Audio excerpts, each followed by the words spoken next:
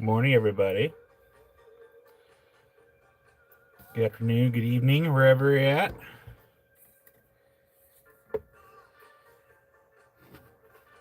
Melissa, howdy. And there's Precious Stones and Collectibles. And of course, there's Amy and Boot. I'm early. This is Boot. Hi there, Ryan. Hi there, Ghost. So, today is going to be a mix of a little bit of everything. I did get a good portion of the Bumblebee cabs price, but I will say most of them are going to be parcels because there's a lot of them. And howdy there, Harold. Howdy there, Kelly. We're gonna go over to the other table really quick, right? Yeah, all the scales are over there.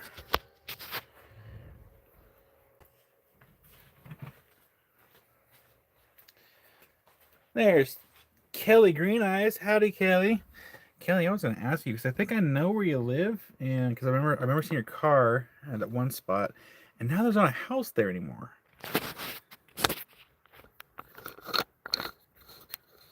So unless I didn't know you lived, we're like, oh, that house is gone. Oh man, I was like, I'm pretty sure that's where Kelly lived, and like there's like gone. It's just a field, pile of dirt. What happened? And there's Georgianne, and there's there's Harold. Then Kelly, I must have. Maybe there's a similar car near you on the other side of town. Because I thought I saw your car next to a house, but yeah, the house is gone. It's gone. Gone. Ugh.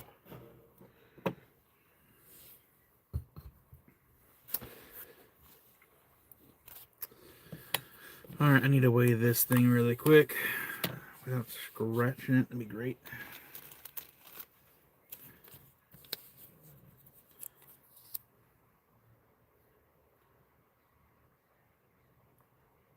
Oh, weird. Cause so someone must have had a similar car to yours then.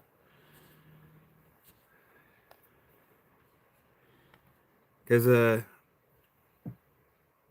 if you go towards that 7-Eleven and go past it towards Conifer, there's like a house, kind of like, or there was a house at the next to the T intersection. That house is like gone.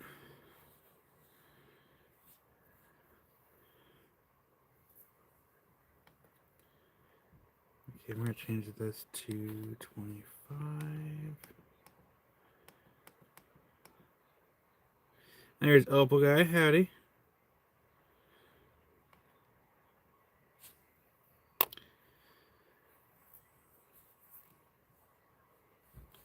Weird. Yeah, Kelly, that's where the car looked just like yours. And I was like, oh hey, that's where Kelly lives. I was wrong this entire time. All right, I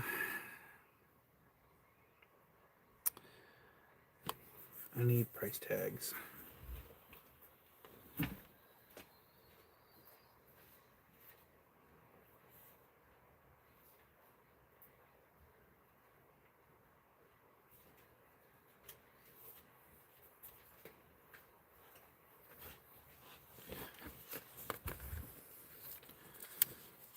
Okay.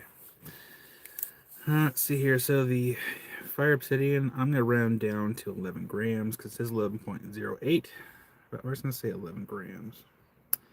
For the Fire Obsidian.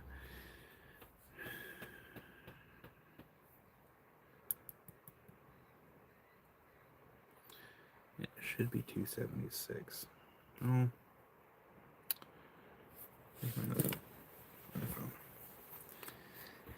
Today's weather here in Corvallis, Oregon is currently raining.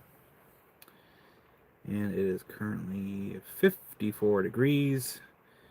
Sorry, 55. And it's a 100% chance that it's raining. As of right now.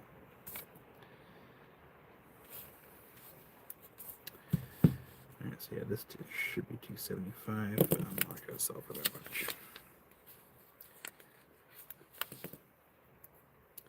It's even louder in here because like there's not a whole lot of like insulation between like the roof and where we're at. Well, hi there, Didwave. Hi there, Patricia.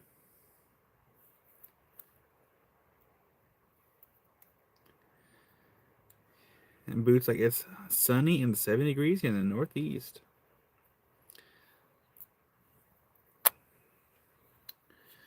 All right, so I got the Fire Obsidian priced out, but for those that are curious, I did this piece late this last week. It's where I covered fingerprints. They're free.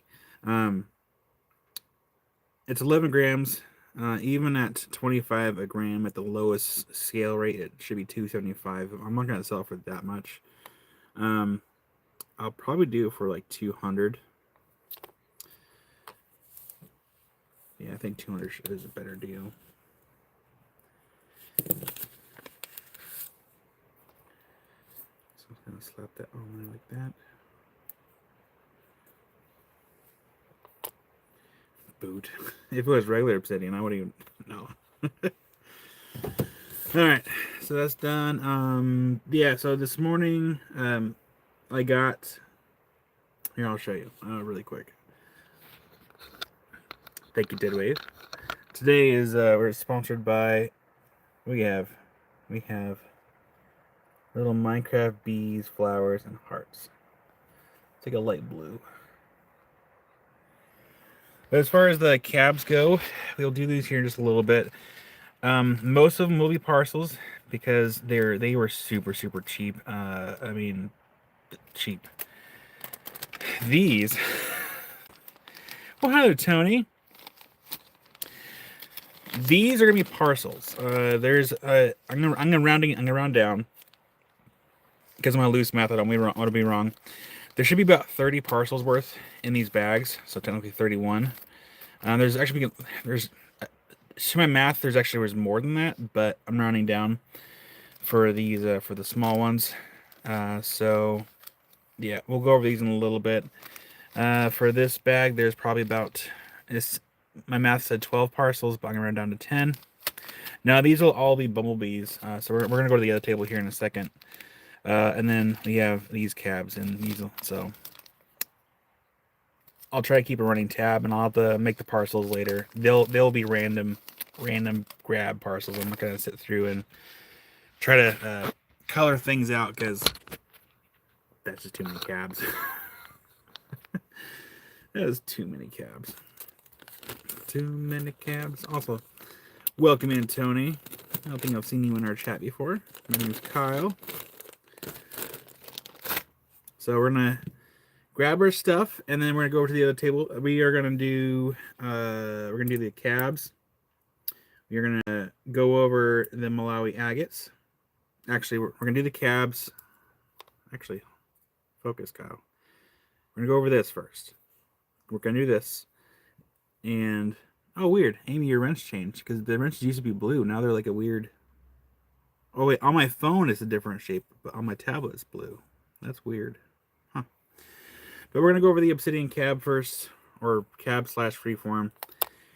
Cab, bumblebee, Malawi agates, and then we might do some other random stuff and then get into auctions. We got a lot of stuff from auctions. Most of it is gonna be Missouri from Haunted Ridge, and then we still have more stuff from next week. And this is all stuff. This the auction stuff is mostly from Tina. I'm the new guy. Welcome in, Tony. Yeah, Tony, if you have never seen any of my previous videos, I do a lot of like how-to videos on YouTube as far as cutting and polishing. That's how my channel started. I've been doing these live sales for almost 3 years now on YouTube. I don't do them live anywhere else. And then there's no pressure to participate in claiming stuff, but you're more than welcome to hang out and chat because we always enjoy having new friends here. If you do ever want to claim anything, there's a form in the description, which I need to make sure that it is there. Where's my mouse? There's no deposits, there's no sign-up fees because that's just how I roll. I'm mainly lazy and I don't want to keep track of deposits. Just gonna edit the description really quick so it is there. Oh man, and see here. Go over here to YouTube. Yeah, YouTube Studio. Yeah, we'll do the Bumblebee Jasper really quick.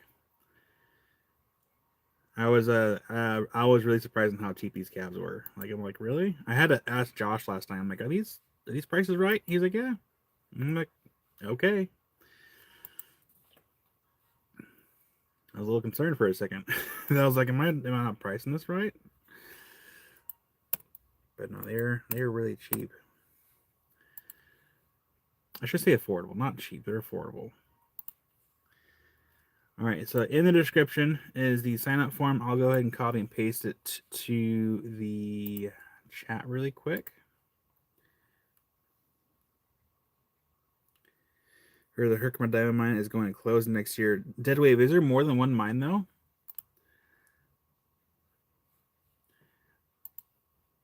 And are they closing now because people are making big holes and not filling them back in? It's usually how it goes. There we go. That is, I'm gonna pin that message. There we go. All right. Also like collecting small unique rocks. Haven't got into polishing yet. I have found, or I have ground a few into shapes.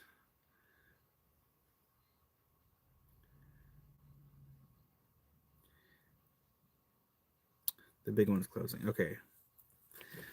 So I wonder if that's going to cause the prices of Herkimers to go up. That's usually how it goes, unfortunately. So yeah, Tony, flipping around here. We're actually currently working out of my 14 by 24 garage. There's a lot of shelves, auction stuff right here for today. But we have cabs, we have beads, bracelets. Let me back up a little bit. Where is it?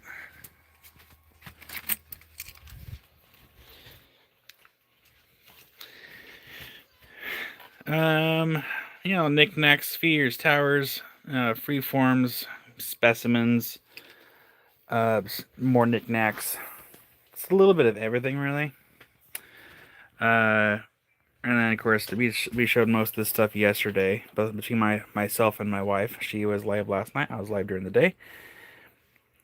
And then I got more stuff over here. So I have a little bit of everything, really. This is kind of a mixed match right now. Everything's kind of, I don't want to say completely disorganized, but it's kind of cluttered for me. It's going to change here soon. But yeah, I have a little bit of everything. We're going to go over here in a second. Just got to grab all our stuff. And then, of course, I have all the equipment to do cutting and polishing. I just don't do everything myself as far as like the stuff that I get. I have a friend that supplies the live for the live sales, like 90% of it. Actually, probably more than that.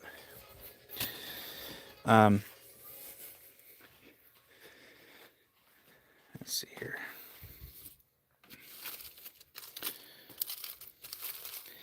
Actually, I'm wondering if I should. I just realized because Josh Agape is live right now. I'm wondering if I should hold off on the Malawis until after, like for next weekend, because I think he's gonna be doing Malawis too. So maybe I should hold off on that. It's kind of there's no like crossover too much.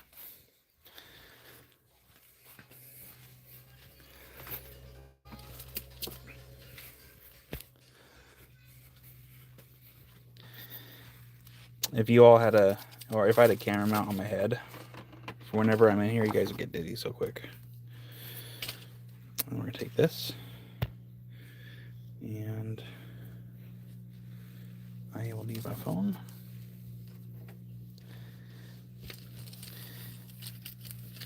And here soon, I'll have to take this apart and redo every bit of it. I'll probably just do a new string too. I haven't restrung it in quite some time. And then, yeah, I gotta take that apart. I gotta repolish it, and then figured I might as well repolish the metal while I'm at it too. Might as well.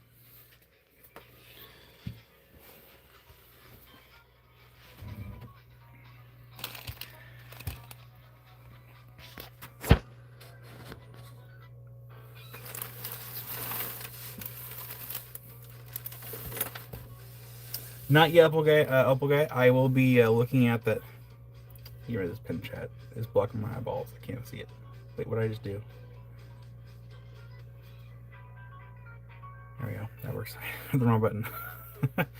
I will be getting a close-up photo of that before I wrap it up.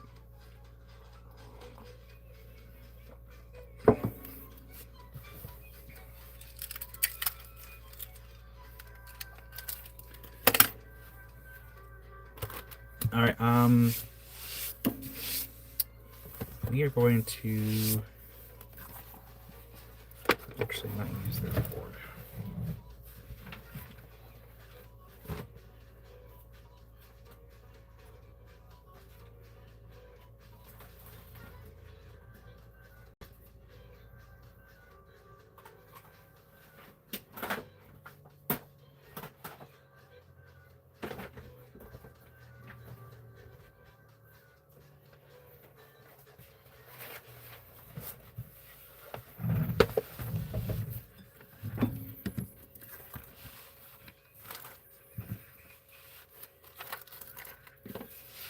Okay.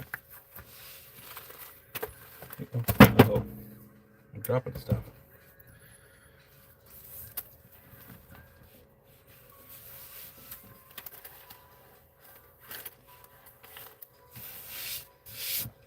Okay. Here we go.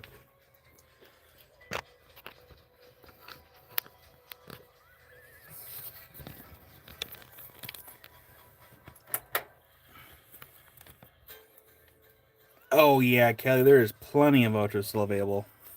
There's so many left. There's a lot left. Say the word, I will add some to your box. Oh, that's the old board. Where's my new boards?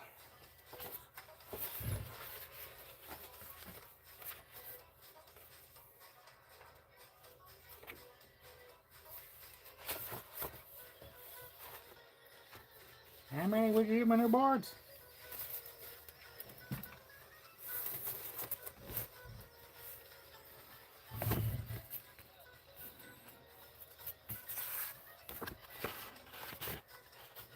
Excuse me while I try to find my new boards. Yeah, Kelly, I got plenty. Yeah, just feel free to send me an email. I need my new grids, and they are not in the sack.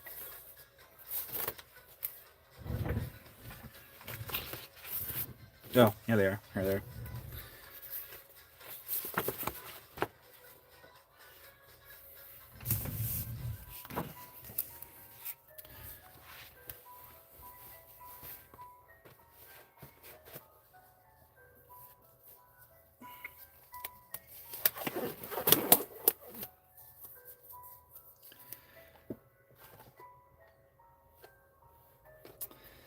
Dead Wave. So I collect Pokemon cards with my kids, and I came across a few cards I would like to have you give out as part of the giveaway. Yeah, Dead Wave. Send me an email.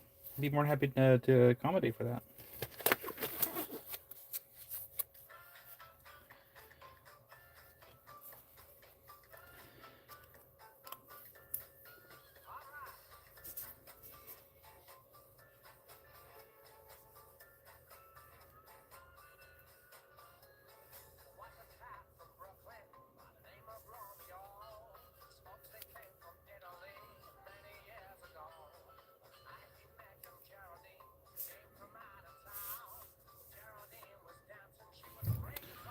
That's good. I can get it right now.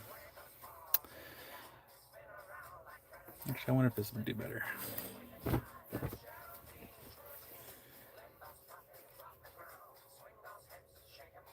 Actually, it did. It did way better.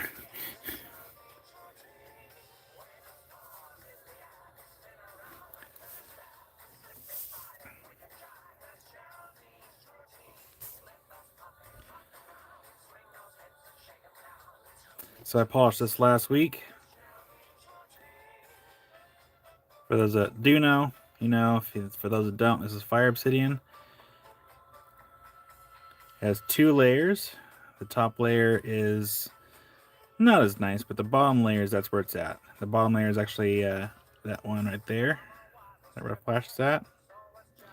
And you should see it there on the other side as well. Well, hi there, Kira.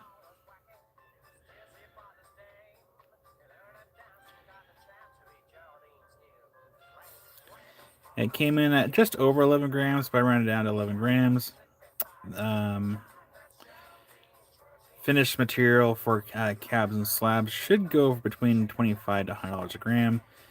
I priced it at 25 gram. It says that it should be around 275. But I am gonna do it for 200 instead. And whoever were to get this, you can do whatever you want with it. I mean, if it were me, I would cut it right here, cut it that way, and then make 2 stones out of that. And then kind of focus on polishing, or like trying to flatten this side, the back side a little bit, but then try to just mainly focus on using this side as the face stone, like the outward facing.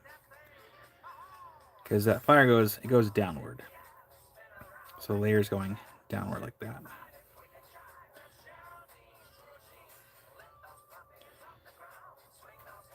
Yeah, Tony, so like these are like super thin, so if we just do this, where's my light? These layers are 4 times thinner than the human hair. So if we were to take this light here, and we just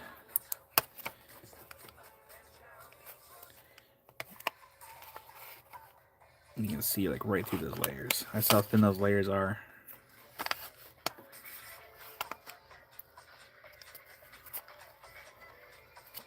Super, super thin layers.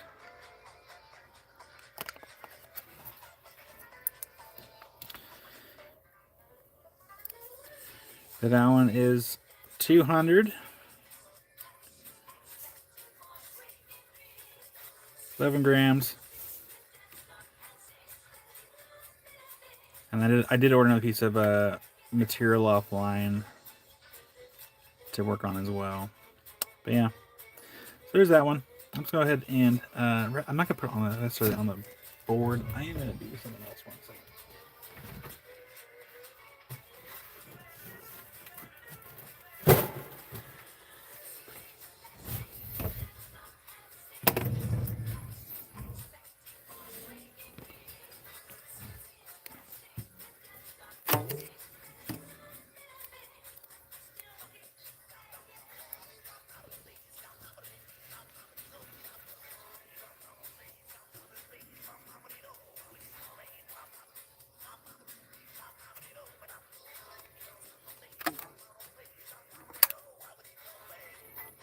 We can at least keep it like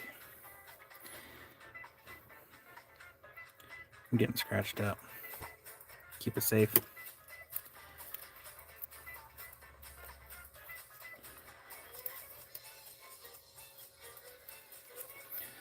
On top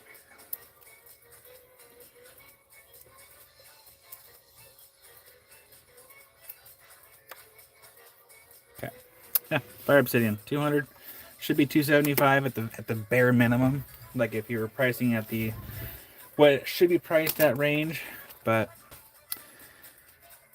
I'm okay with selling it for 200. And if it doesn't go for a while, then probably cut it down. I'll do something else with it.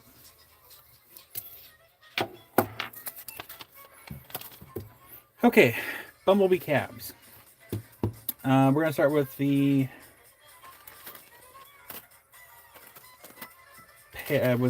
parcels first, not the super small ones. We're gonna do the super ones last. Nice Ghost. Yeah, Ghost. I think I got your email. I just haven't. I haven't been able to respond to my email lately. Been so busy, but I think I got your email.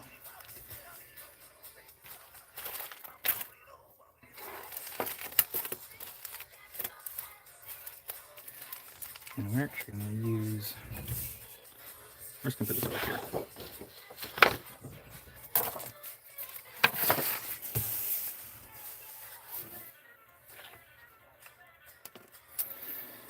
All right, Bumblebee cabs. We have the first parcel, which is going to be $12. There is here. Oh no! Dang, Tony.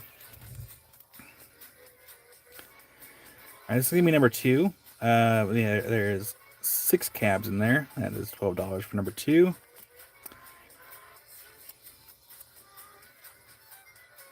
These cabs are really, really affordable. I went to go price them out individually, and it would have taken too long. So we're doing parcels. Number 3, that one's $8 for number 3. There's actually one bag that's a bunch of littles, so I just didn't want to. Yeah, it would take too long. Kiersey for number 3, and Kiersey, I'm gonna write down a note. First claim there. So we have, what's today's day? 19th.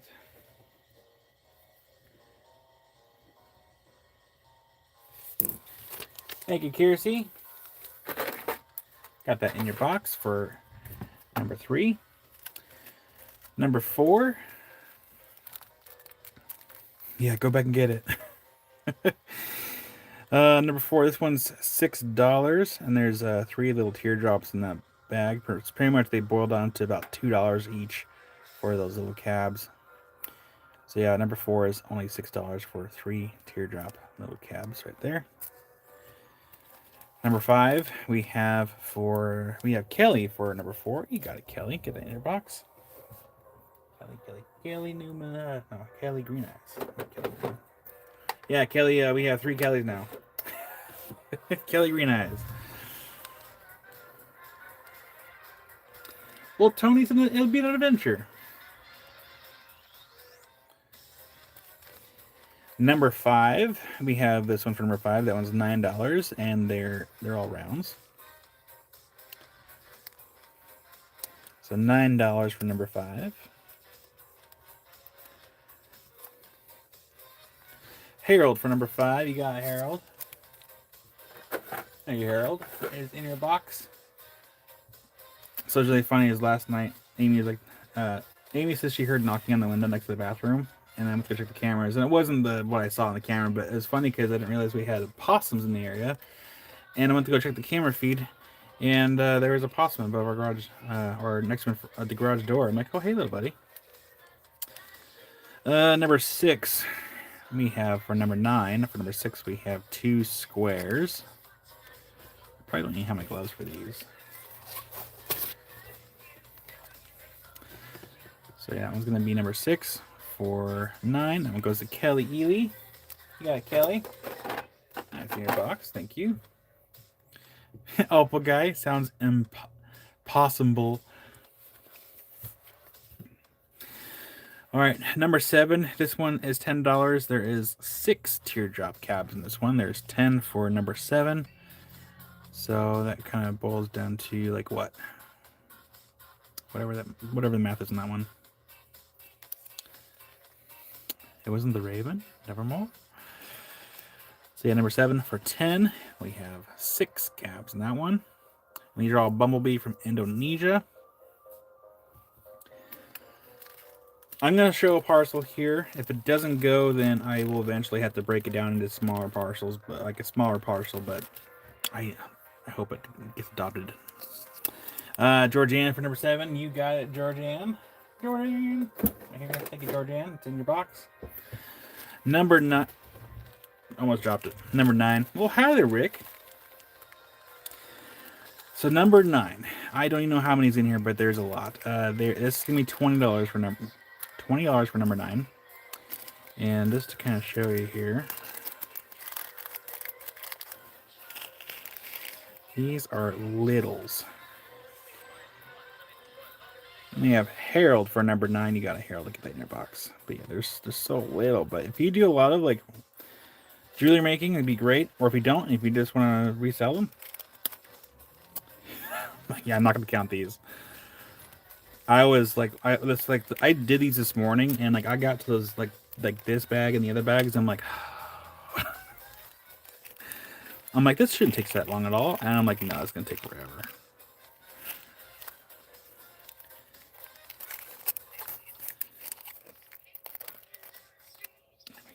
All right, so it's going to go to Harold for number 9 for that bag. Harold. Thank you, Harold. You saved me hours worth of work. I won't say hours, but it would have been a substantial amount of time. Number 10. Feeding the man child, says Rick. And Rick, I had 2 packets of cream of wheat this morning. You're welcome, Harold. Number 10, this one's $9, and this one also has a bunch of little cabs in there. $9 for number 10.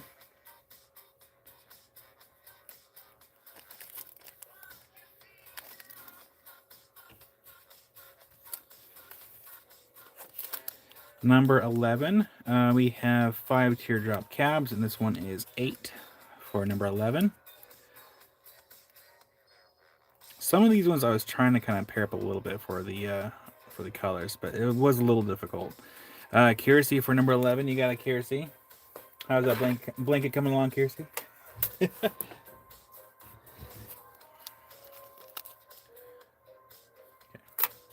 Thank you, Kiersey.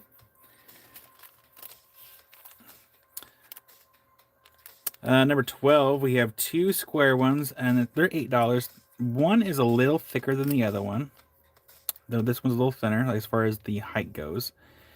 But there's 2 there, and they're $8 for those 2, and that's going to be number 12. And there was another square one. No, where'd it go? Did I not grab it? Here it is.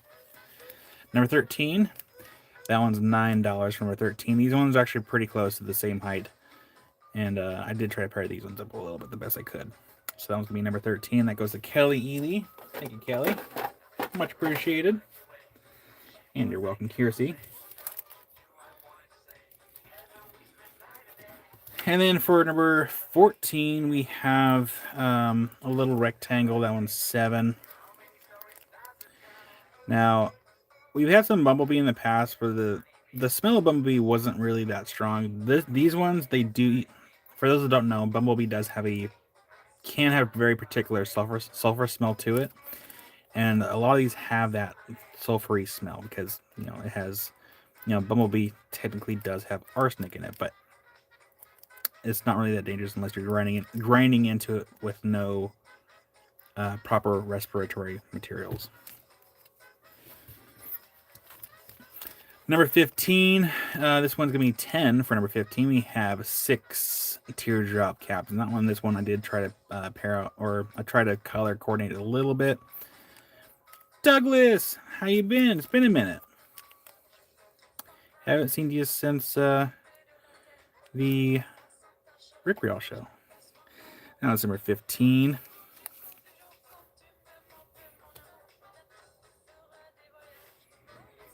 Opal guy. Oh man, Opal guy. I was telling, and there's Beat Pie. Hi there, Beat Pie. I was telling, I made a joke in Josh's live because he was on TikTok, and I was watching for a little bit. I was saying that Josh should find a way to have someone carve a tuna out of Bumblebee and then call it Bumblebee tuna. I thought it was hilarious, but everyone in chat just kind of it was like crickets. I'm like, come on, it was funny. It was really funny. Number 16, that one's 9 for number 16. There is 6 teardrop cabs in there. Ghost, that was what I was going for. But I didn't get a whole lot of ha-has on that one. I thought that was funny. So that was number 16 for 9.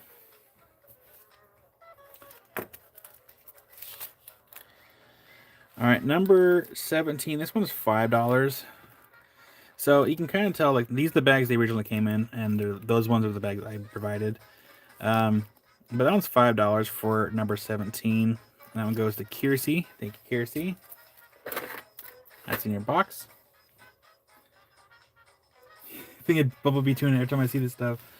Bumblebee tuna. And then we have Rick for number 16. You got it, Rick. I'll get that in your box. Thank you so much. That's in your box, Rick. Thank you. All right, we do have Number, see here, number 18 comes next. There's 3 cabs. These ones are going to be, it's 15 for the set. Pretty much boils down to $5 each for those.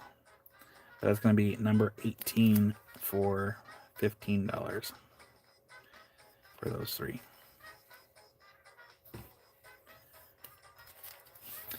Number 19, we have some interesting shapes. We have 1 marquee and 2 almost like triangle-esque, like, I guess, cushion cuts? I don't know.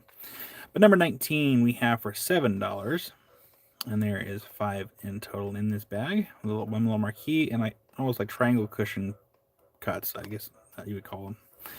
But that goes to Kelly Ely on my screen. Thank you, Kelly. Got that in your box. Douglas, I'm gonna get stung by it. Number 20. This one is $10 for number 20. We have 5 cabs in there. So we have 5 cabs, $10. Bowls down to $2 each. Crazy prices for number 20. And then for number 21, we have another little small bag. And then we have Rick for... Rick, I'm pretty sure you made that one. Make sure that one? Yeah. Right? Yeah. I got you, Rick. Thank you, Rick. Got that number 20 to Rick. And then number 21, we have a little itty bitty bag for $5 with a bunch of little rounds. It's okay, Rick. It's still early in the morning. If anyone says no, it isn't. For me, it's still early. So that's number 21 for $5 for a bunch of little rounds.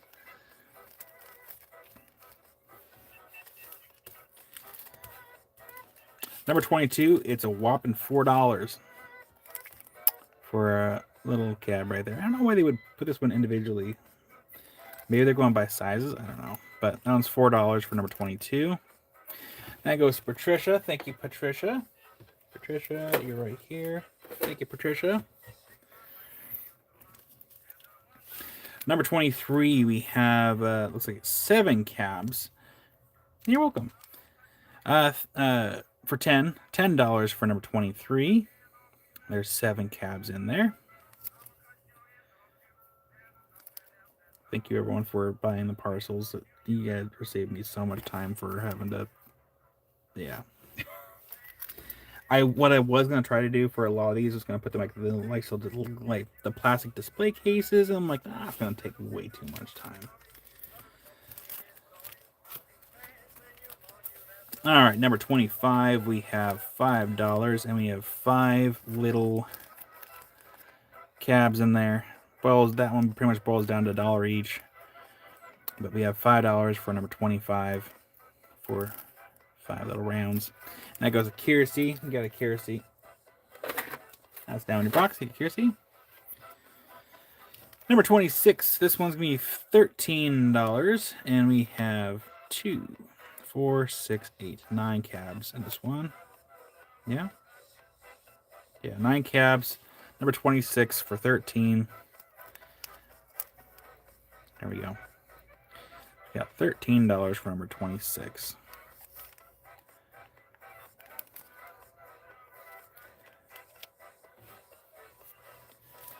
Number 27, we have 6 teardrop shapes for $9 for number 27. 27 is $9 for 6 cabs. Well, Liz, how you been?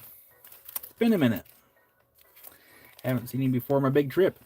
This one goes to Kelly Ely for number 27. Thank you, Kelly.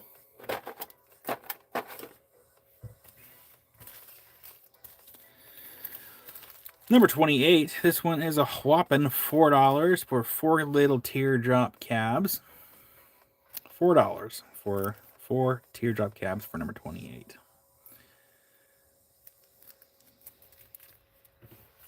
I challenge anyone to find a cab maker to do a cab for $1. Kiersey for number 28. You got a Kiersey. That is now in your box. Take a Kiersey.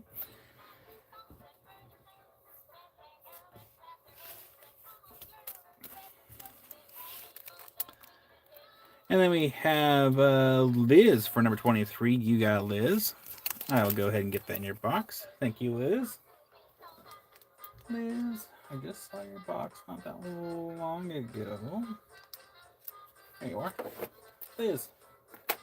That's in your box. Thank you. And then we have Les for number 21. You got Les. I'll get that one in your box. Les. I just realized I was supposed to do something last night and I forgot to do it. Any more little teardrops?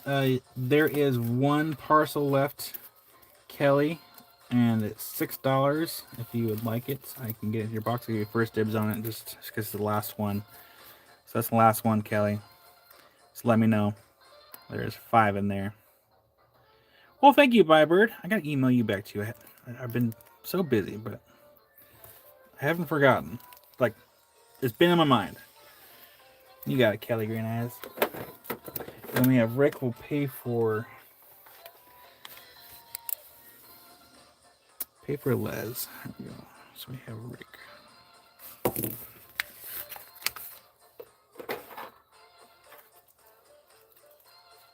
Thank you, Rick, for the kindness. I got that noted in Les's box. And then we have Bead Pie for number 15. You got a Bead Pie. Oh, come on. There we go. Oh, dang. Bead Pie. Thank you, Bead Pie, that is in your box. So you got ran off from the rock pile that told me to come after hours. Dang.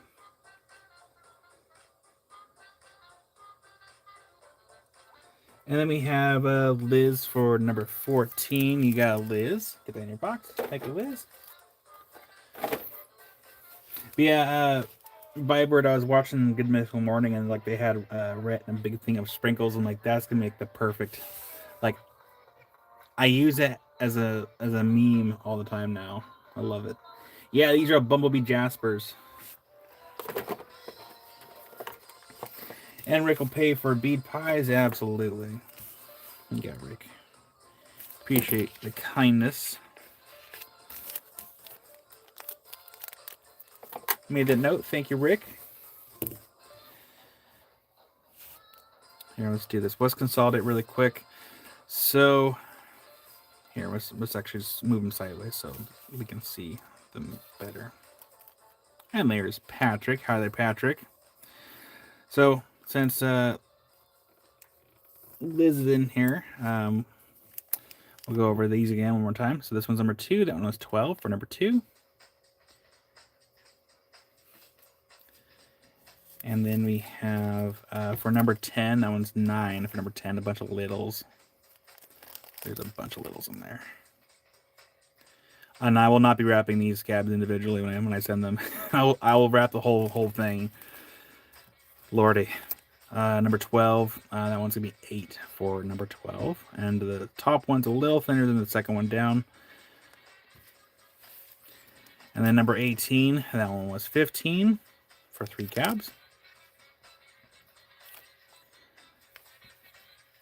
And then number 26 we had for 13 for, is that 9? Yeah, 9. Ironic. Maybe. All right, what number did we leave off left? Actually, let me take out my singles.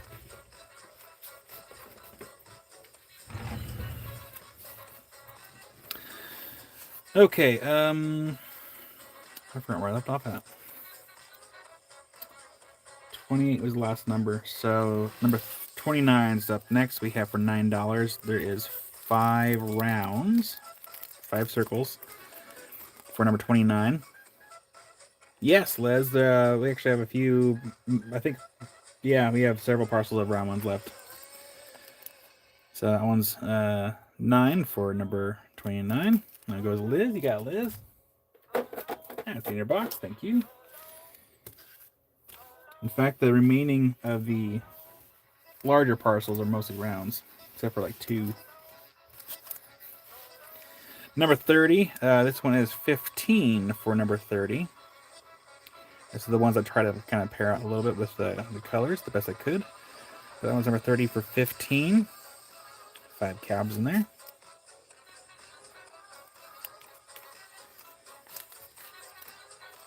Let's adjust our light just a little bit here. Get rid of that glare bear. Best we can anyway. Number 31, this one has 2, 4, 6, 7 cabs. That one is 16 for number 31. For the little rounds. Kind of like the Dragon Balls and the Dragon Ball Z. If you know, you know.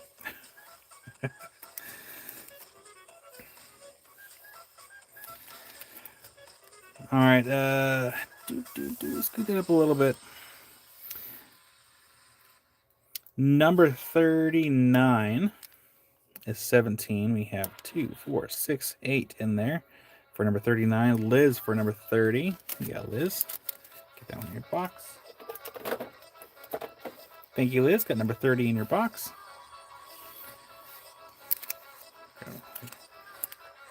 Well, there, Mike. Happy Sunday. This was number 39 for 17.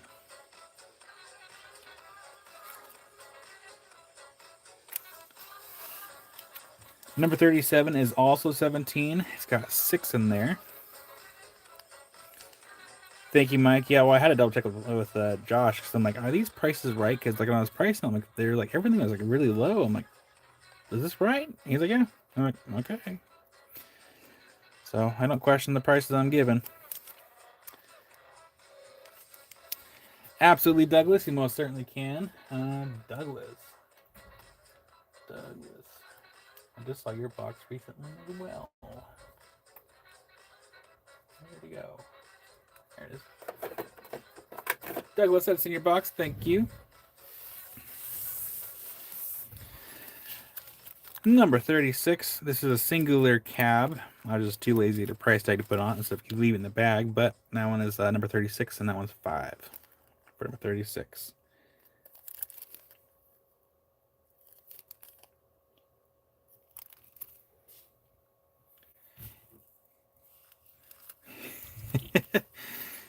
You're welcome, Douglas. And Les for number 36. You got Les. That's in your box. Thank you, Les. Ah, dang, Douglas just missed that one. And then we have the last of the, I guess, larger sizes for the parcels. This one's going to be on number 35, and this one's 15. I didn't count how many were in there, but there's a good few that are in this baggie.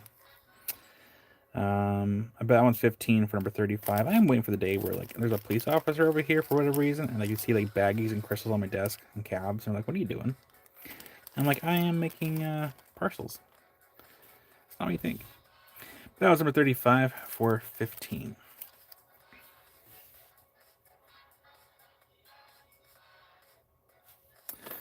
Okay, so here is where things are gonna a little difficult. I won't say difficult. That's not the right word I want to use. Different. So, oh gosh. Since those are gonna be the same price, I'm gonna have to do bag A.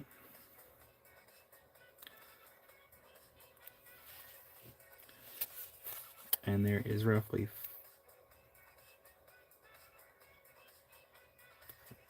there should be roughly 30 parcels worth in there. Roughly. I should really round down just in case. Bag B. Actually, you know, I should. I'm going to round down quite a bit for the estimated parcels in those bags. No, there should be about 30. I already rounded down quite a bit. Okay. And then bag C, there should be like a minimum of 10 parcels worth in there.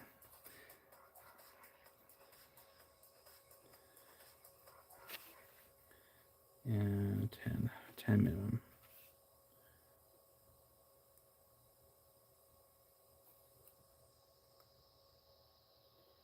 Okay.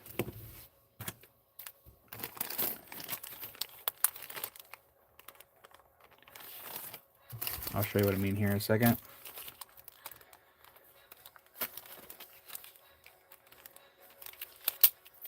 All right, please hold off on claiming for a parcel until I kind of go over kind of what this is going to be. So we have bag A, we have bag C, and we have bag D. I'm going to go over the kind of the parcel sizes and what the price is going to entail, because each parcel is going to be about $6, except for this one's going to be $5. So let me kind of show what's in these bags here. So each parcel is going to have a roughly, like this one's going to have what, 8, 2, 4, 6, yeah, 8. So this one will have 8 cabs per parcel for bag A. Bag B, so little. 2, 4, 6, 8, 10. Bag B will have 10 cabs per parcel. And bag C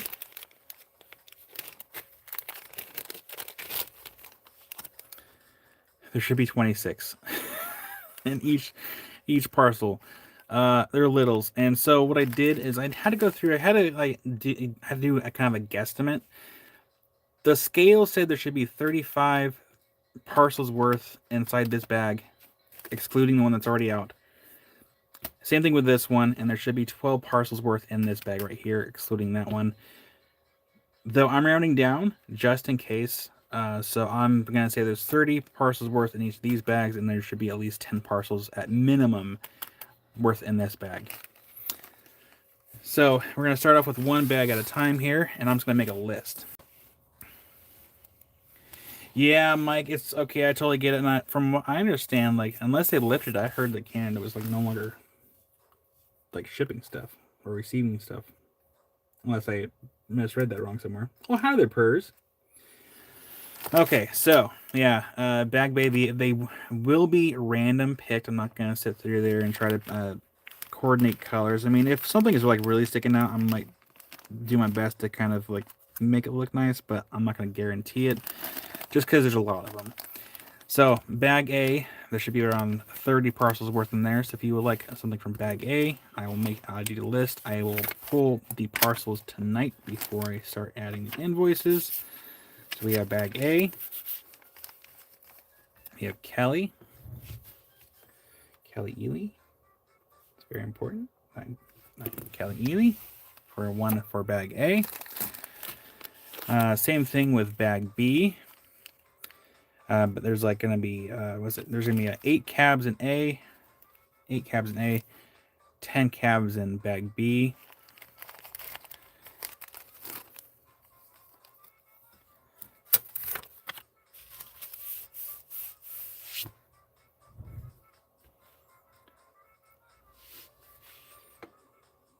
And Les for bag A.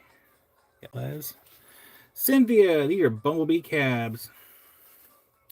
And these are parcels. So bag A, Cynthia, there is 8 cabs in bag A, little teardrops. Little ovals. There's going to be 8. Yeah, 8 teardrops in bag A for teardrops for $6 per parcel. 10 of the ovals for $6 for bag B. And then we have Kelly Ely. Yeah, Akira, it's because of all the tariffs and stuff is one reason I haven't been buying a whole lot lately. It's rough. I mean, I still never really fully understood like the de minimis thing myself. Purrs for 2 at bag A. You got a Purrs. Also, hi, Cynthia. I don't know if I said hi.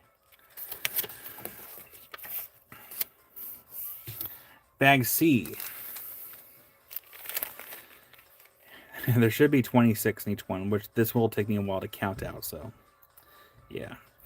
I mean, Akira, it helps that, like I said, my friend supplies for most of the live sales. He's the one that typically goes out, he buys stuff, he talks to people overseas. He's the one that kind of like absorbs a lot of that cost. I've been buying some stuff, not as much as he provides, but some stuff from Africa, and it's like the tariffs hit me at my very last purchase. I'm like, oh man, like it was brutal.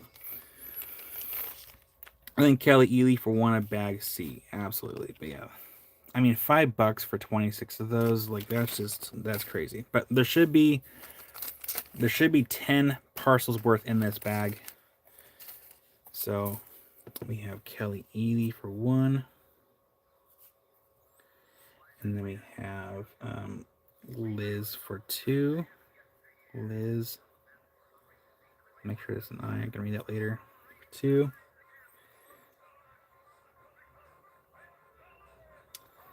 And Cynthia for one of these as well. Cynthia, you got Cynthia. So I mean, technically we have 11 parcels because the one that's already in the bag here.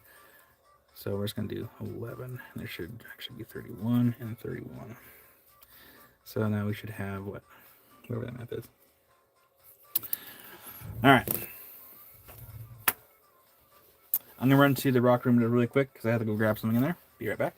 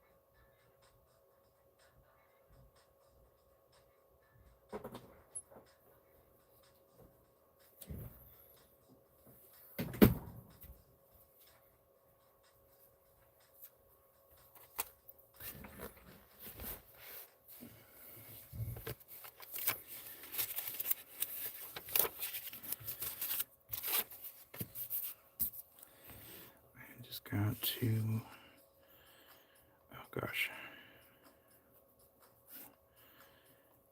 there's two yesterday. Where did I put those at?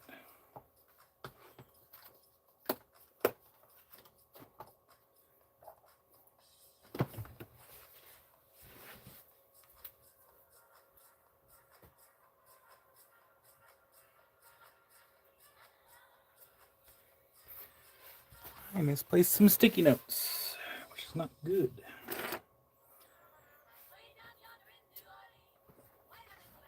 What the heck did I do with those?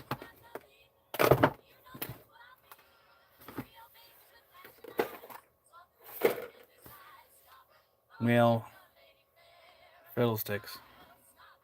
Huh. That's fine.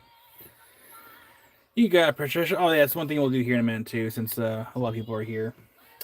I'm just trying to find the note that I made that...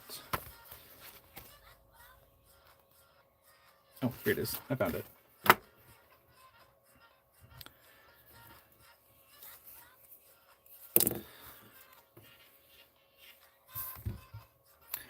I gotta do some math really quick. Because I was supposed to do some math last night on the contributions towards Les's Dragon Scaled Calcite. And I didn't get around to it. Only take me a second. And then we'll actually run over to the laptop to take our weekly notes. Let's see here. We have 20, 20, 100, 40, 50, 70 plus 375 plus 20 plus 40, 435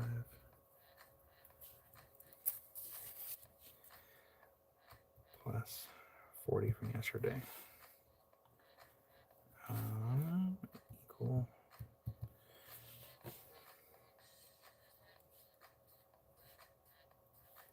Okay. That might take a minute. Let's go to the laptop really quick. And we'll take some notes in the lobby here. And then we'll come back over here. We're not done yet. We are not done yet.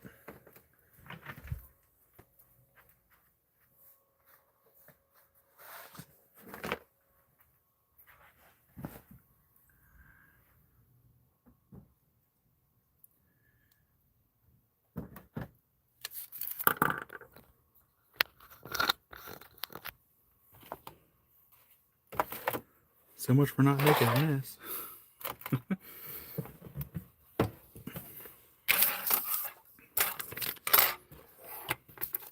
Well, hi there, Tammy. So, shop whiteboard. It is time for our weekly notes. Oh, that's 2023's whiteboard. I need 2025's. I am from the Shire.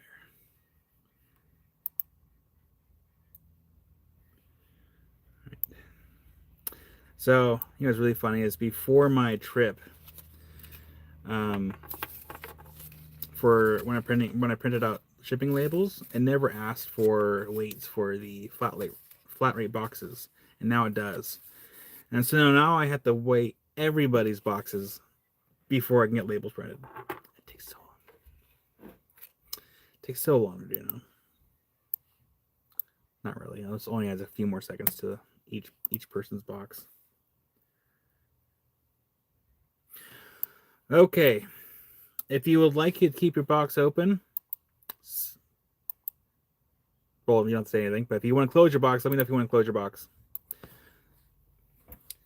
Open or close box, let me know. I have the chat running over here on the tablet so I can keep track of what you want. Les for open box, you got a Les. Douglas for open, you got Douglas. Kelly Ely, open, got it. Patrick's been a member for 18 months. Kyle's being dubbed on my screen. Tammy, open. Got Tammy. Purrs for open. Got Purrs.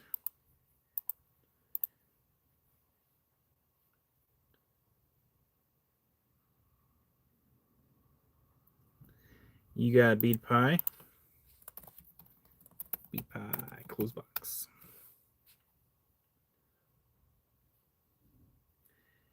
Kira for open box. You got it.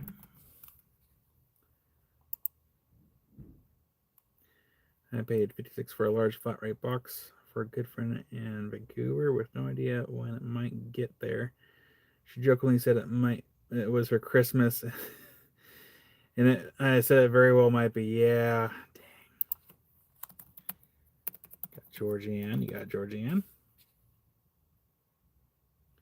Rick for open. Here, let's try this. See if I fix it. 1 second. Let me know if the audio is not so dubbed now.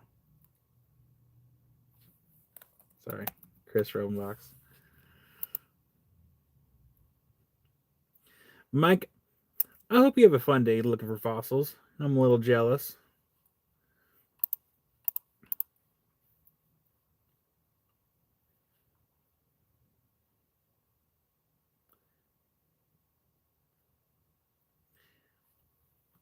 Ryan, I have one thing to say to your comment about them being in sync.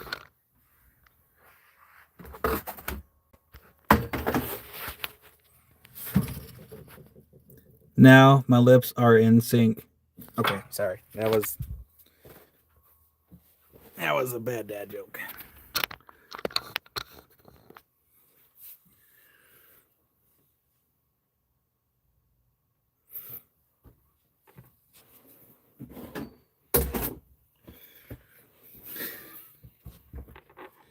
I got some ha-has out of it. It's worth it.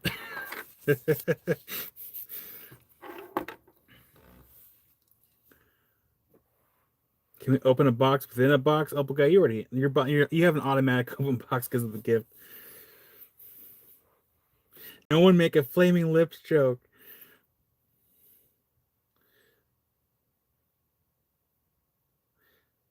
It is actually a sink. It's a deep sink, but it's a sink. Okay, so a couple weeks ago, we had a little donation pool started for Les for a Dragon Scale calcite, and so far there is, as of yesterday, there's $325 left to go out of 800.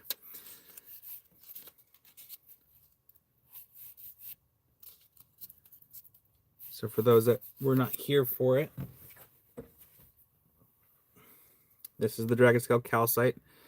And yeah, we got a little donation pool going to go towards Les, to go towards this.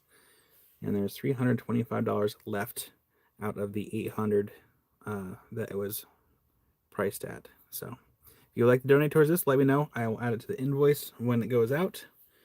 Or if you'd like to have a separate invoice, I can do that too.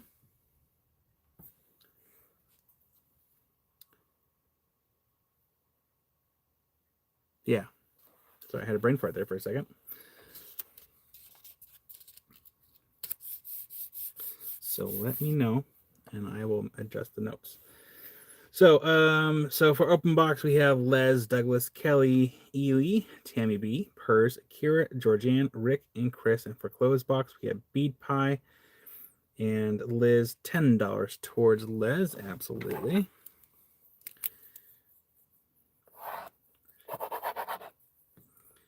So you have Liz, got $10. You got Liz. And we have Patricia for open. You got Patricia. Patricia.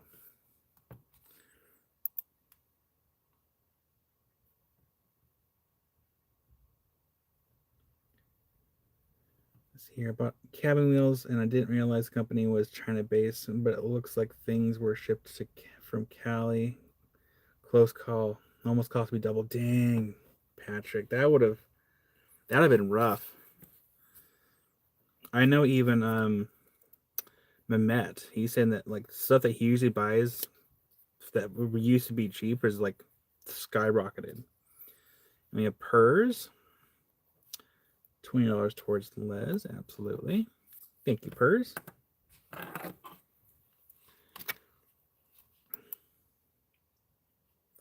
And I realize we don't have probably as many people in here right now that as usually in our lives, because I believe yeah, Agape is currently live right now. So I think a lot of our friends may be over there. Maybe.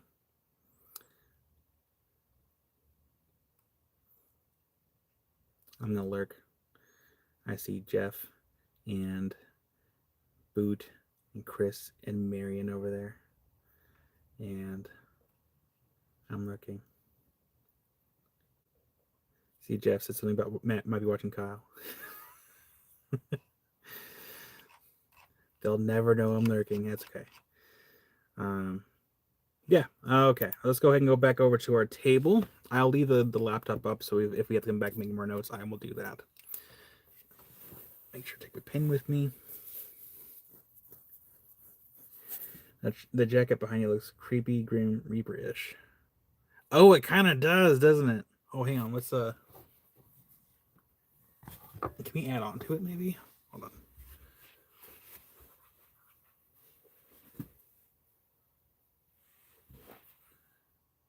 on. No, kind of ruined the vibe. It's like a weird like perspective thing because it looks like from a distance it does look devil. It does look Grim Reaper-esque. You can't touch me, boy. All right, let's see here. Let's go ahead and close this. We'll leave this going and go ahead and pause. Leave that going. All right.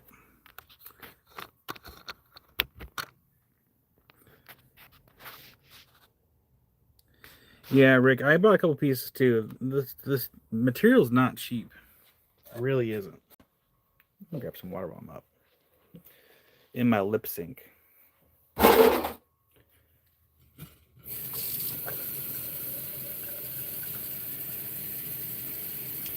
For those who don't know, Lisa Largent, because of her, I actually have a sink in my shop because she has a close friend that is a contractor, and I bought the sink and she had him install it.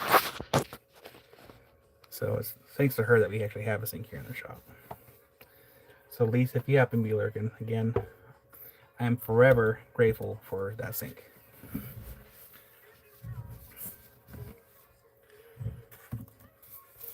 All right. Let's get you all put back around here.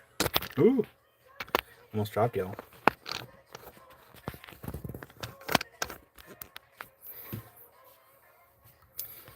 Yeah, Les, she's amazing.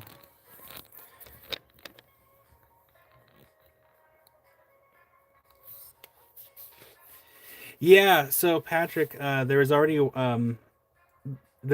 line in the garage for the washing machine, so they just kind of tapped into that. Well, hi there, Jody. So yeah, if you would like a parcel of bag A, parcel of bag B, parcel of bag C, let me know now. Or you can just let me know later in an email. Either way, there's plenty of these little guys right here. And then I will actually work on getting them parceled out later. I just ran out of time this morning, so I just made little example parcels to kind of show you what they would look like. So let's get these. I'm just going to put this inside of here, and I'm just going to do this because I will have to come back through later and get them parceled out.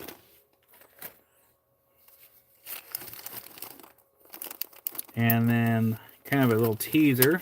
Josh asked me if I had gotten any Hyalite Opal cabs in the past. I said yes. I did have a few left, but I could always use more. So you will be having some Hyalite Opal cabs coming in.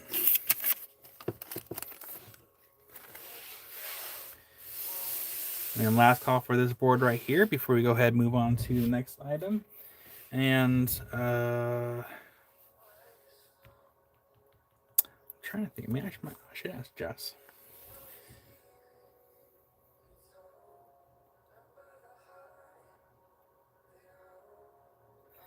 But on the other hand, Kyle is dumb man. Still getting compliments on my few Mongo bites from him. Nice, Rick. Get an email here. All right. Love, hi there, Love. Oh, nice. That's awesome. Get to have the day off. And Love has been a member for 24 months. Look at that. She's got the little golden heart next to the gnome. Congratulations.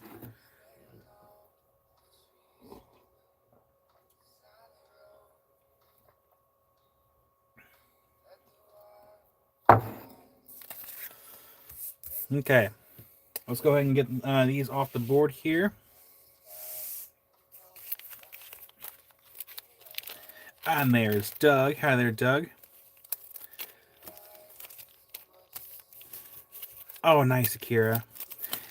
Yeah, I have respect for the bees around here. Yellow jackets, not so much. They can go. Yeah, I don't like yellow jackets. They're mean. But bees, like honeybees, bumblebees, and even the paper wasps, the paper wasps that we have here, they're not even really that mean, so I leave them alone. But yeah, yellow jackets and bald-faced hornets, do not like them. But, you know, we have actually a bird bath out back, and on the hot days during the summertime, I would just make sure that there's water in there for them. And then I have rocks in there so they don't drown in the water. Well, I've been a member of your heart for like 14 years. Duh, says Amy. So if anyone was not here earlier, I do have this Fire Obsidian 200. Just want to make sure I keep showing this. I put some love into it last week. It's just in a floating display case, so I don't risk scratching it because it is glass, natural glass. But we do have 40 people watching and 27 likes. Make sure to leave a like for the video. I need to find my sandals so I don't get my feet all dirty. And then I am going to grab some Malawi agates. The ones that Josh Agate Bay cut. They are the ones that are more affordable. Like they're not the perfect ones, I guess I should say, but he specifically sent them over to have us sell them, so that way people have a chance at affordable cut Malawis.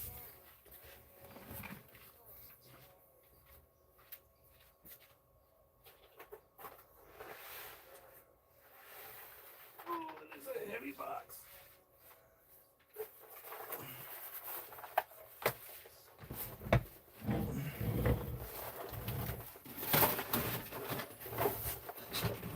Okay, and we need water.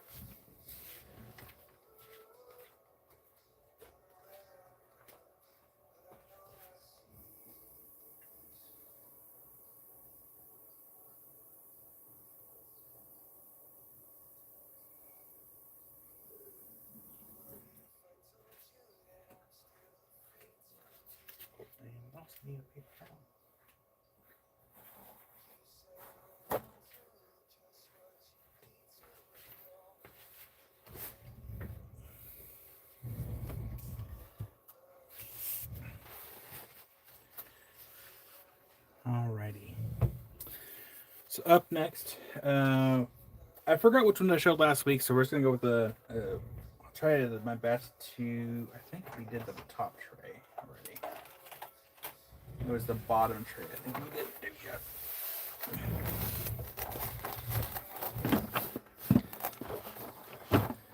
So please hold while I get my space situated here, so I don't have a pound or like 20 pounds of agates on my lap here.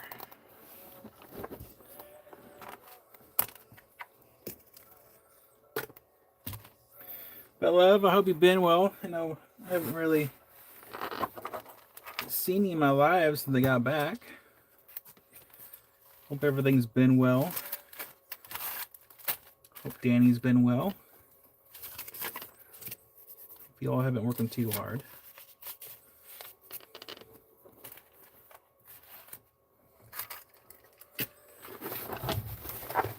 There we go.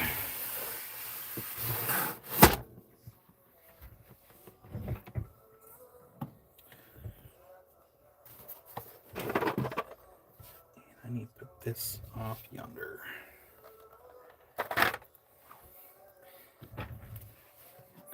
And Amy, I think you're kind of right. I kind of like having the trays to my right.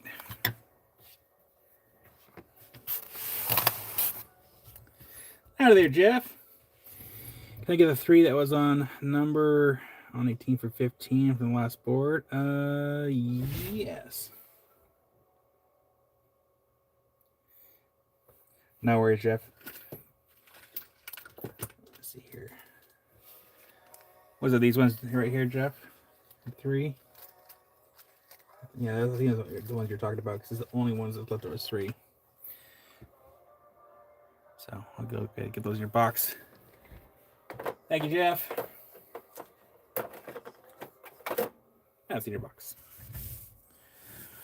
Okay, so we have cut Malawis.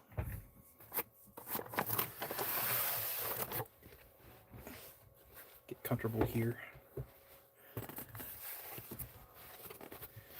We have our container of water.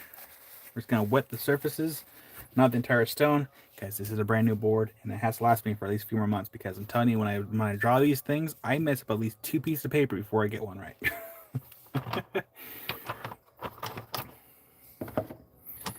All right, number 1. This one is $10 for number 1. I need to turn off all the lights because I know sometimes the QWERTY ones are kind of boring when you first look at them, but sometimes they do glow with the UV light. So let me go ahead and turn off the lights behind me because I want to make sure that I showcase those the best I can.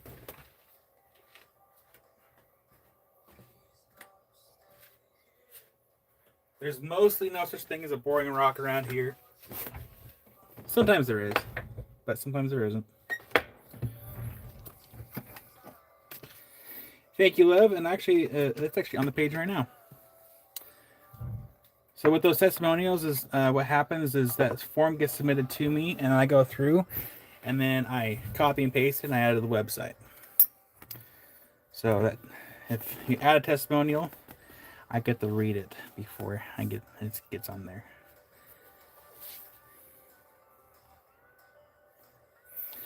All right, let's go ahead with the lights here.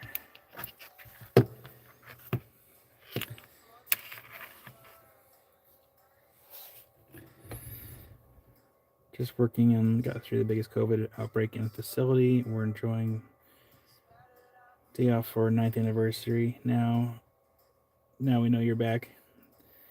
Aw, happy anniversary there, love. Yeah, I have videos to make still. So let's go ahead and turn off this light. We're gonna hit with the shortwave first. I think it was the shortwave. I think that might be midwave. Hold on. Yeah, this one's midwave, shortwave. There we go. So this is shortwave. And again, these lights are from perkyboxes.com. You can buy them at set of 3, or you can buy them individually. I'd recommend buying the set that has 3 in there. Not sponsored, no affiliate marketing here. It's just these lights are worth it. We have midwave. I think it's 150. Let me check. I can pull up the website. Hold on. What the heck was that? Oh, that one's phosphorescent. That's cool. Oh, that's awesome. Okay. So that was midwave, and then we have long wave. Does that one also? Oh, it does. That was cool. All right. So that one is $10 for number 1. And where's my... I have so many phones now. Here it is.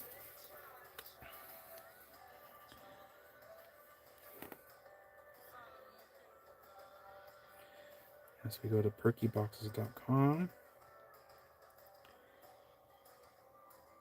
And Rick will take number 1. You got it, Rick. Okay, I was off by like $10. So yeah, you can buy the full set, and it is $160. You get all 3. You have a shortwave, midwave, and long wave, and these are filtered lights too. So it's just like that. They have rechargeable batteries, and I think the shipping might be separate. So it's like $160 plus shipping. But again, it's not affiliated. There's no marketing tactics here. It's just I do like these lights. It'd be cool if I did have an affiliate with them, but I can't expect that kind of stuff. There goes the Rick. Rick, I need to update your box. You got a big box now. Thank you, Rick. That is in your box for number 1. And you're welcome, Les.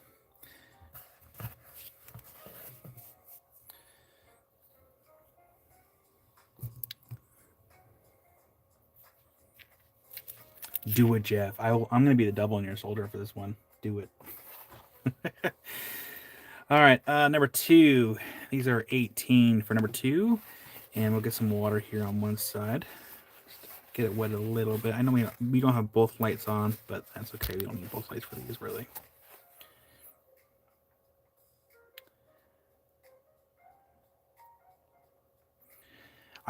Jeff, I will say, like, my biggest... I've never been more convinced that you are sponsored. I can show my bank accounts. I'm not sponsored. But yeah, Jeff, my only complaint with the big lights is I can never tell if my batteries are actually charging. So the charging like boxes, it has a green light on it, and it usually goes red if you have it connected. But no matter what I do, I can't seem to make it go red. So I don't know if I need new charging blocks for the big batteries or what. But it drives me nuts. But that was 18 for number 2. Let's go ahead and turn on the light, and we are going to hit it with shortwave first. Hold on one second before I do this. This is going to drive me nuts. Rick, for gift number 2 to love. Absolutely. Let me go ahead and grab my notes here. We're still going to hit the light, but I need adjusting on my lights because I don't know about everyone else, but I know these lanyards are supposed to help you from like dropping them, but I don't actually use lanyards. You know, Jeff, I never bothered to even compare. Like, I'm sure the big ones probably can throw the light farther, but I never bothered to test it because I'm mostly in here. And Georgianne, we do have plenty of these, so like we have a lot of the Malawi still. I just think there we go. Because every time I go grab one of these lights, this gets tangled up, and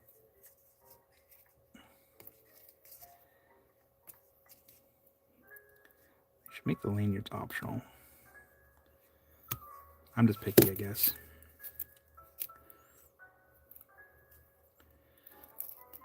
So when I bought my lights, while I'm trying to finagle with this lanyard, I was actually considering getting the one by Midnight Minerals, which is a multi-wavelength light. But the price range is pretty high on it. And I couldn't quite pull the trigger. I'm about ready to cut it, Les.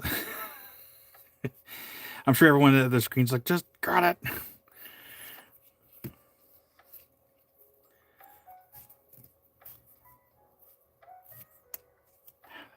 better. One more. And you know what? Yeah.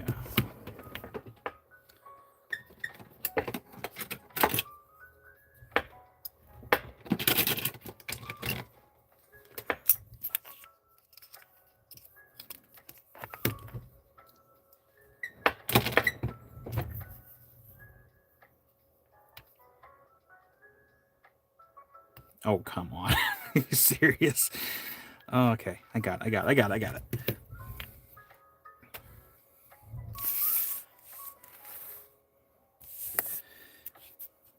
There, that's better.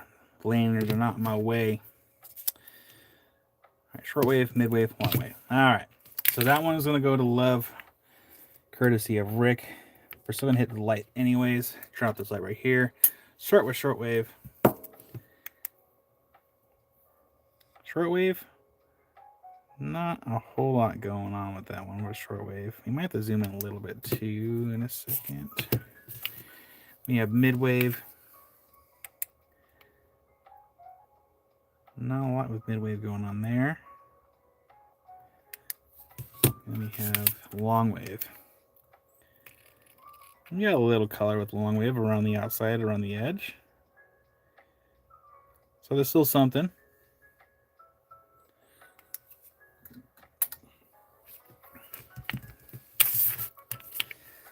So that goes Love, courtesy of Rick. Thank you, Rick. Number 2. I'm trying to think what we showed last week, and it's hard to remember what we did show last week. So we're gonna wing it. I think I showed that one.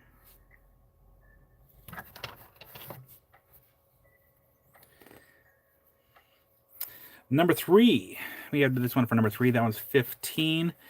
And hi there, Christy. Yeah, I saw you over there at Agabae's live. These are ones that actually Josh did cut, and he sent over here for consignment. So you're still supporting Agabae with these agates because it's consignment. But it's going to be number 3 for 15. Got some nice color in that one. Just get some a little dip of water over here on the side.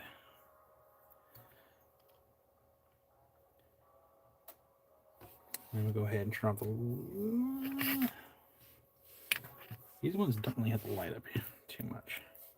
Hi there, James. That was number 3? Yeah, that was number 3. And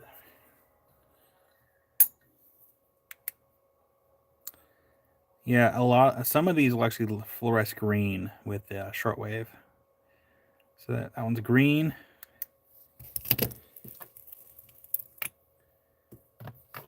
Wave. Ooh, that's cool.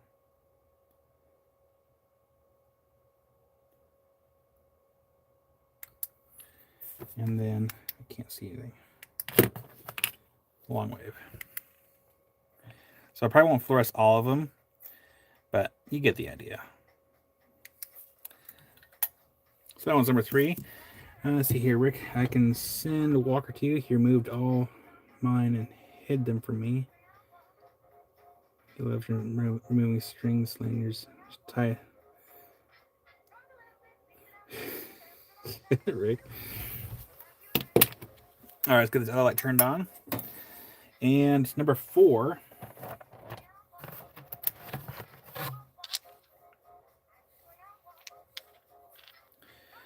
Number 4, we have a kind of a yellowish one here. And this one's 15 for number 4.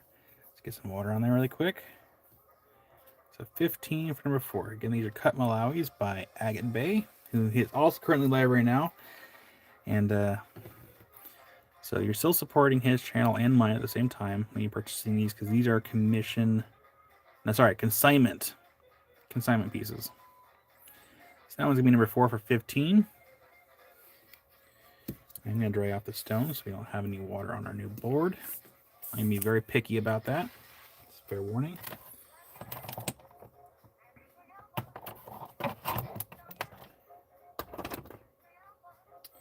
Where's the other side of that one?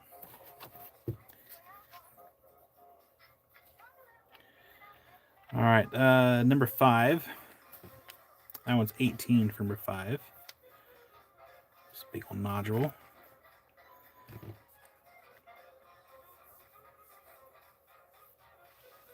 Absolutely, James. I'll make that note here in 1 second. I kind of see a whale in that one. Does anyone see a whale? I see a whale. Got the tail. Got kind of the head over here, the body. That was number 5. And then goes to Kelly Ely. You got Kelly. Get that one in your box. I can go to the computer really quick and make. Actually, no, I can actually do this. Where's my phone?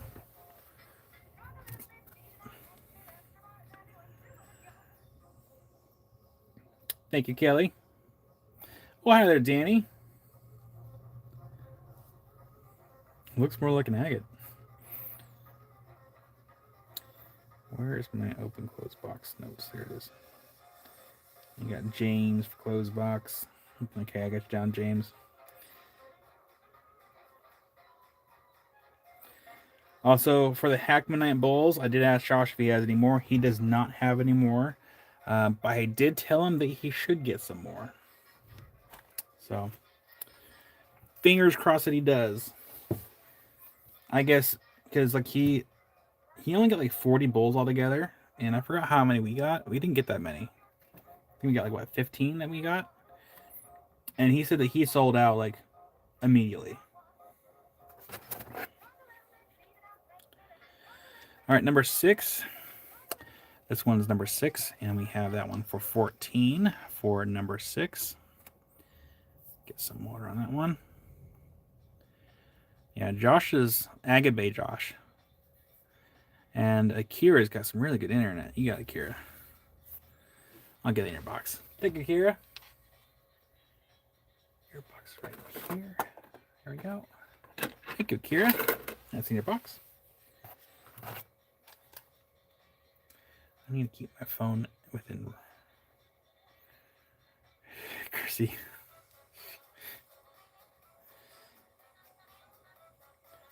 Put my phone on vibrate at least so I can hear it. Nope, no sound. No sound on my phone. Number 7. Number 7 it's $8. Here, I'll just have to show you. That sticker's kind of stuck on there. Hold on. So number 7, it's $8. Let me zoom in.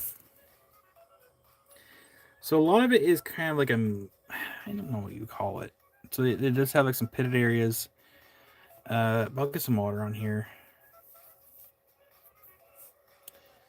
It says $8 for the pair. You can see that where all the pits are for this one. If it wasn't so pitted, it'd probably be a bit more, because it looked like it probably would have been like nice and orange and stuff, but it's still a nice stone regardless. And this one's going to go to Les for number 7. You got Les. I'll get it in your box. Thank you, Les. Akira. Looks like Voldemort's brain scan. Thank you, Les. That is in your box. And then we have another one here that is only 8. Again, kind of similar thing. It would have been more if it had like maybe like more agate material on there. If I polish that, will the pits stay grainy? Yes. So those pits will stay grainy, but the areas where it's not pitted should polish up. Should being the keyword there. Number 8. This one is number 8 for 8. Even though it's not fully agatized on the inside. So if we were to take some water on here,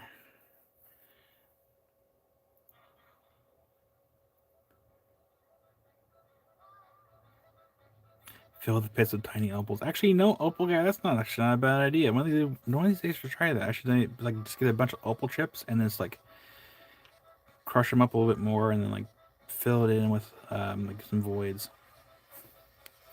But that one's number 8 for 8.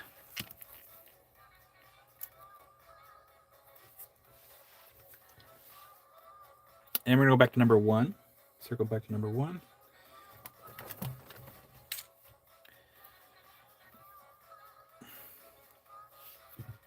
And hope a guy hit a home run. What's the season? Chris for number 8. You got it, Chris. I'll get that in your box. Thank you, Chris. That's in your box. Number 1. That is a matching set, right? Hold on. Yes, okay. So number 1. This one. Curious here, we are showing more of the Malawi cut halves or cut pairs from Josh at Agate Bay. So this one does have some fracturing on the inside towards the top here. This one's 14 for the set. Get some water on there. Uh-oh. Oopsie. There we go.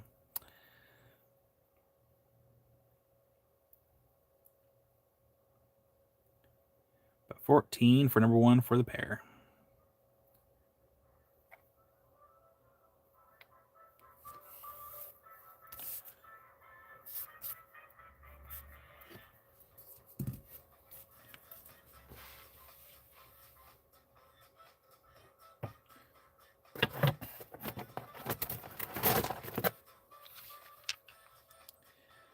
Number 2.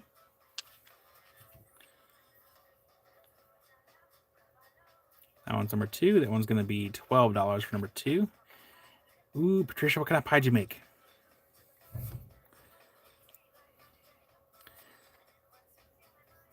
This one's got some depth to it. That one is number 2 for 12. Ooh, apple pie. Nice.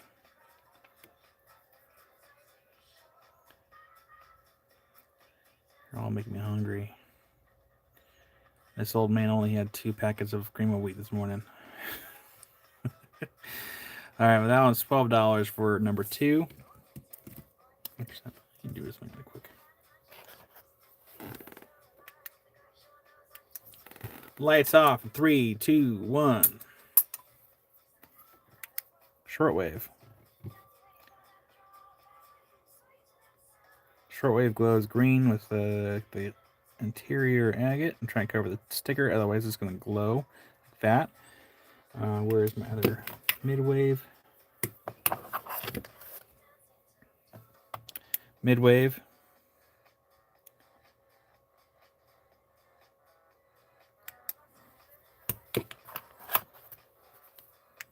Long wave.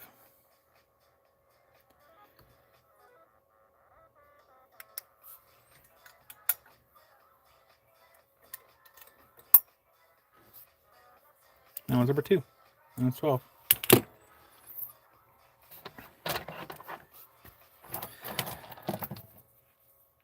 Coming down to number 5, we have 18 for number 5. I think we actually showed this one last week. I think. That one's 18 for number 5. It does have a fracture running through the stone right there. It doesn't mean it's bad. It just means it can still use some extra love.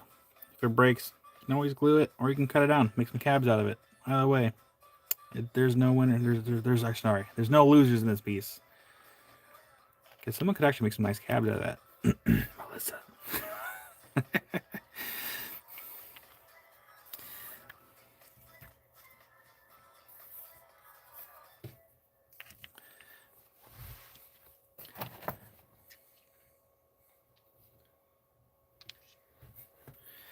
Another creator's cutting. Yeah, okay, that will happen as YouTube grows and as more content creators get into, like, start doing lives. I can do it. Melissa. Number 6. This one's $12 for number 6.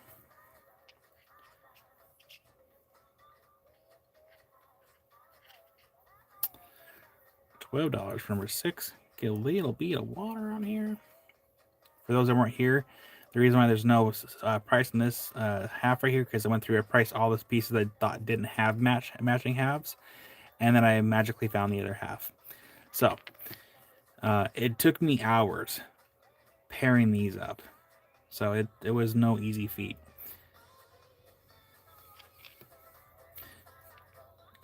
Hopeful guy. You're almost like me. There's been times where I had like multiple people's lives going at the same time. Last week, last Sunday, actually, we had AZ Rock On Expeditions was live, and then Fred was live. So I had AZ on the left and Fred on the right, and while I was trying to prep for invoicing, so there's a lot of audio going on.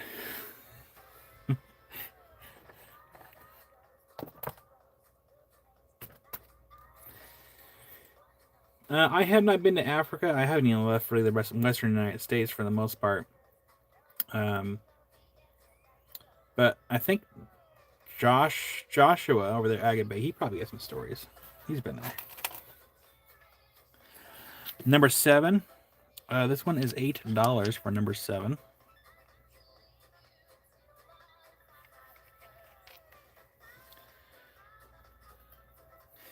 Well, that's one of the reasons why Joshua sent these over, is because, you know, they might have fractures, they might be mostly quartz. There is like something that may not, you know, make it a like top-notch A+ quality piece, and that's why he sent them over for me to sell for a much lower rate, and for a chance for someone to get some nice Malawis, because these still are very nice stones.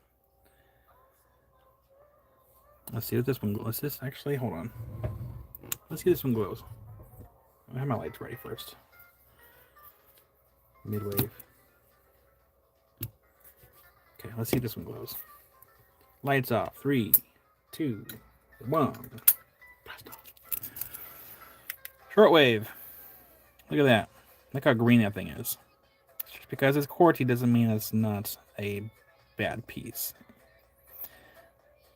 A lot of green in that one. That was shortwave. We have midwave. Not a whole lot going with midwave, except for like maybe down here it's a little kind of violety. A subtle green in the quartz. Yeah, smart to own mine to cut down on some of the costs. And then we have long wave. So short wave is really the way to go for this particular piece right here. That's a weird kiwi fruit. Don't eat it. These are for external purposes only. So yeah, that one's only $8 for number 7.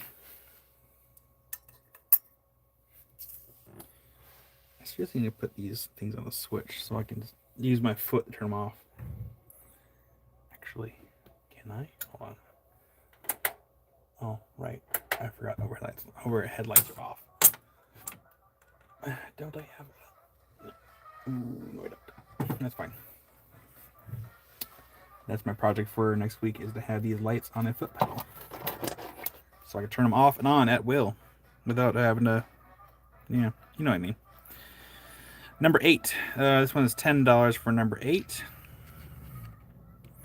And the best part about these agates is because since Joshua cut them with his fancy saw, these are super easy to cut and polish. Sorry, these are super easy to polish, not cut. They're already cut, because they're super clean cuts. And if you weren't here when I did a live polishing one of these Malawi agates, it's super easy. Super clean cuts.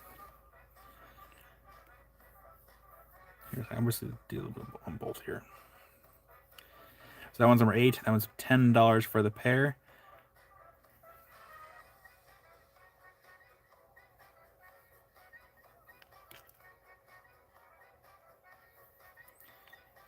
And then I'm going to go ahead and hit the lights. Actually, does it glow? Let me check first. Can't see.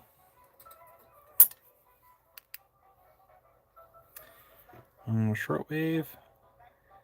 The camera shows actually better than in with my actual eyes. So that's shortwave. Midwave. Again, the camera makes it look brighter than it does in person. And then we have long wave. That one's actually nice and bright. So long wave is the way to go for this one. One of these days, like I think what I'll do is, I know Jim's sending a box of UV stuff, but down the road, what I would like to do is before I show stuff on lives is actually make a card that says if it's long wave, mid wave, or short wave reactive, and like put maybe a star next to like which one is like the best one to use. Like for example, like number 7, I put on there like it can react with like all wavelengths, but like short wave is the best. We're gonna zoom out here. Oh, that's right. I forgot we're on Amy's height here, so we gotta raise it up a little bit. Sorry, Amy. I'm a little taller than Amy, so I'm like, why is it so short?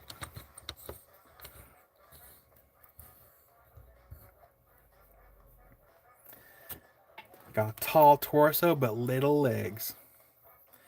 Jack, auctions, I don't really have a set time for when it starts, but it will be starting here relatively shortly, because I don't want to be going all day.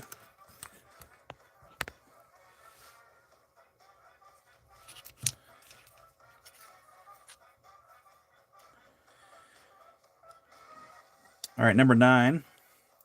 We have these ones as $10 for the set, but yeah, we will be doing auctions today. And most of it will be stuff from Haunted Ridge. So that one is number 9 for $10 for the set. I know it looks like mostly quartz, so let's see if it looks like with the shortwave. Well, glow green. It does glow a little green on the inside towards the center there. So that is shortwave. Maybe I should have invested in that one light. So I have to keep picking up different lights. Midwave. A hint of green there in the center. Not super strong. And then we have long wave. Not much with long wave.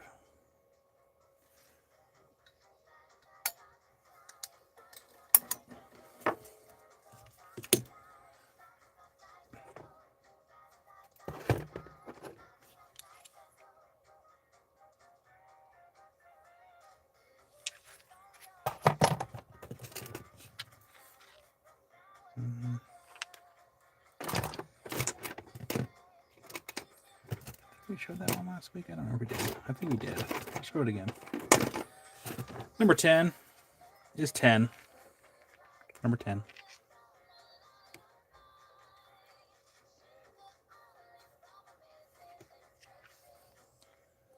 For number 10. And that actually looks kind of neat there in the top there. Pretty interesting looking. Well, that one's 10 for 10 for that pair right there.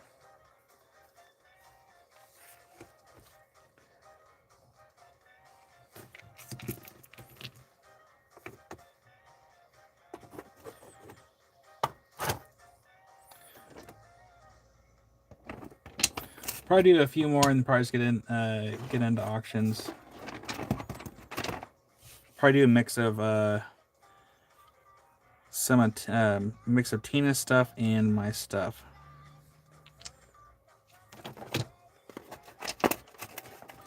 It'll be mostly Tina's stuff because there's gonna be a fair amount of it.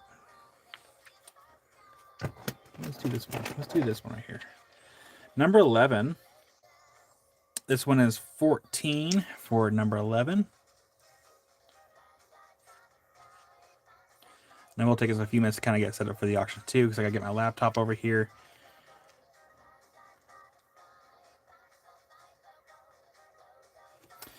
Chrissy, do you mean like a tumbler? I mean, you probably could put them into a tumbler, but it all depends if you're doing a tumbler or a vibratory polish tumbler instead of like a rotary. I mean, you probably could, but I don't know if I want to though. But this one's number 11. That one's 14. It's kind of getting off bat, like the bat symbol vibes a little bit.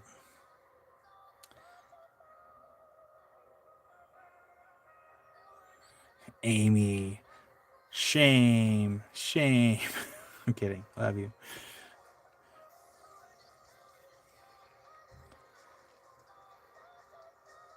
Look at the depth. You know, it'd actually be kind of cool to do like a contour polish to kind of like really bring out that. If it's a small tumbler, then I probably wouldn't for these. If it's like a rotary tumbler, because you gotta think that would really round down the edges. I would love to experiment with a vibratory tumbler with some of these. That way you're not losing a whole lot of the shape.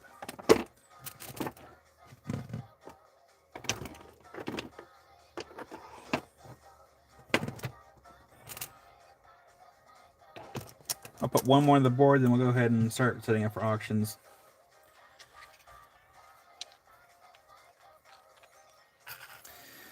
All right, number 12. This one's $10 for number 12. $10 for number 12.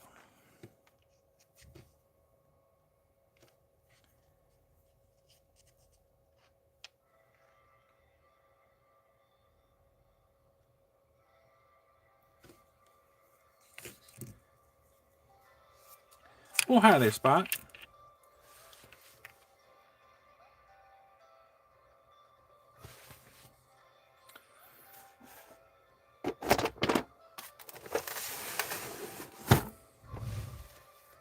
I'm gonna get all ice cream.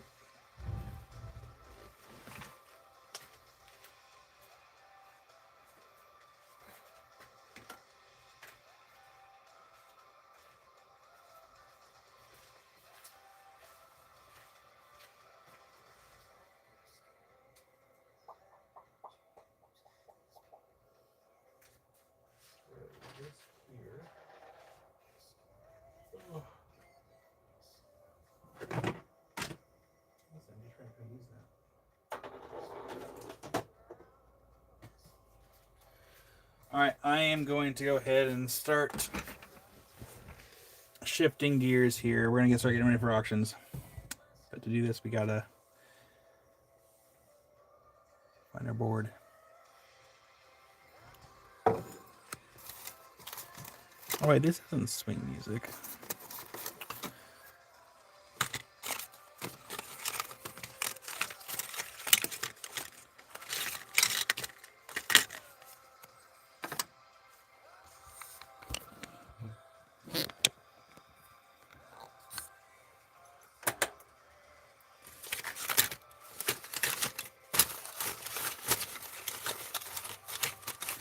Hi there, Tomcat Josh.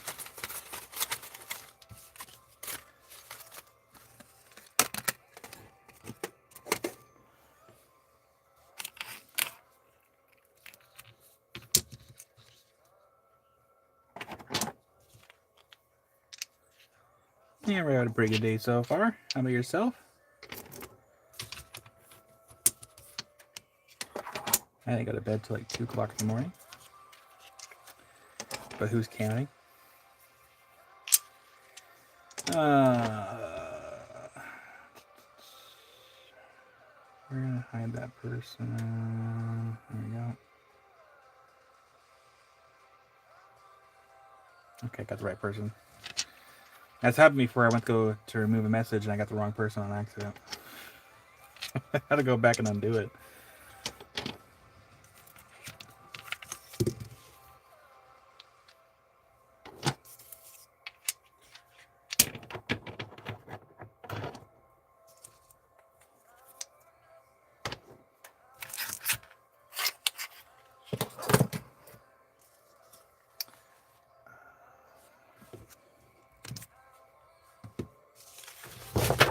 Does anyone have any big plans for this next week?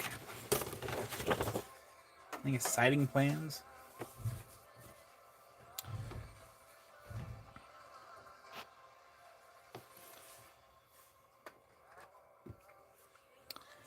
Put the water over here. Comes down here. Actually, no, I need to put this somewhere safe.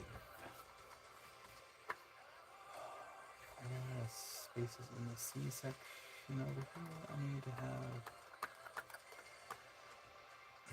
That's fine.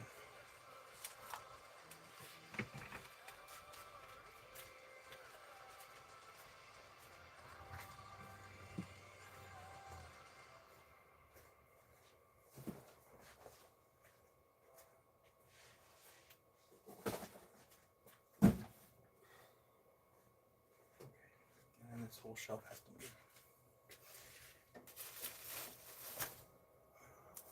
Tall.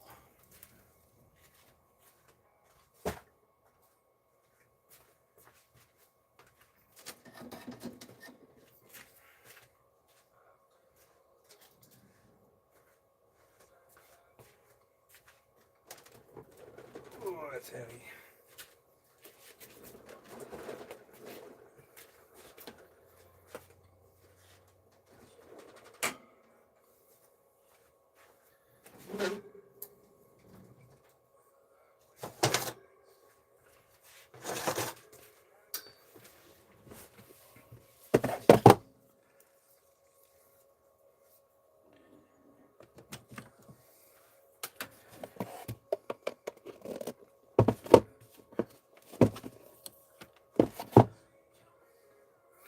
Oh man, beet pie, that's the worst time of the years.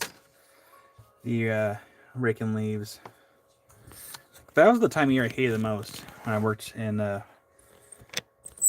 like the landscaping part of stuff. I really did not like raking leaves. It's the worst.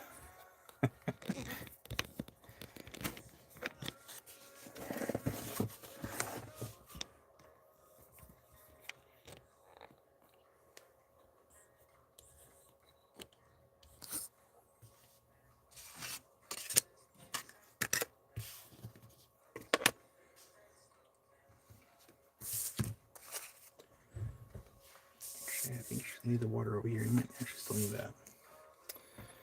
I'm gonna move this down here.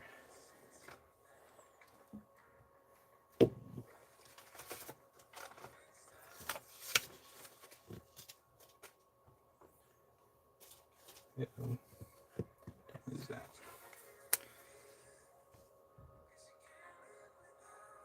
I just mow him, Akira. We have a tree. We have a crab apple tree.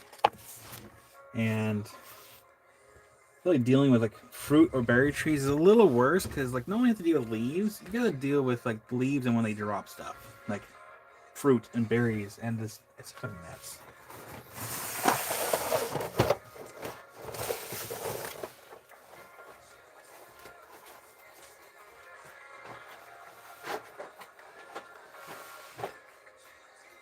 And then recently, our crabapple tree lost a giant limb. Like it just like snapped and fell down. So now I clean up that.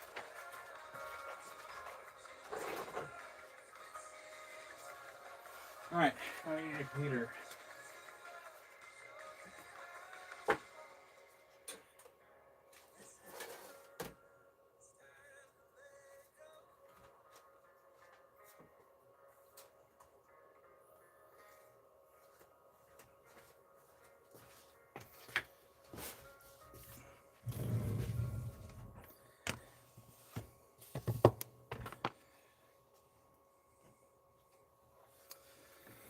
I have 5 fig trees and the leaves so big. An Indian bean, those leaves are even bigger. Dang, beet pie.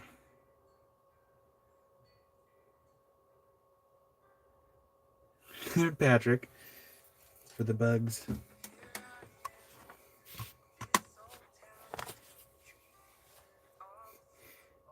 Wind blows mine and the neighbors. Lucky. Except for your neighbors. Not so lucky. I'm almost done. Just gotta adjust some wires here.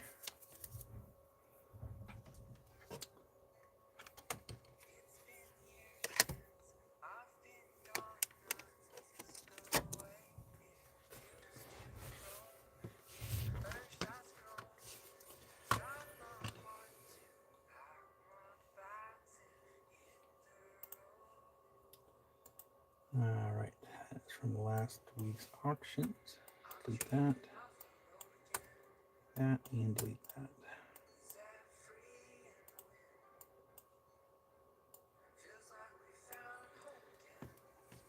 Okay. If there is anyone new here that has not been a part of these auctions, speak up now so I can make sure to go over how this works. If there's anyone that is new here or that isn't new here, you guys know what's up.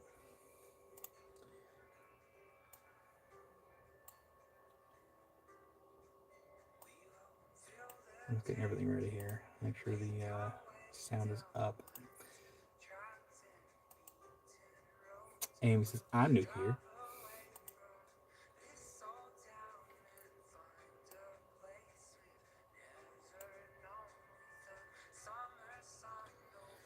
Okay. So, I'm going to go ahead and close this out. I'm going to turn up the sound on the computer to 100 so we all hear the alarm when it goes off. Make sure it's not muted. Tony is new but just watching. That's okay. So I will go over. I'm going to show you how I do these auctions anyways, because I know Fred might be watching, because I told Fred I'd help him out a little bit if he wanted my help. Oh, thought something was going to fall down. Just a power cord, no big deal.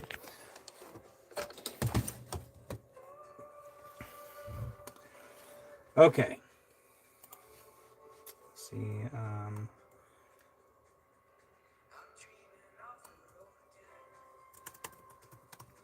Let me get typed out really quick.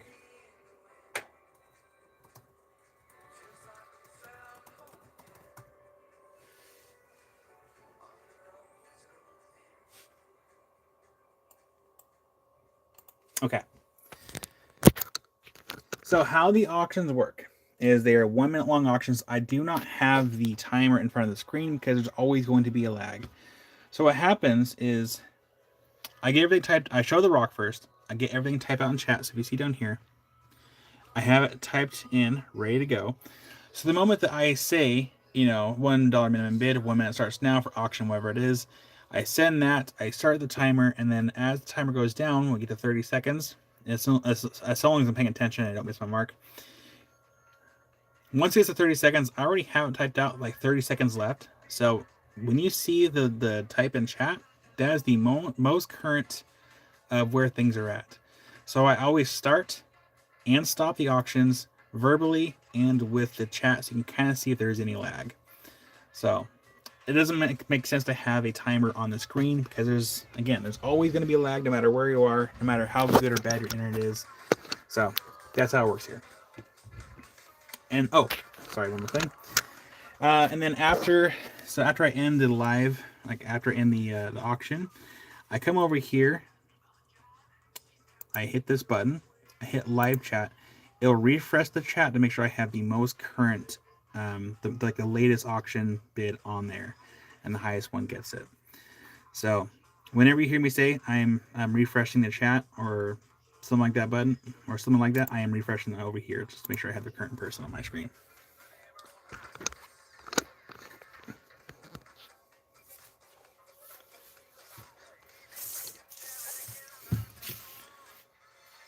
Okay. So, Georgiana's new to the auction.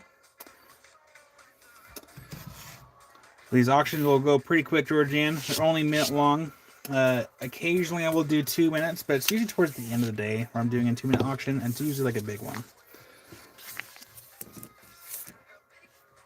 So, most of these auctions will be provided by Tina, who self-collect this material from Missouri at Haunted Ridge.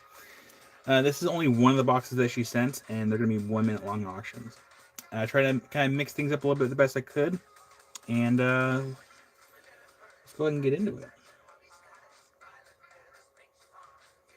Yes, and everyone should be watching in the live chat window. I mean, even on my phone, like the phone that we're on right now, I'm on live chat here. I'm live chat on the computer, but I still refresh the computer just to be on the safe side, because there's been times where, you know, I didn't refresh it, and then I did refresh it, and then it looked different. So starting off with auction number 1. And we're going to turn off this light here. We don't need that one. Just our light. There we go. Perfect. And we should probably zoom. Are we zoomed out or are we zoomed all the way? Hold on. Please hold. Zoom out, and then we zoom in just a hair. It's about the same. That's fine. So yeah, this is all material from Haunted Ridge in Missouri that Tina self-collected. And so by purchasing, claiming on these auctions, you are helping support Tina, because these are consignment pieces.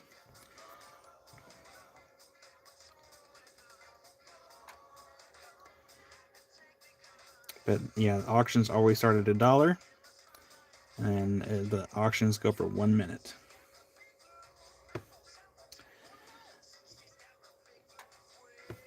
Yeah, sometimes I'll show them wet. I got a little water on my finger. I didn't want to get them too wet because, you know, I still have to wrap these up tonight, so I don't get them too soaked. Because, yeah, by tonight, we're wrapping stuff. But at least try to get a little water on there. But a lot of these can tend to be lacy and quartzy. But that's okay, because these do tumble up. That's why I'm trying to get a little water on there, so you can kind of see the lacy parts of it. Focus. There we go.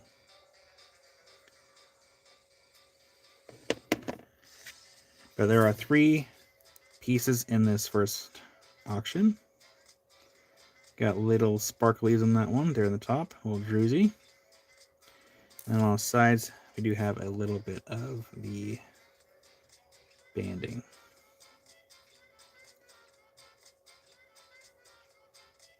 Right there, there's a nice banding right there. So that's the first auction. So let me go ahead and get everything ready here. Oh, I lost my thing. Okay. So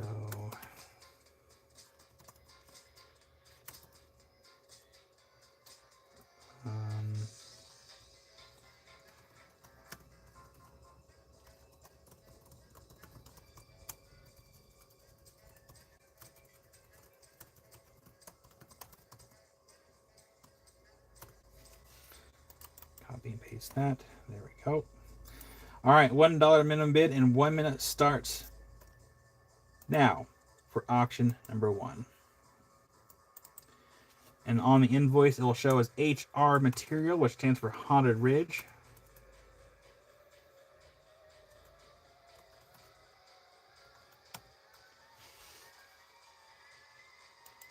Doug kicks it off at 1.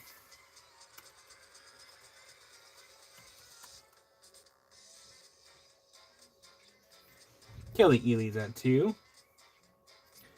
You got 30 seconds left.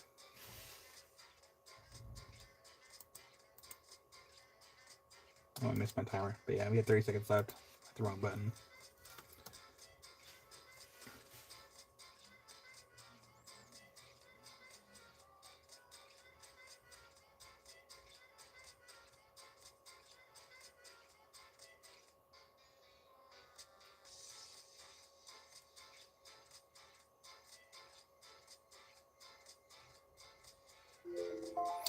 And time is up. Let's go ahead and dismiss that alarm. And looks like Kiersey got it for 3.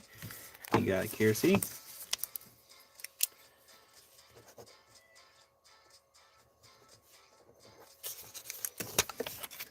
Got Kiersey for 3. Congratulations, Kiersey. Auction 1.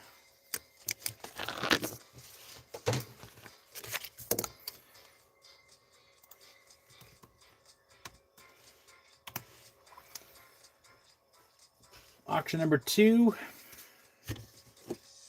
Ooh, this one's cool. Auction number 2. More Haunted Ridge material. Self-collected by Tina. She's got a lot of crystals on that one. Focal points are all over the place in this thing for the camera.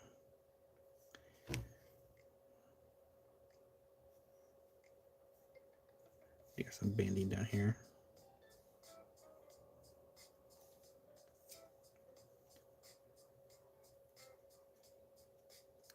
That one's auction number 2.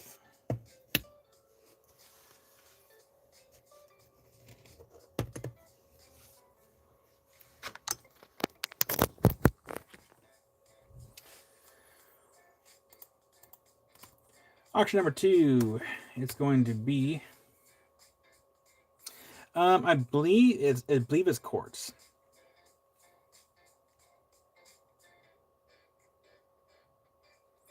Auction number 2, $1 minimum bid, and 1 minute starts now for auction number 2.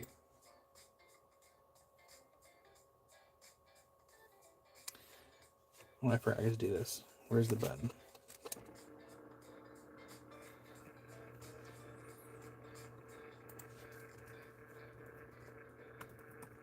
That was the whole point to have the turntable so I could do that.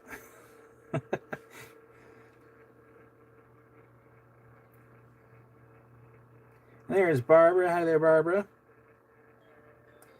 30 seconds left. Tina will be getting all her monies from us either Monday or Tuesday. Yeah, we're going to get everyone paid out.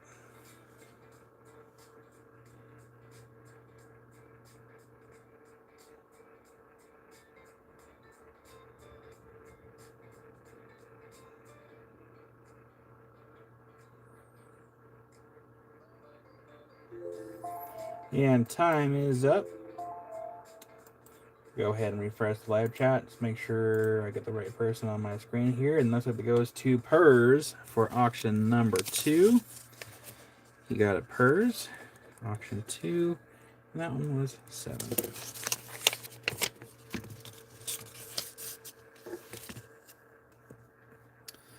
Thank you, Purrs. That one's yours.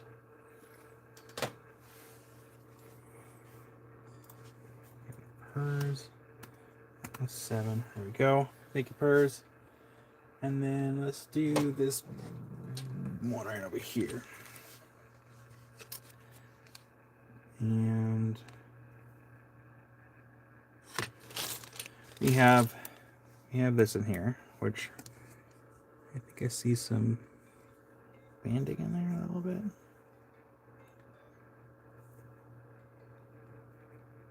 So we have this one. Tina, is this also from Haunted Ridge? This one right here? Couldn't quite tell. But we also have another bag with this parcel as well.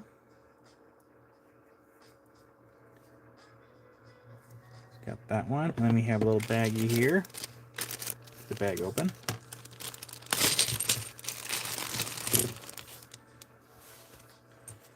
We have a tumble. Someone needs to go with me. Kelly, I'd go, but I live too far away. Haunted Ridge is on my list of places to go.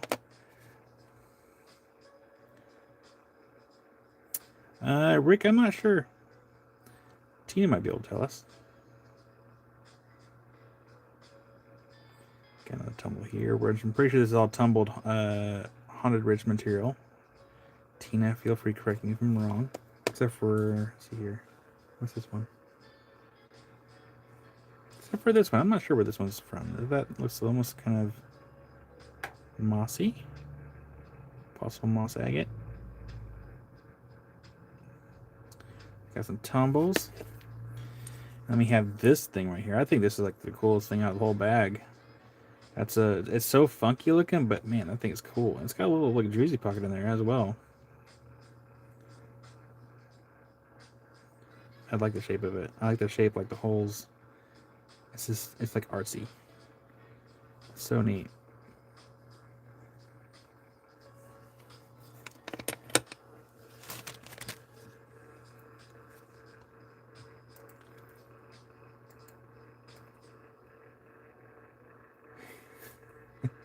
All right, so this is going to be auction number 3. $1 minimum bid and 1 minute starts now. Our material and tumbles. Oh, there's one more tumble in there. I missed it. Wee little guy. Wee little tumble that was in that bag. It was hiding right in front of me. Boop.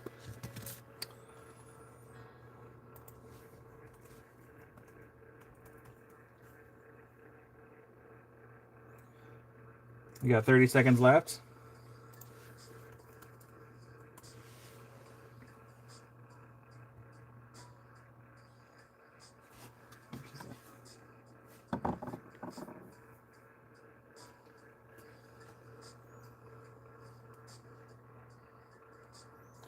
Oh man, I don't want to go. I'm jealous of you guys. You guys live so close compared to me. I have to literally fly there to go.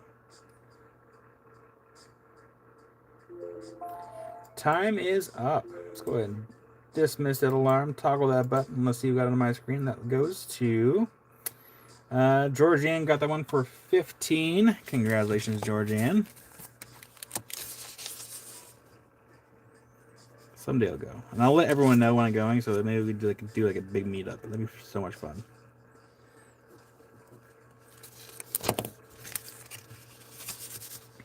Congratulations to Georgianne. When's the Fire Obsidian being auctioned?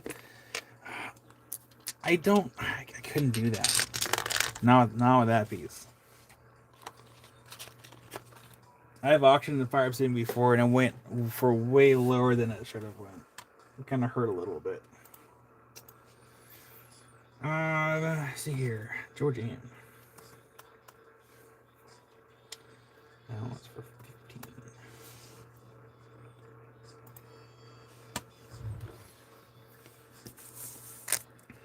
Do like a month-long auction for Obsidian. All right, up next we have we got another one that has a bag in it. Oh, we have a bag and an additional little piece here. So we have a little piece with some little Botroidals on there. Again, this is from Haunted Ridge. I got some lacy on this side there. Get some water on it.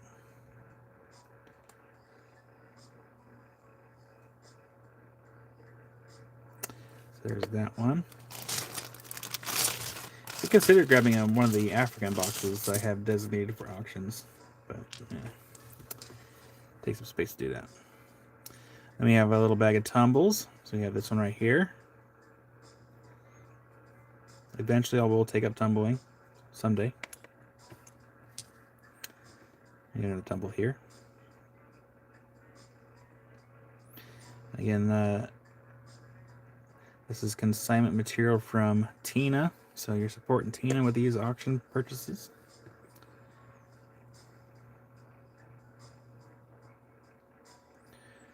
And this is just from box 1. She sent 2 nice big boxes. So we have plain material. That almost looks petrified woody, but I couldn't for sure say that's petrified wood, but it does have like almost those concentric rings there. A little bit. And then the last tumble that was in that bag, I'm pretty sure of it. Yep, last tumble. Double checking. We have a nice little funky shaped one there. A lot of character in that one. I'm going to listen to... I need to find another playlist for the Electro Swing, because I was doing that earlier. Alright, auction number 4. $1 minimum bid and 1 minute starts now for auction number 4.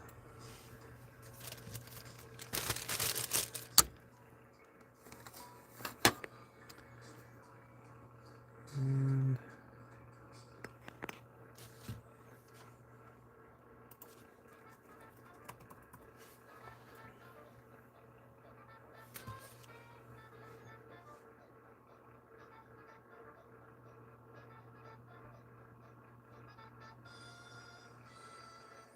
30 seconds left.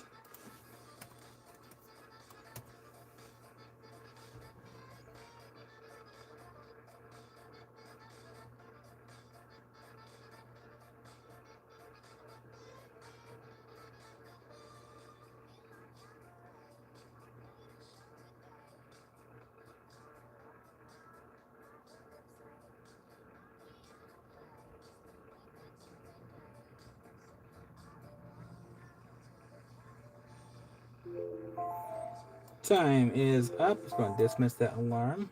Toggle the button here. And that goes to Akira for $12. Congratulations, Akira. Love. I love that. Almost like there was a panic claim there. You're so close, though. It goes to Akira.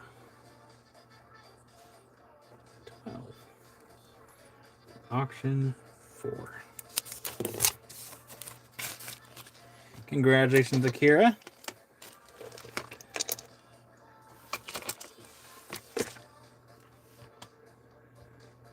You most certainly can, Akira.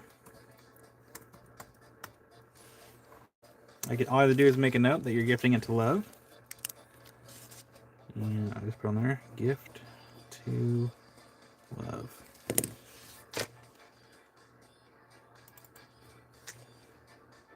Let's do this.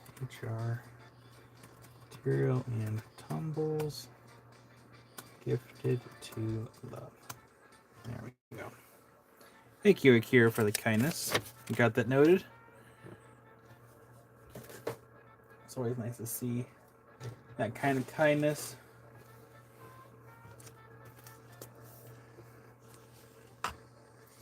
And there's Vicky. Hi there, Vicky. All right, so for the next thing that we have here, we have this little piece. We got some lace around the whole side here. Lacy goodness from Haunted Ridge.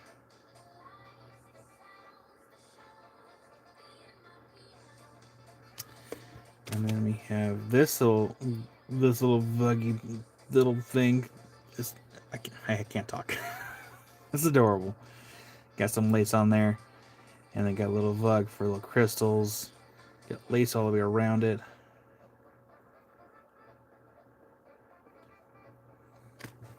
Then we have a bag in this one.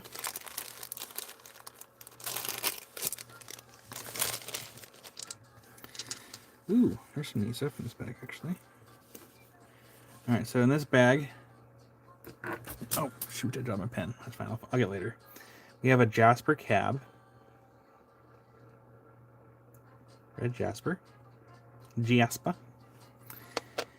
And then we have a little, I don't know, what would you call it? Like almost like a, I don't want to say a brain coral, but this kind of reminds me of a little bit. Do you need help? Help, I'm stuck. Amy's got a cat on her. He's probably warm and comfy. Then we have a big old quartz tumble here.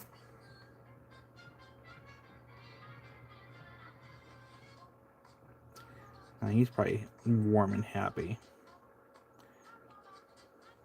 Nice and cold. And then in this one we have like a little charm on there. So a little keychain charm. It's got some citrine, quartz, and a little amethyst on there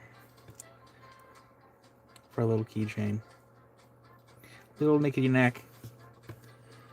Right there. This one is going to be, let's see here, we have HR material, tumbles, and keychain. Quartz.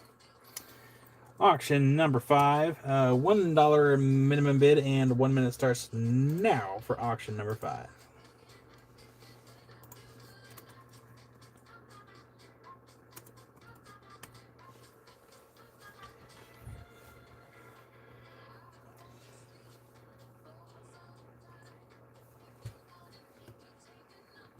Ooh, excuse me.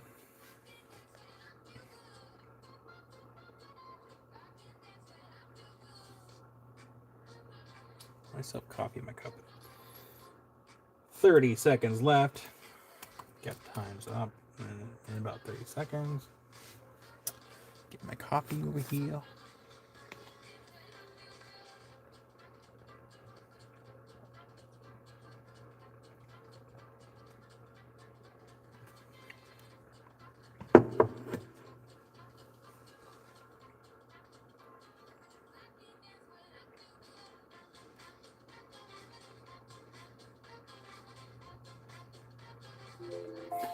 Time is up. Dismiss the alarm, toggle the button, and looks like we have Barbara for 11 for auction number 5. Congratulations, Barbara.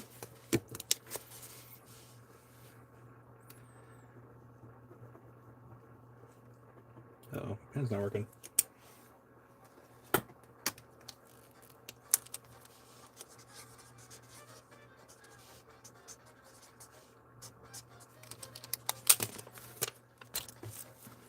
Thank you, Barbara. Congratulations.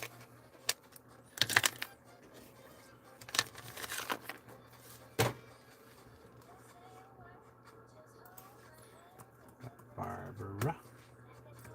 I forgot how much that one was. That was the last one. Good. There we go. Okay, let me. Oh, ooh. Barbara, there was actually another thing in the bag that I missed that is going to go in your box. There was another cab in there. It was in the bag. So you have a little bonus cab I missed. Barbara, got something bonus that I missed. It was in the bag. There we go. Let me grab something else really quick.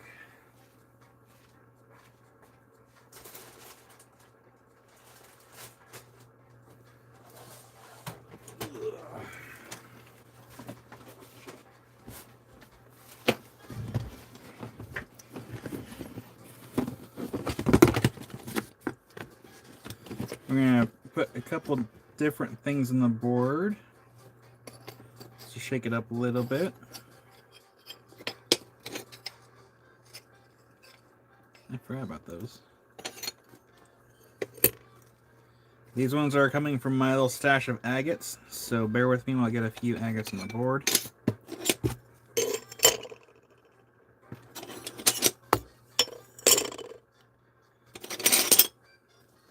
I almost got for free. Don't go crazy on those.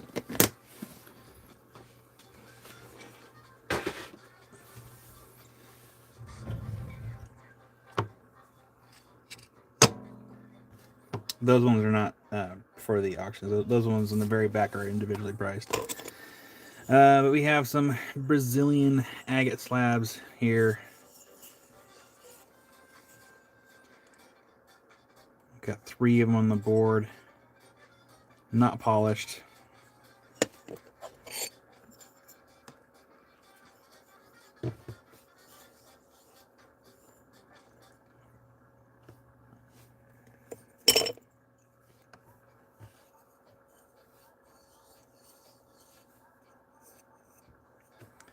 So we have 3 Brazilian agate slabs here. These ones I pulled out of my box. Figured I had these for a minute. I actually bought these specifically for auctions, and they've been sitting on top shelf just hanging out. Alright, so these are going to be for auction number 6, $1 minimum bid, and 1 minute starts now.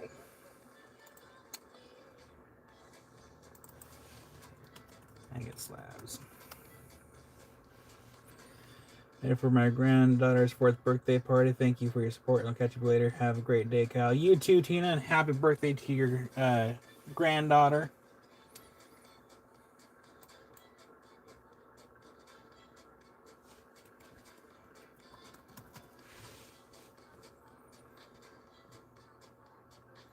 $30 left.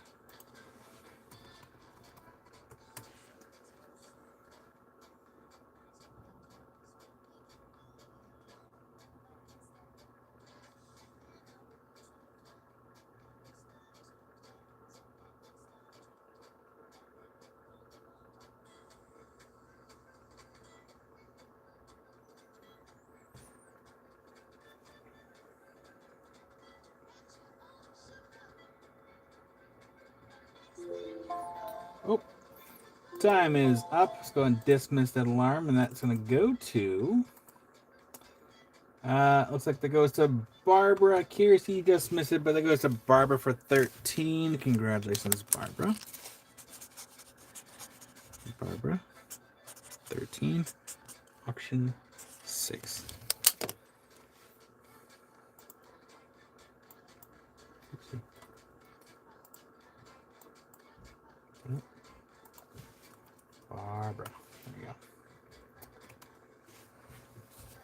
Thank you, Barbara.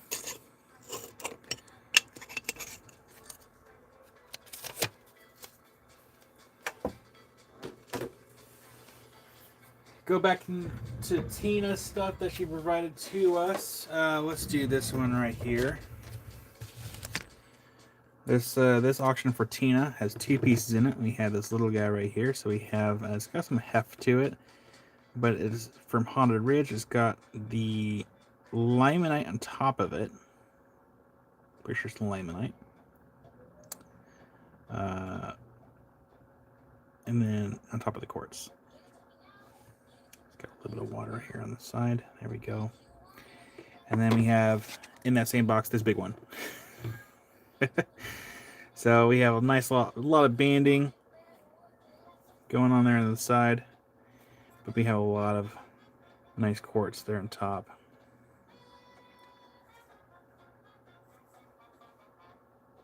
The banding on the side here.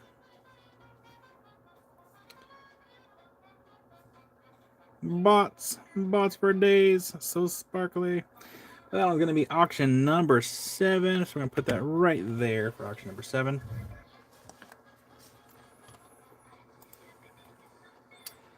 And put that right here. And we put on there Haunted Ridge material. $1 minimum bid and 1 minute starts now for auction number 7.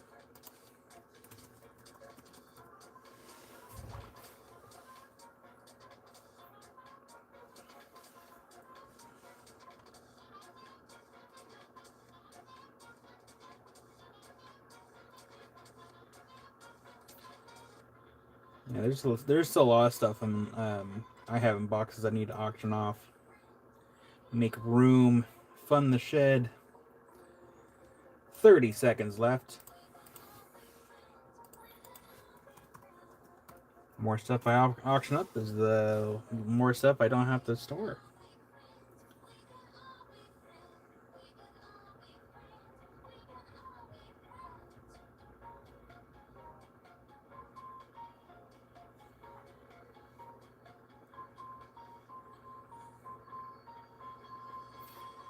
And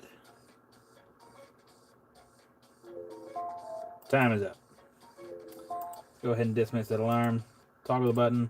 We have Kiersey came on my screen for 7. Congratulations, Kiersey. Auction number 7 for Kiersey. Congratulations, Kiersey.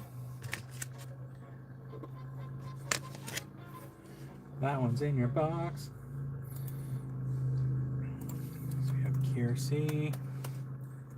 7. Put it over here. What's in this box? Some of these I can't even see because they're high up there.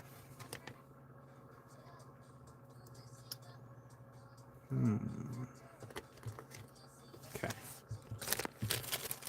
Keep my space clean.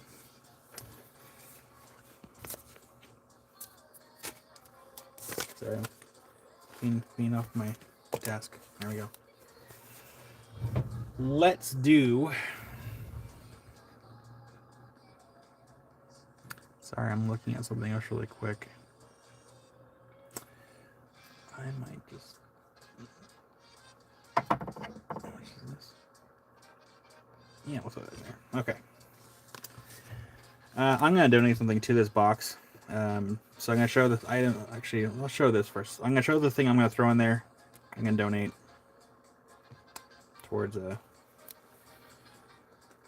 good cause. So I'm going to throw this in there. This is going to be a little donation towards Tina's box here. It's some silky malachite. So a little specimen of silky malachite. And then we have Tina's Haunted Ridge material there.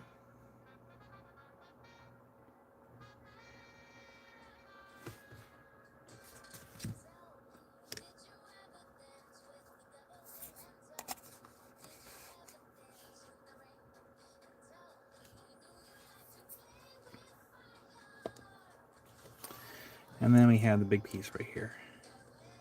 We got some interesting looking bots. Silkite.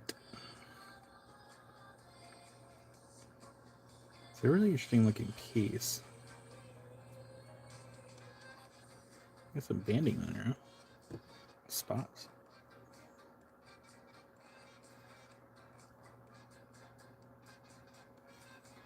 Yeah, I really want to go to Haunted Ridge. I don't know if I saw about Theo Kelson. He was over there recently. I'm like, man, I want to go. There we go. So that one's auction number 8. So we have Haunted Ridge material and Malachite edition.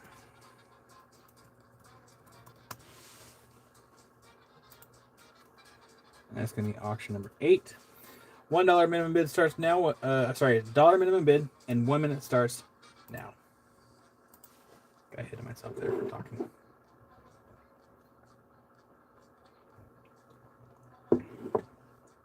Kelly kicks it off at 8.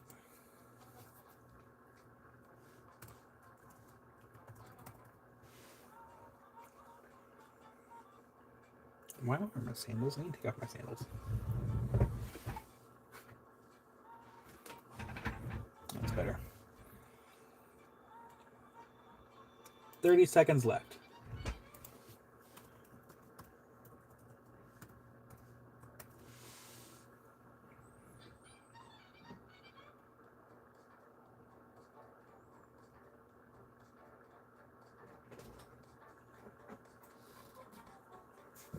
My lady. My lady.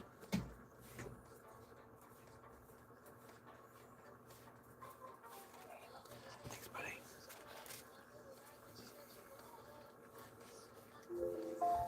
And time is up. Let's go ahead and dismiss that alarm. We're going to go ahead and toggle that button. Make sure we have the right person on my screen over here. And that goes to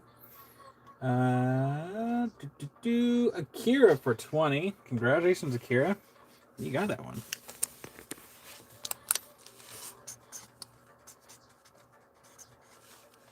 That's auction 8. 20. Thank you, Akira. And again, congratulations. Amy brought me a snack.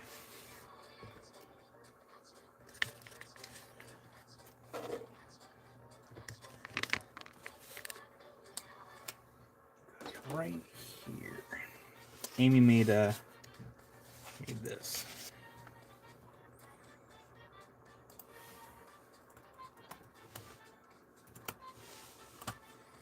And while you guys are watching that food spin, I'm gonna grab something and donate a few more things to these auctions. Give me 1 second here. Tony's like $100. There's Rocky Mountain Bear.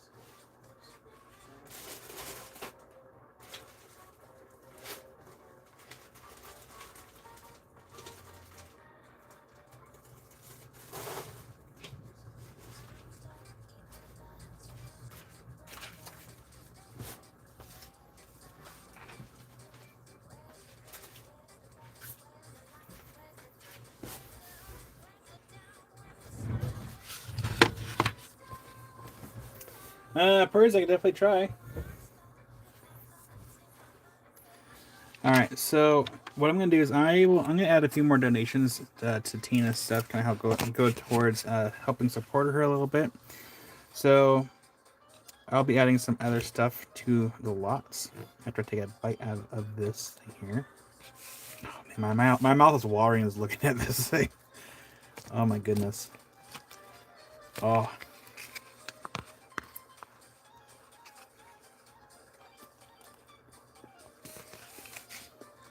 Oh my god, that's so good. I'm sorry, but wow. Amy, that's good. It's so warm too. It's so nice.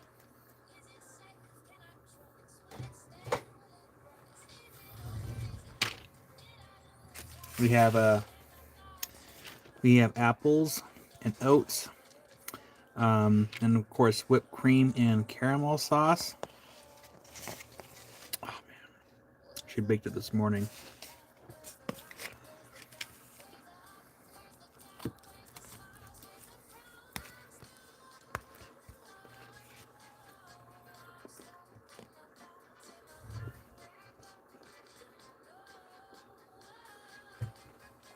My goodness. Oh, one second, birds.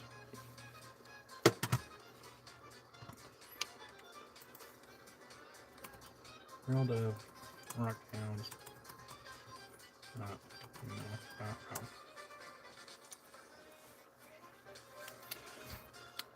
no. You guys hearing something funny? Blood sugar's 57.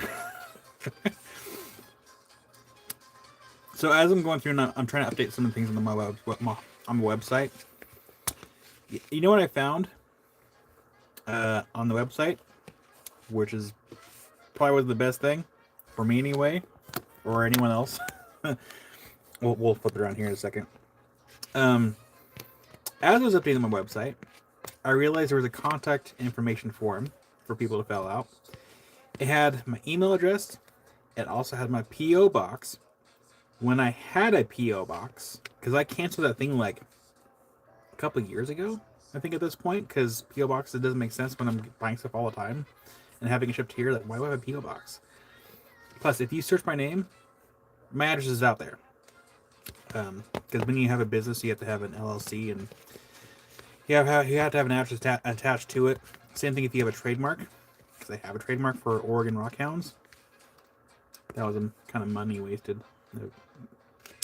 Nothing ever came of it, because I was gonna have like try to see if the Made in Oregon store would have like carry like shirts for Oregon Rockhounds, and they never got back to me. But yeah, I'm like, ooh, I probably should have removed that P.O. box like forever ago when I got rid of the P.O. box, because for all I know, someone could have sent me stuff and like I never got it because I don't have a P.O. box anymore.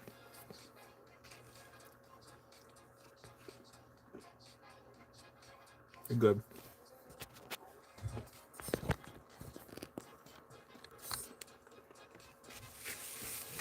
This is so good.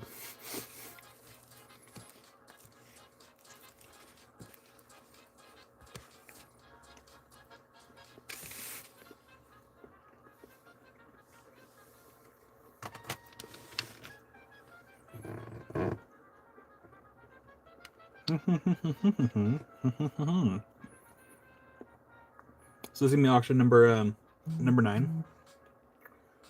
I think it's my phone. That might have been Purrs emailing me.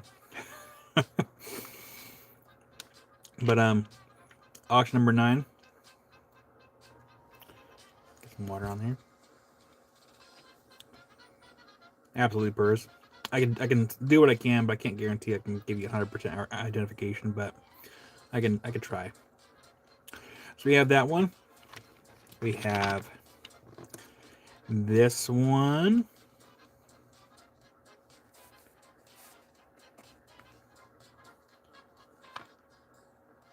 Got some nice banding in it.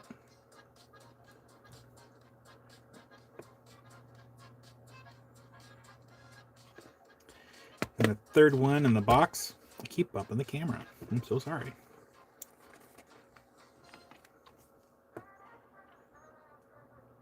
Got some banding around the side. But also, this one has a nice little juicy there on top.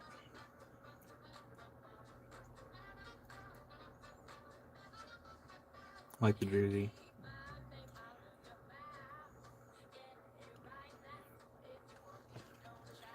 And then I'm going to donate a couple things to the tray here. So I'm going to be picking stuff from this tray right here. So I'll be picking up a few things here and there out of this tray. It's called Valentine Quartz. Comes out of Africa. It's pretty neat stuff, actually. I'm going to add a couple to this lot for a donation towards Tina. So we have some Valentine quartz.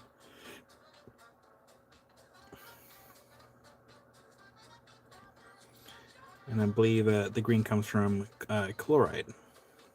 Chloride? So a couple of donations from us. So we have HR material and Valentine quartz. This is auction number 9. All right, $1 minimum bid, and 1 minute starts now for auction number 9. And I'm gonna turn up the music just a little bit while I nom on this delicious dessert.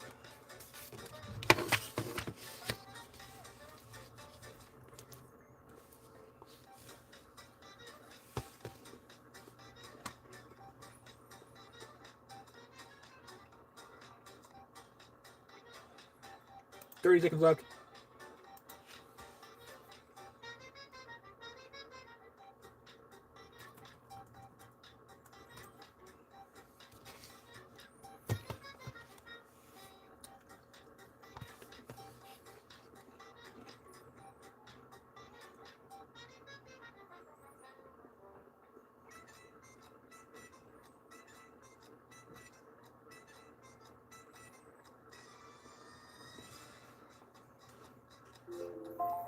Time is up. I'm going to crush this. And that goes to Barbara for $11 for auction number 9. Congratulations, Barbara. Auction 9 for 11. Thank you, Barbara.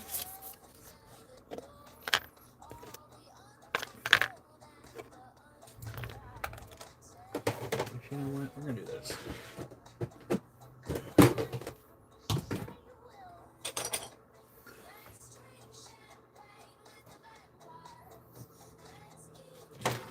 Right here.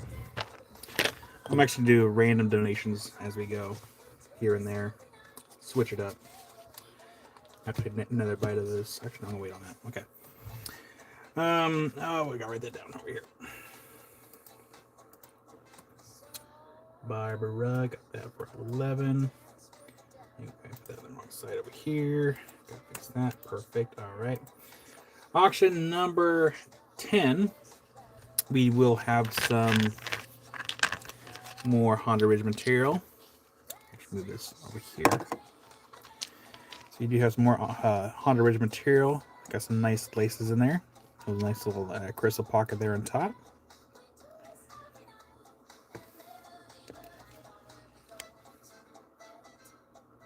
Oh, don't be sorry.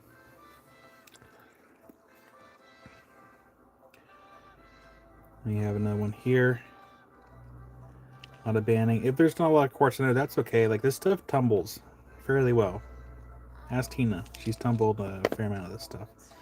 Yeah, well, I'm not sure what this is.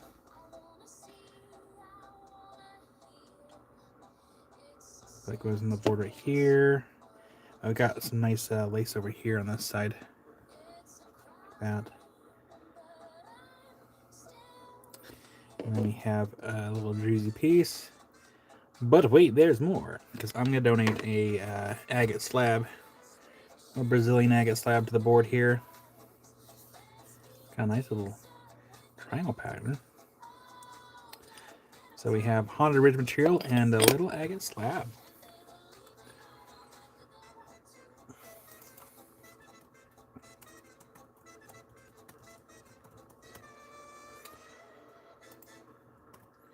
This is auction number 10. Diane! Oh, howdy there, Diane. Happy Sunday.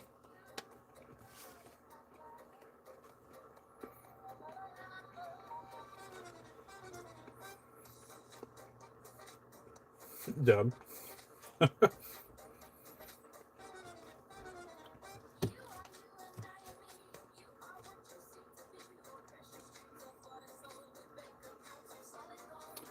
All right, so $1 minimum bid in 1 minute. So hang on one second.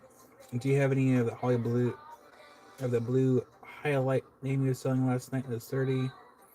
Yeah, love. I can send you a message after the live, Amy.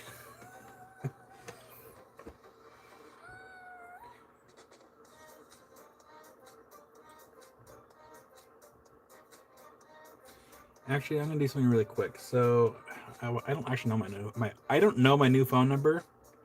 So on the invoices that are going out this week, and then I'll also work on sending out a mass email to everyone to give everyone the new phone number for this phone. I'm gonna give out two numbers. There's gonna be a phone number for this phone and a phone number for WhatsApp. So if you have WhatsApp, it allows you to send me messages if you don't have Facebook.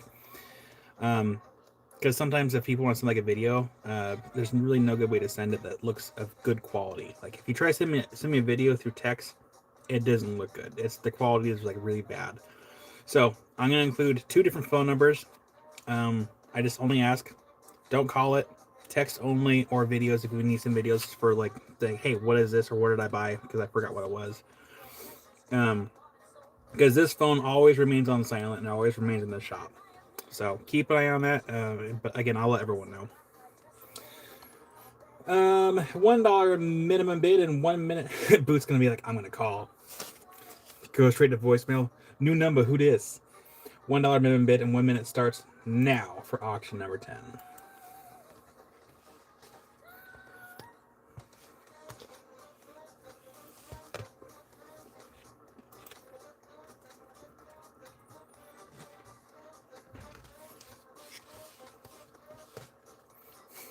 Diane.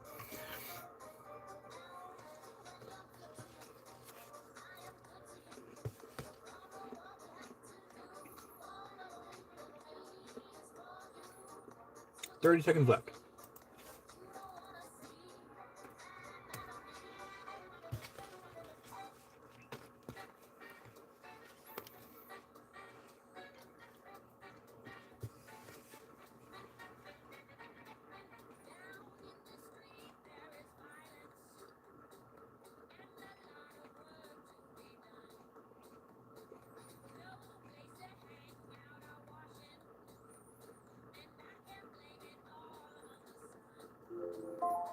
Time is up. Well, hi there, Steven. Welcome in. So according to my screen here, it looks like Diane got that one for $12. Congratulations, Diane. Diane for 12 for auction 10. Steven, have you seen our lives before by chance?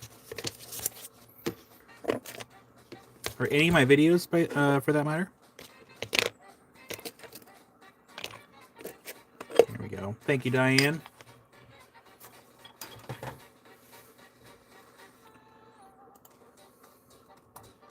And that one was for 12. Perfect. All right. Got a couple more bites of my little dessert here, and then I'll get the board loaded.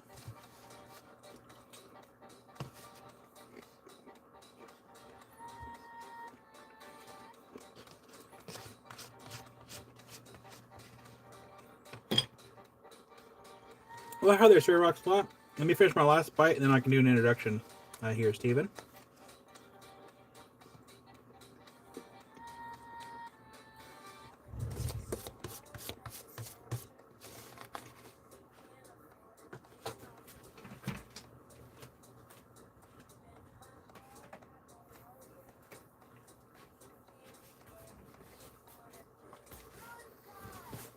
That was so good.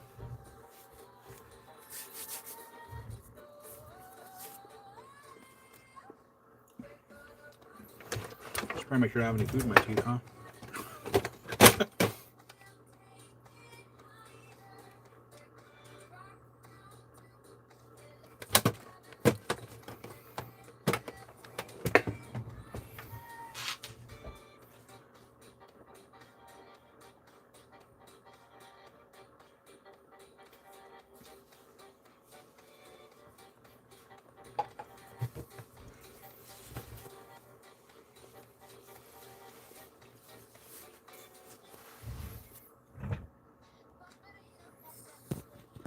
All right.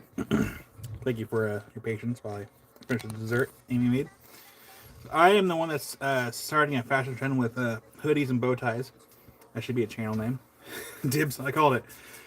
But welcome in, Steven. My name is Kyle. I actually started this channel by doing how-to videos and cutting and polishing.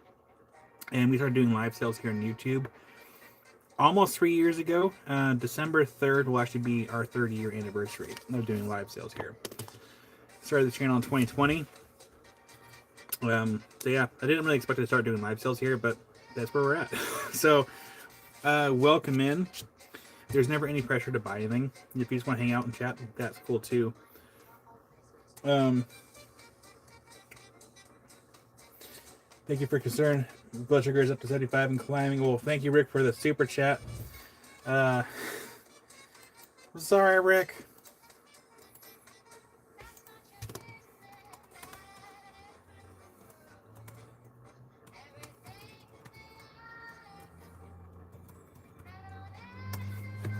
Thank you, Rick. Sorry for the blood. Thank you, Rick.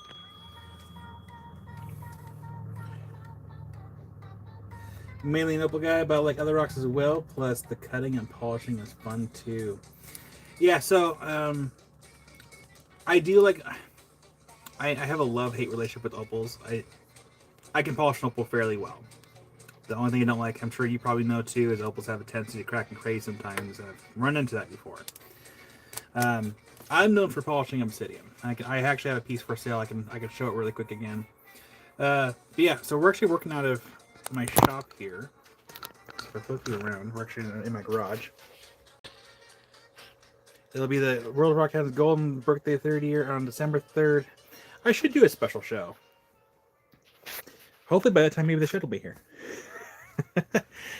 So yeah, we're kind of in a shop right now, my garage.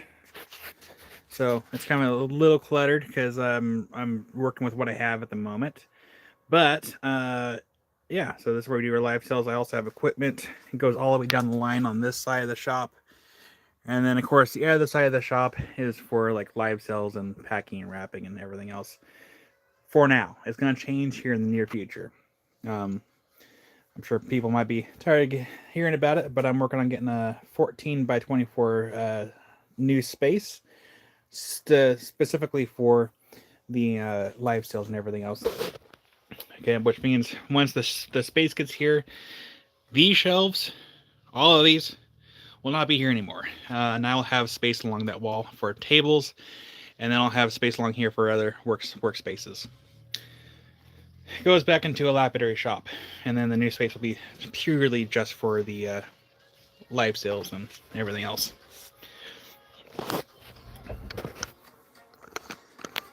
Well, there's Karen.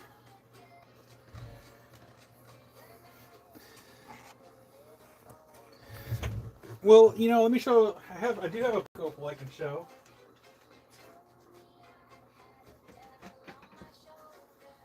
Oh,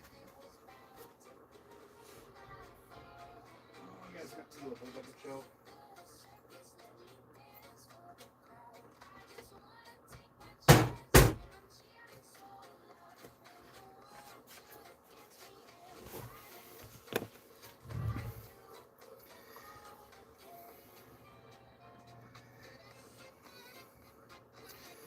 I'm gonna flip you all. I'm gonna turn this off really quick because we don't need the table first. Just a second. I do have a couple opals here, and I have this one. It's a little freeform, a little Australian opal. I'm gonna zoom in a little bit here. It's a little freeform, nothing crazy.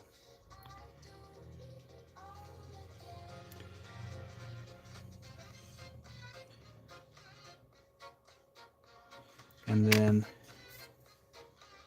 I have a black opal from Lightning Ridge. It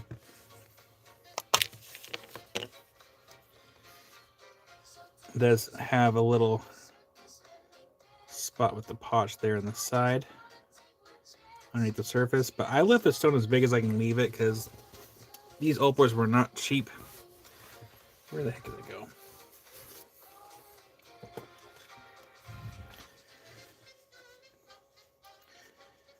That's the last one I have of the parcel I bought.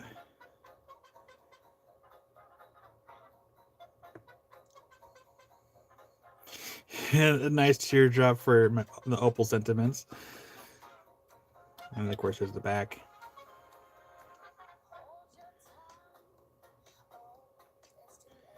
But yeah, I think the next time I buy Opal, I'm probably going to buy them in person. Not cheap. They are demure.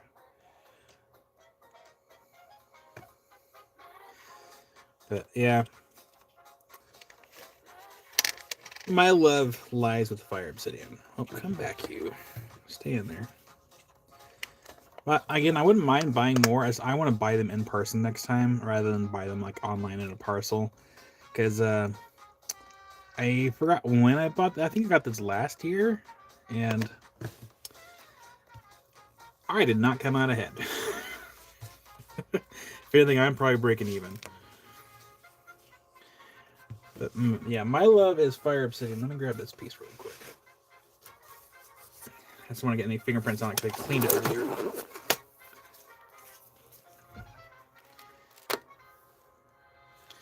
But my love is Fire Obsidian.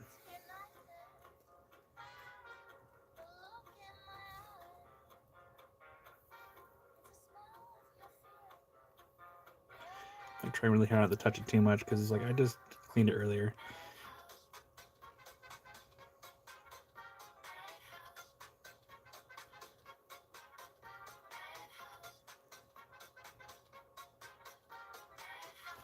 But yeah, that piece is 200.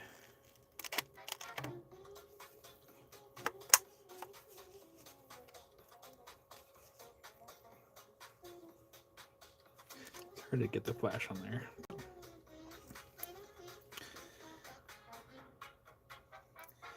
Keep it from getting all scratchy. But yeah, it was 11 grams. It should be priced at $275, but I'm okay with letting it go for 200.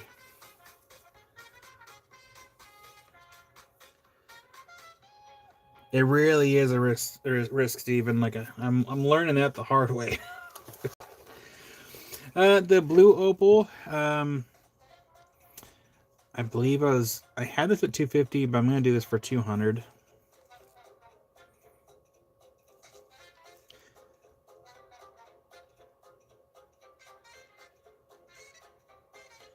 That's the last one I have of that one. And this one over here, I think I had for 150, but I'll just do for 100.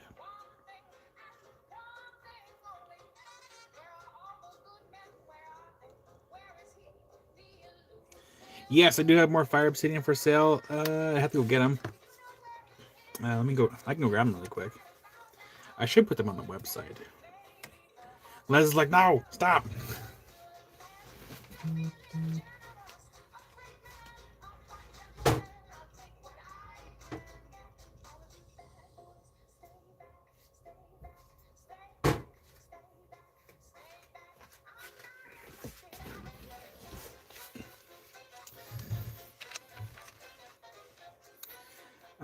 So here, where did my boards go? I lost all my boards.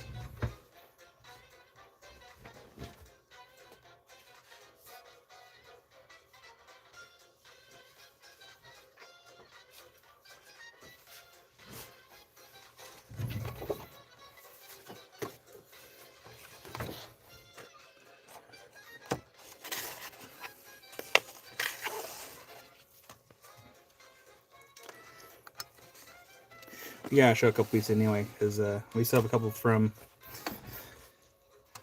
Summer that she sent over for consignment.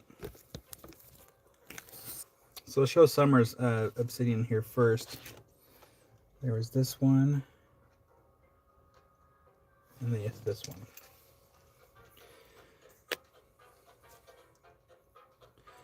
So for number 3, this one belongs to Summer.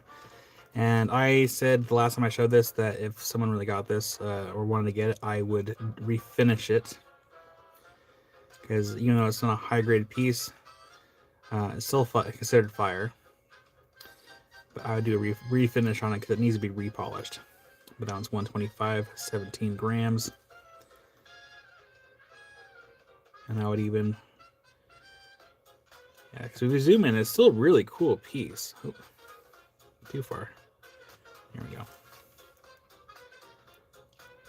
So yeah, that is still fire. Just got a little streak, whatever color that is. You can see, I want to see my phone in there. All right, focus. Oh.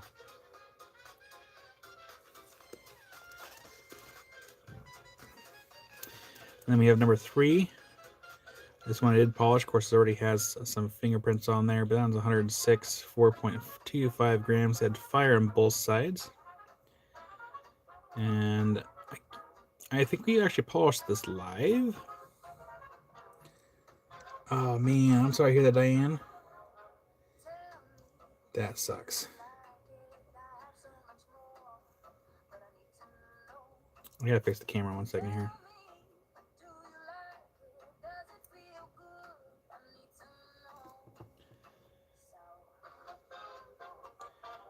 We had 2 fire layers in that one. A little nuggy. So those ones are consignment from our friend Summer.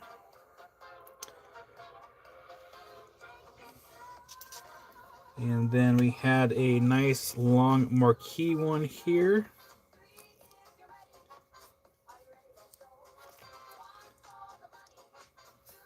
I'm sorry, Diane. Well, I hope you feel better. Oh, pinched nerves really suck.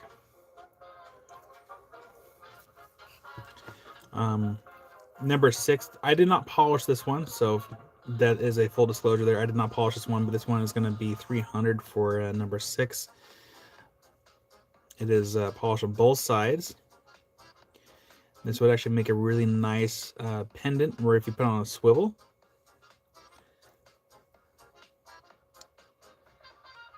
be a nice swivel pendant, because it has flash on both sides. So it has 2 separate layers. Yeah, I did not polish that one. If I did, I'd probably charge more for it, because it'd be a lot of work. Number 7. I keep bumping the camera. Number 7. My goodness.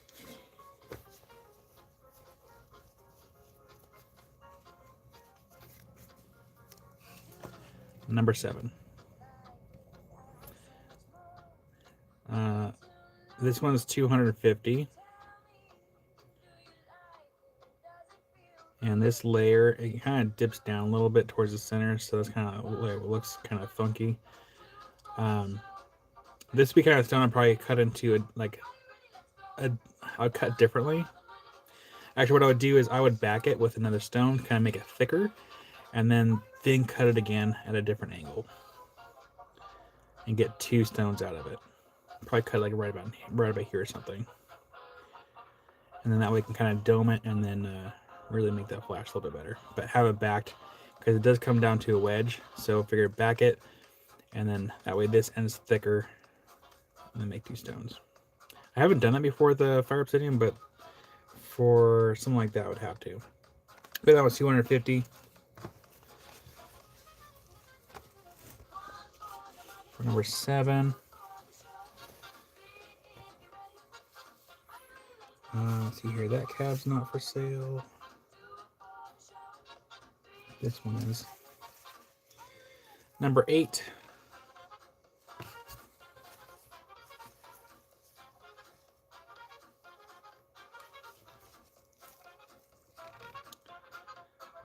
Number 8. I did not polish this one. But that one is number 8. And that one is 163 for number 8. As let's round it down to 8 grams, but 8.08 grams. And this one actually, I'm pretty sure came off a different stone that we have off to the side. So kind of pay attention to the colors there, and the patterning. I'm pretty sure this next one was Steven, the fire obsidian gets its color from nano-crystallized magnetite layers. And I'm pretty sure this was most likely was the sister stone to the last cab. But yeah, it gets its colors from nanocrystallized magnetite.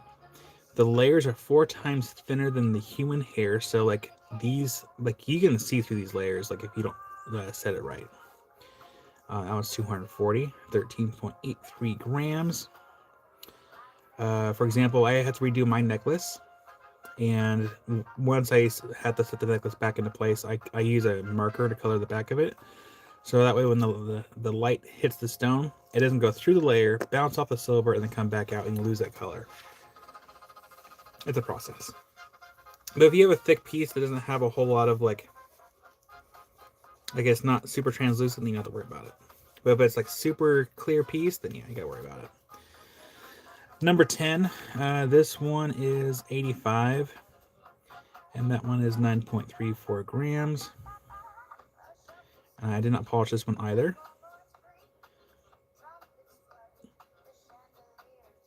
It kind of reminds me of space a little bit.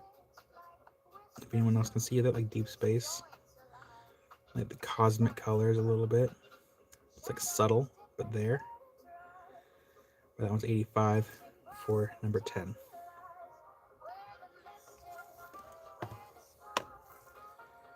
And this one is priced, okay.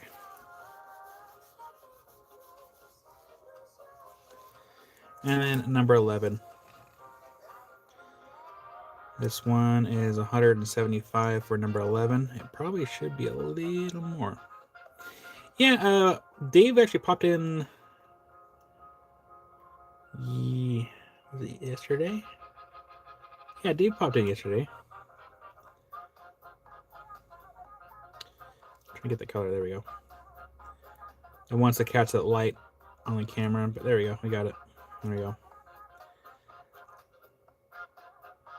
So that one's got a little bit of all the colors, kind of. I forgot where I got this piece from. This actually might have came from one of the trunks I have out back in a box. Yeah, it doesn't want to show all well. There we go. That's better. And that one should be priced more, but that's fine. That one's 175. And that is 10.24 grams. So yeah, that's what, priced less than 25 grams.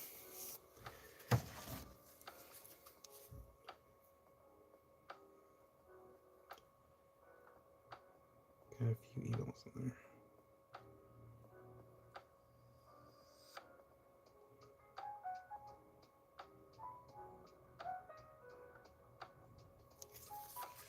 Okay.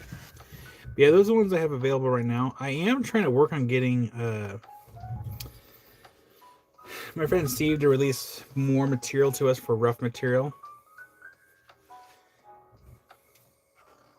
Pistacha, it's been a minute. How you been? Yeah, we can look at number 2. Here, we'll take out the box.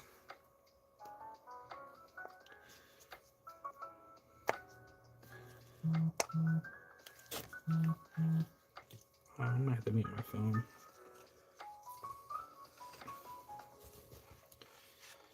Yeah, I am trying to get Steve to allow us to sell more rough material for the Fire Obsidian, because every time we get it, it seems to do fairly well.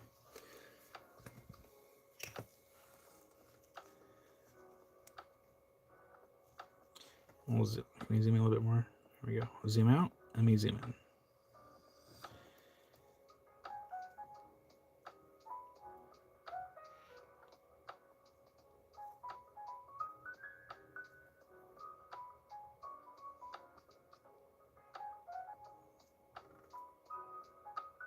What did I say? Did I say? Yeah.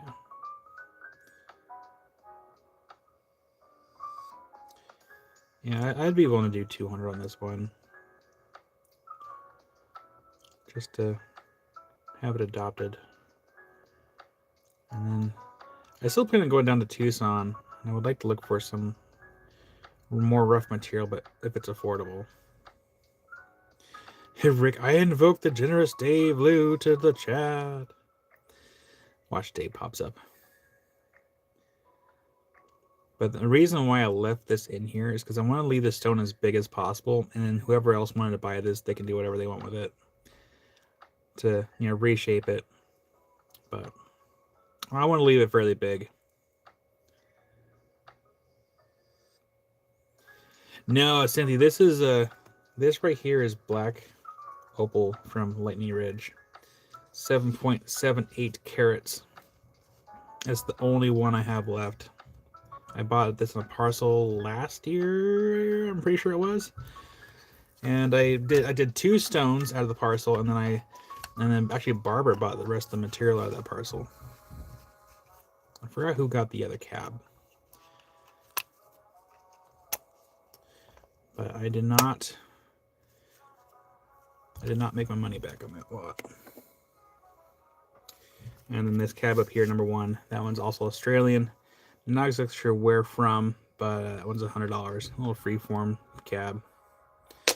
Well, thank you, Vistacha. I feel like I had a... You guys are a lot nicer than a couple comments I've seen. Yeah, Steven, like I said, I would like to get some more, but again, it's expensive stuff.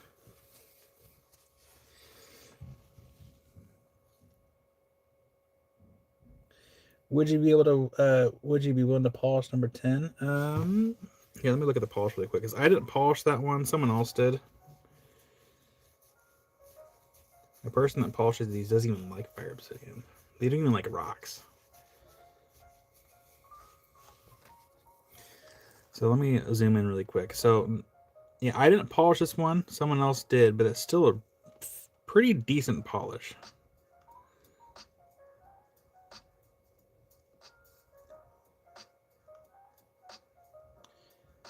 It says what's on the surface. Like if I had to grade it, that's not a bad polish. That's actually, it's like a B+. There are a few subtle scratches there on the surface. They actually would probably come out in 1200 if I had to rework it. But still, that's only 85.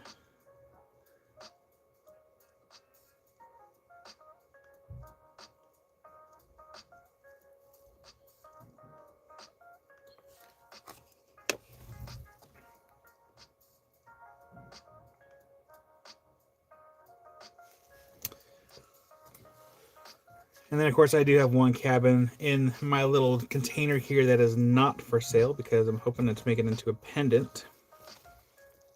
This one right here. This cab is not for sale yet, but I plan on making a sterling silver pendant and having that be the stone for it.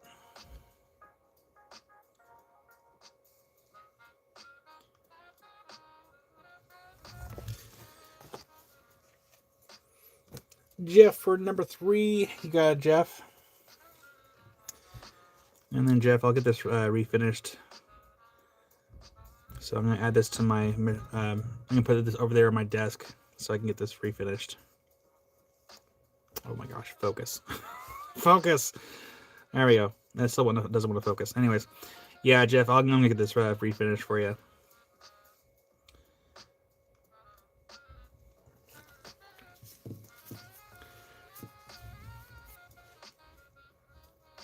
You're welcome, Jeff. If you polish it all over, would it just be translucent, or would you need that bottom rough edge for the pattern? So, Tony, that's a really good question. So typically, I only polish where the fire layer is at. For example, Ghost adopted a piece that I did like a freeform on, which polished all the way around. Typically, I don't do that, just because it's not really worth my time. For example, actually, I'll use this for an example. So, for example, this cab right here, I don't polish. Sorry, I don't bother polish the back or the sides, because what's going to happen with this piece, sterling silver is going to cover the sides and the back anyway, so it's not going to matter. On top of that, I need to have some kind of rough texture on the back. So when I go through and when I use a permanent marker to color the back several times, I need the ink to stick before I glue this to the sterling silver backing, so the light doesn't bounce through the stone, bounce off the silver, come back through the layer, in order to get the best possible color off that. Yeah, I typically for these, yeah, I don't bother. I don't like doing the side of the back. But thank you, Jeff. I'll get that in your box. Where's your box?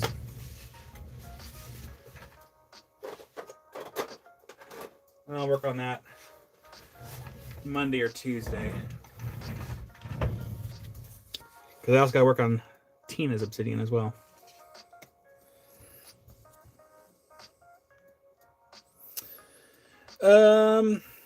Let's see here. Yeah, Ghost, I can add this to my list of things to get polished. That would actually not take that long to do. Because, those scratches are so minimal. So, yeah. Yeah, Ghost, I can do that. This is pretty much going over the 1200 grit and then going back over to polish. Now to learn silversmithing.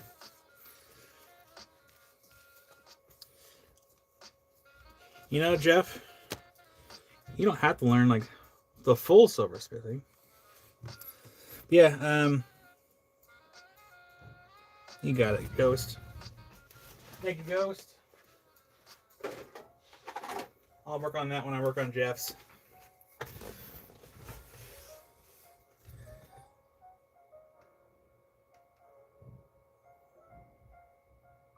But yeah, Jeff, you don't have to go like super hard and like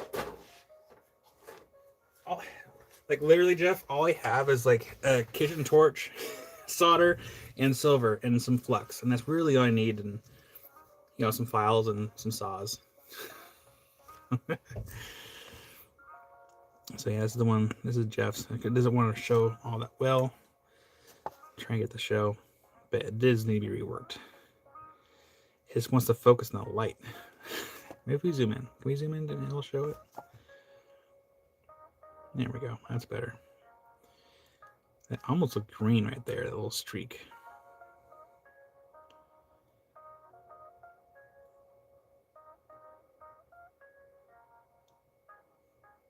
Oh, no, it doesn't want to focus.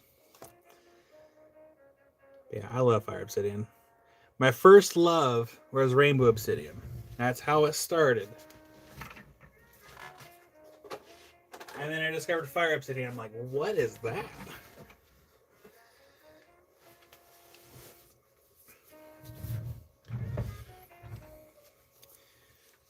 Who has anyone here seen one of my first slabs of Fire Obsidian that I got? And the crazy price that I got it for? And the guy regretted selling it to me because he didn't realize what he had. It was from a pawn shop. He is like, I shouldn't have sold you that.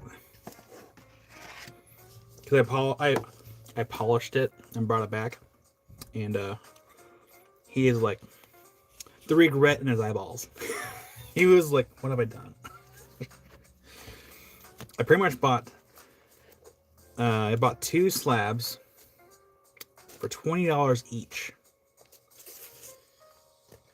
And I think at that time I didn't have a whole lot of money, so it was a lot of money for me, but I still knew kind of what I had or what he had, and I bought it right away. But before we get back in the auctions, let me go grab those slabs. I want to show you what they look like, so please hold while I go grab those.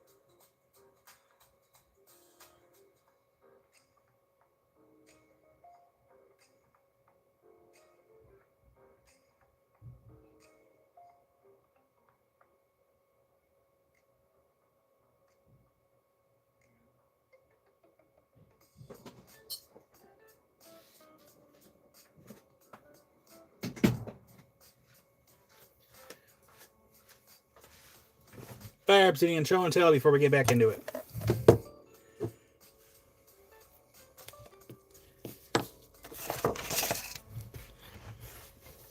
Got a pocket full of rocks. 1 second.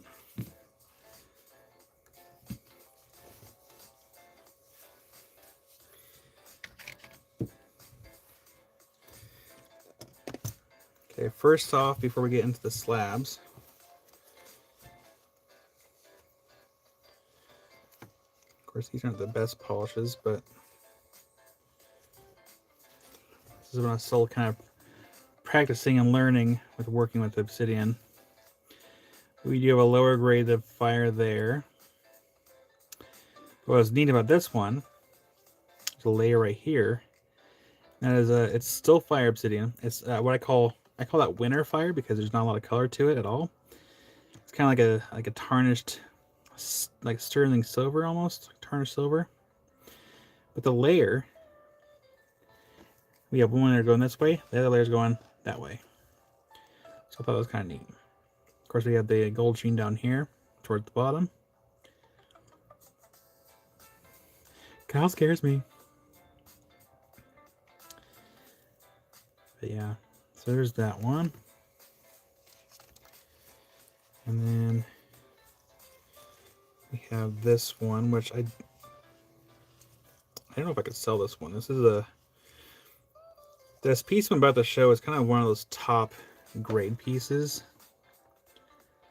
High grade. That's like AAA grade right there. And there's actually 2 layers in this piece. There's that top layer, and there's a layer just... Oh, I'm trying to get the camera just right. There you go. So there's a bottom layer where that purple is down there, and then there's that top layer.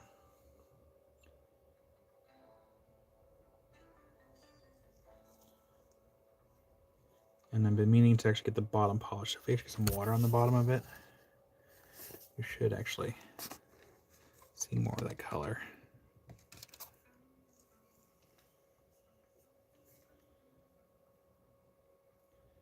So I need to get the bottom polish on this one. And you can see how thin that layer is in the back.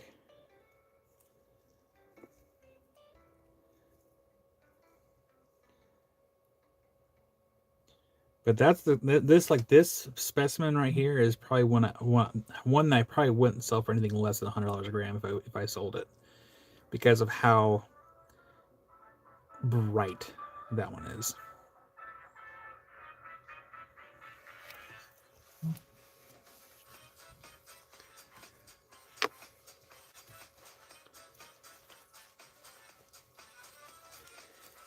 And we have this one.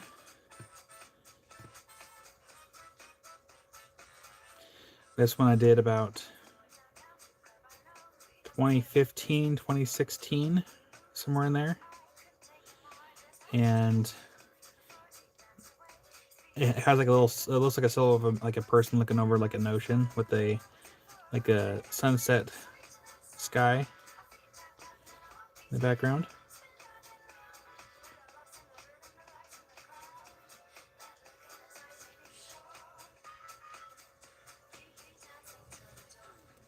In the back, I didn't check the back. Not really.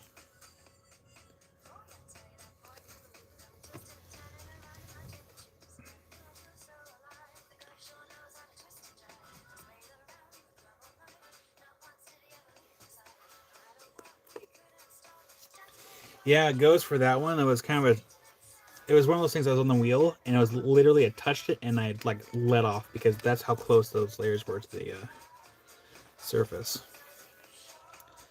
We have this one here.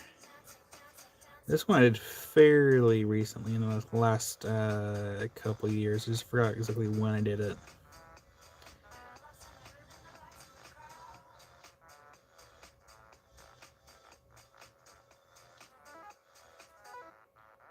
And there might be another layer in the back.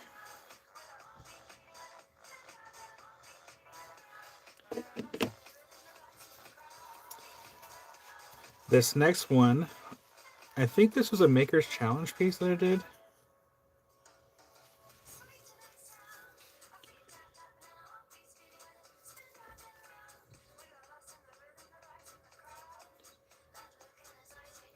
Yeah, this is a Make a Challenge video, I believe.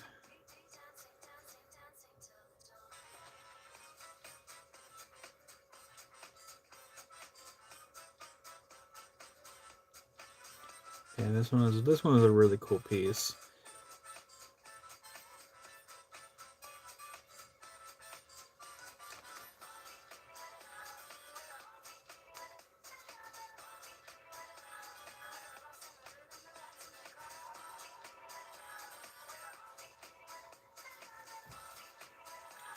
And gold sheen on the back.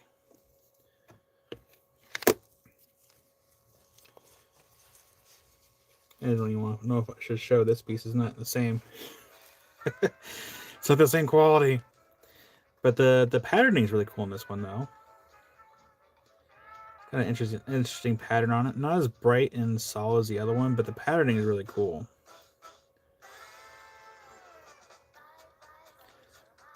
It's almost like a mix of fire and silver sheen, a little bit.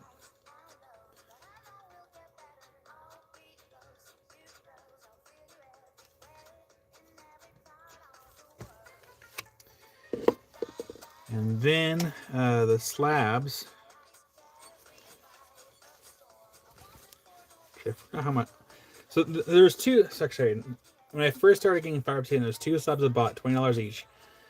I don't know where one of the slabs is at. I think the other slab was somewhere because it wasn't really that great. So I'll show my very first slab at the very last. But this next one I actually got at a local rock shop. It wasn't a bad deal. I don't think I polished this one. I think he already had it polished. Or polished. But I'd almost be willing to cut this one down to get the calves out of it.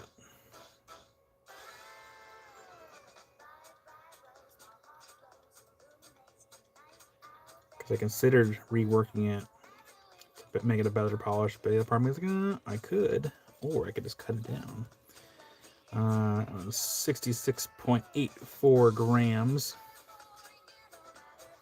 of this.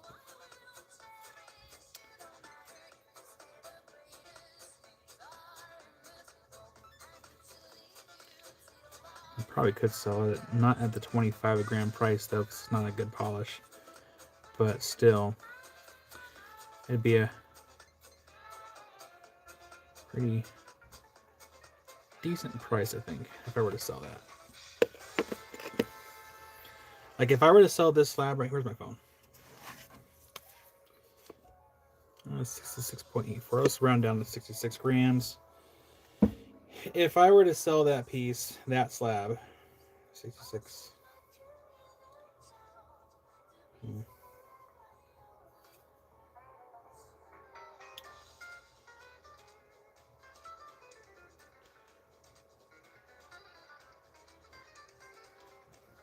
As is, I would sell it for 12 a gram. This would be like $792 for that slab. No, I didn't pay $20 for this slab. I actually paid way more for this slab. The very first slab I'll show next. The next slab after this is the one I paid $20 for. And that one stays in my personal collection forever. Forever and ever. But yeah, so 792 if I were to sell this one. If being the keyword there. Today's price. I hoard this stuff. I have a hard time really letting it go. And Ghost gifted one membership. Thank you, Ghost. And it looks like it went to Tony. Nice. Well, Tony, if you like Legos, and if you live inside the United States, there is actually currently a giveaway going on right now that I'll be making the video private here at the end of the day to pick a winner. So if you like Legos, make sure to watch the giveaway video for October for a chance to win a Lego set.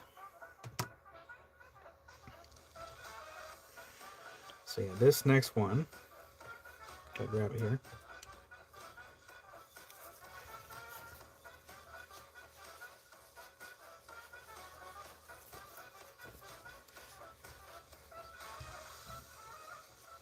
Oh, dang, you're in Alberta. Well, Tony, I will be doing more giveaways here in the near future for international peeps. Or if you know someone in the States, we can just hand it to them. So this slab, I paid $20. This is my very first fire obsidian slab. I paid $20 for this thing, and I polished it. At the time, I'm not the best polish, but I brought it back, and the guy was like, "I shouldn't have sold you that." And this is the backside. So that's the backside. It's got a little bit of the foil effect there in the back, and then we have the silver sheen down here, some silver sheen layers. And if you flip it over, then we have that. This piece is not leaving my collection. And somewhere on the mountain in Quartzville, here in Oregon, there is a pendant of mine that I lost up there. And that pendant was actually a part of the edge of this piece that I made. It was my first fire obsidian pendant, and it fell off and it got lost. And we tried looking for it, and it was nowhere to be found. But yeah, this is the first fire obsidian slab. Actually, sorry, the first fire obsidian I ever bought. Ever. I want to zoom in more. Zoom in. Zoom in. There we go.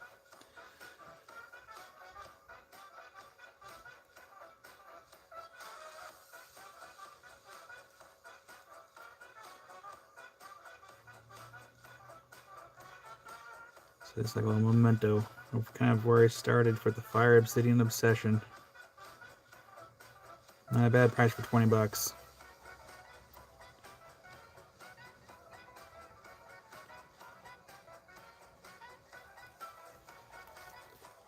There's my personal piece. It did get me all fired up. I literally have it in a little No, so Ghost, the pendant that I was wearing at the time, it wasn't it won't pick it up for the nanolyzed magnetite, but the pendant was originally on brass. I think it was brass. And so the detector should have picked it up. And it was myself and some friends, and so we had like multiple detectors on that mountain looking for the pendant. Couldn't find it. Jeff, I don't know how I got lucky either. It was one of those things where it's like, it wasn't the first time I bought something from the guy, and like he didn't know what he had. Like there was that time, and then that same shop, of course, it's not there anymore. He had a little Brazilian like an hydro. I would say little. It's probably about that big, give or take. $12. I didn't even have to pick it up. I knew exactly what it was. I'm like, I know what that is. Picked it up, paid for it, and then I told him like, hey, do you realize that this isn't a hydro? And it's like a facepalm moment for him. He's like, and then I didn't keep that. Actually, what I did, I gave that to a friend of mine because my good friend Pete, the guy that helps us out here. He's like, Kyle, it'd be cool to have those little hydros. I'm like, say less. So I got that little hydro and I gifted it to him. I can't remember his Father's Day or his birthday, but I made a cool little box to go with it, and he was just tickled pink that he got that he got in a hydro. The hydros are cool. All right, we have still some few more auctions to do, and we still have a lot of time. But yeah, Jeff, I'm not always that lucky for finding stuff. I think it helps kind of know what to look for, especially here in the West Coast. There's a lot of stuff here. For example, there was an estate sale. It was around when COVID was still kind of, I wouldn't say like at the top of the peak, but as when people still had to kind of like wear masks and things, stay far enough away apart from each other. There was an estate sale, and they posted pictures, and I saw a box. I forgot how many items were in the box, but there was I don't know, 8 pounds or so, give or take, of sitting in the box. When I saw the picture, I'm like, that's from Glass Butte. Like, I could tell right away. Well, they also had equipment at this estate sale. So I got into this estate sale first, and I took half the day off from work. I was in property management. Get down there, I'm the first person in, and they kind of filter people in first to kind of give people space. first went in and I had one of their employees with me, I'm like, I want that machine, that machine. I pretty much pointed all the machines I wanted. So they could put sold stickers on it. And I saw the box of Obsidian. I'm like, how much for the box? Because they didn't have a price on there. I'm like, oh, $20. I'm like, sold. I got the whole box for Fire Obsidian for $20. And I don't even think I went through all that Obsidian yet. I think a lot of it's still outside somewhere. Oh, nice. What'd Phil get? But yeah, it was really that estate sale was really funny. Kind of funny in a way. What happened was after I got in, I pointed all the equipment that I wanted. 20 seconds later, other customers start like flowing in. They're like, "Who bought all the equipment?" And I said nothing. I'm like, I'm not saying anything. It was like a sander, a double-sided vertical flat lap, a saw. I forgot what else was there, but I pretty much got most of the equipment, and then cleaned them up, sold them, helped pay for my obsession. I got messages later. Were you the guy that bought all the equipment? I'm like, yep, that was me.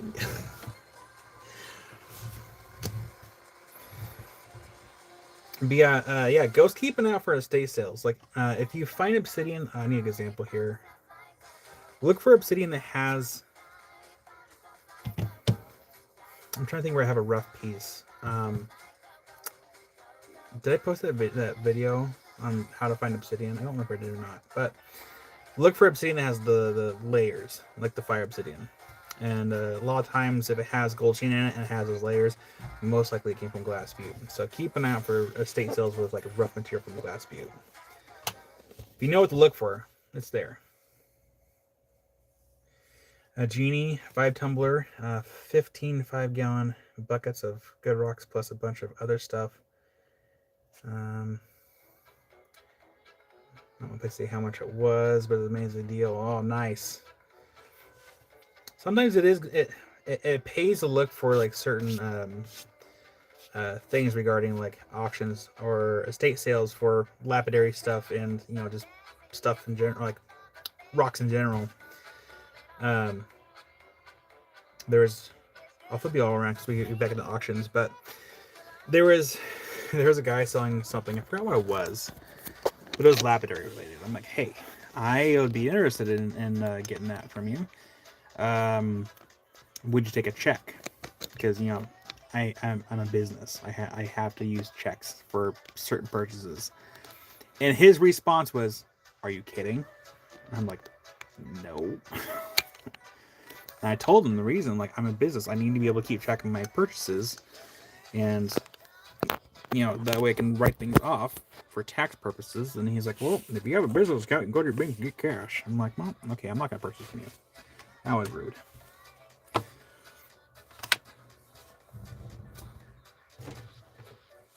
What he should have said was, "No, thank you," or "I only accept cash, but thank you for your interest." Something along those lines. And I see his posts often on Facebook Marketplace. I'm like, "Oh, cool, equipment, rocks." And I scroll down and see who's posting. I'm like, yeah, I'm not going to do business with that guy.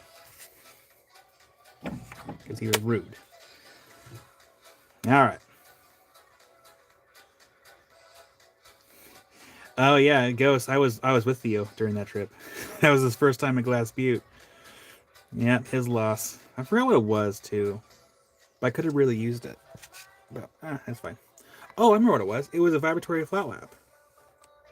I was looking at vibratory flat lap. I'm like, hey, and he was like, no. I'm like, all right. I mean, I try to give people the benefit of the doubt. There could have been like either he doesn't want to report the money he's making, or maybe someone wronged him and tried to commit fraud against him, which is understandable. But still, considering like, yeah, it's just frustrating. I mean, yeah, I would like to do cash too, so I don't have to report it to the IRS. But I don't like getting cash because cash, like in my case, is only good for a couple things. Cash is good for gas, groceries, and if I have to keep it on hand to buy other rocks, just in case it is cash only. But those are the only things that really cash is good for, because I don't like putting cash in my bank account, because then they're like, okay, where'd this cash come from? Because I pay taxes on everything I earn throughout all these live sales. So I get it, but still. All right, so we have this one here. Getting back into this, is going to be auction number 11. I think it's, yeah, left off at number 11. So auction number 11. We have some more stuff from Tina. And then we have this one right here from Haunted Ridge.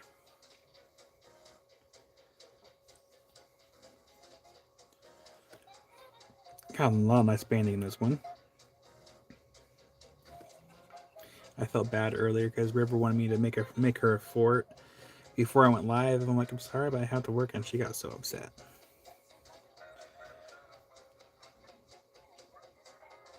I just told her to help make a fort later. So that one's piece number 2, and then I'm going to toss in a couple of the Valentine quartz from Africa, and with the lot here. So we have a nice, partially double terminated Valentine quartz. I guess it's green from was it chloride? I always forget. And you have another piece here. Well, a couple donations from us into the little pile here. Go ahead and turn on the spinning table. See if we can find the thing here. Gosh, where'd it go? There we go. And we're going to zoom out just slightly. All right.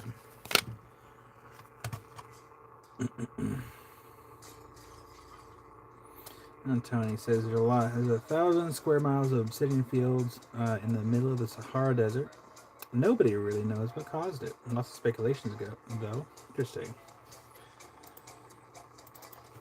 So you have HR material and Valentine quartz. Paste. Auction number 11. If everyone's ready. $1 minimum bid in 1 minute starts. Oh, and Tony has to go. I have company over. Right.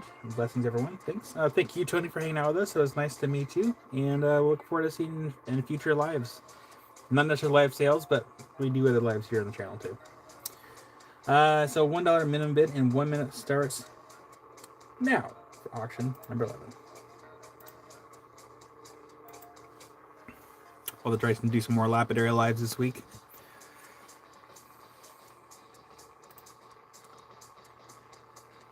I'm thinking that I'm still trying to see how the YouTube algorithm's doing it, but I think Wednesdays were almost, I don't know, I'm still testing things out.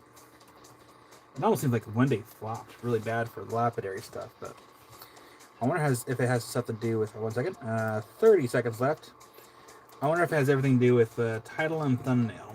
So we're still testing things. Because the algorithm is being quirky. Did I drink my coffee? I didn't.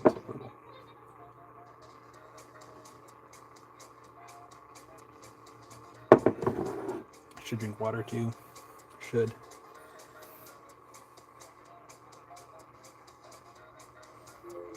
And time is up. Let's go ahead and toggle that button over here. And that one goes to Purrs for $10. Congratulations there, Purrs. And Rick just made an expensive visit to Joshua's live. It's too good of a deal to pass up. Would have been even better, except for that Jens guy. But I got a coupon. Purrs. Auction number 11. And that one was for 10. Thank you, Purrs. Get that in your box.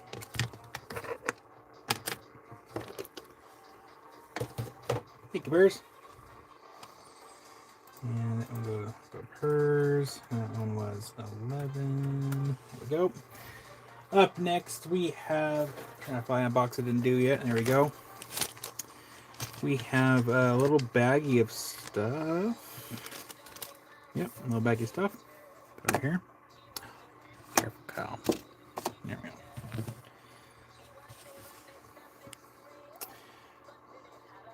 I'm not sure what this is. If Tina was here, she can help us out a little bit, but it's most likely from Haunted Ridge, maybe.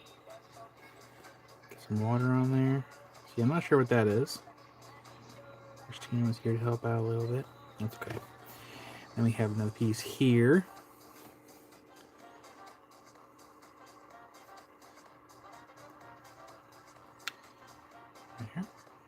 Got a little crystal there on top. It's iron. Okay, thank you, Diane.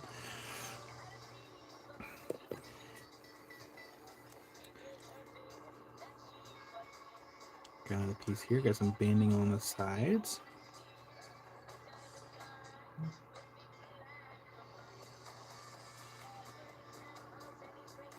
And then we have a little baggie. All Haunted Ridge. Thank you, Diane. This little baggie is... Oh, it's got some neat stuff in there, actually. So this little bag has a little tumbled amethyst. Pour some fogging it up. I'm a hot guy. What can I say? Literally. Not, you know what I mean. Then we have a little chunk of dioptase. A little bag of mysteries. A little surprise bag. That's where my tablet just refreshed. That was interesting. There we go. Someone asked me for a good reference on my video. What are they talking about?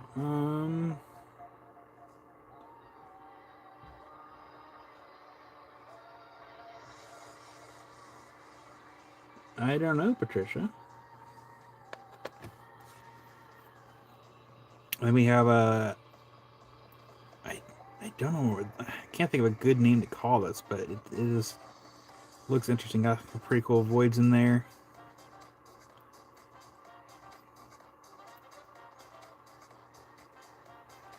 And then... Yeah, Haunted Ridge. I just don't know, like, how do you describe that? Like, it reminds me almost like an ear bone, but not an ear bone. It's very lumpy. And then this last one here, this is fluorite. And where is my actually?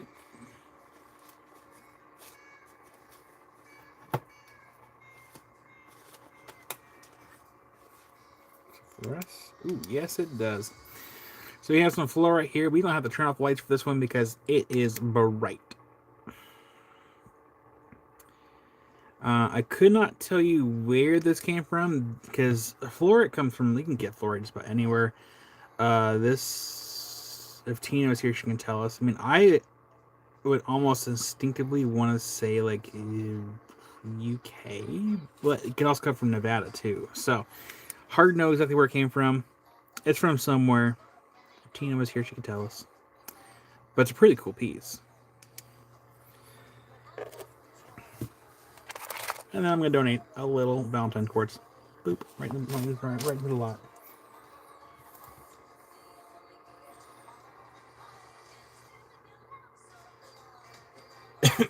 Excuse me.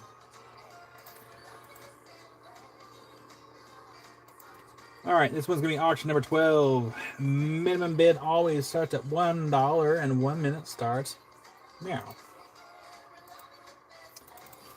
So we have HR material and a bunch of other stuff. That's how it's going to look on the invoice.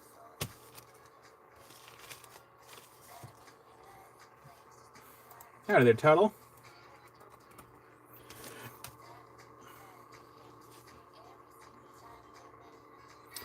So it looks like we have 30 seconds left, and Kelly Ely at the highest bid of 17 currently.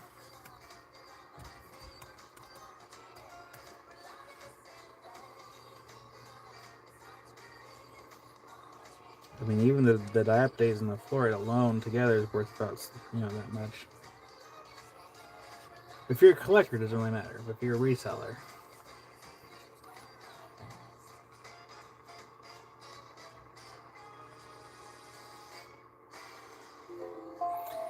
time is up. And let's go and dismiss that alarm, and that's going to go to...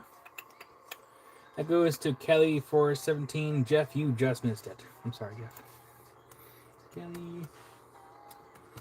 There goes Kelly. Thank you, Kelly. It's okay, Jeff.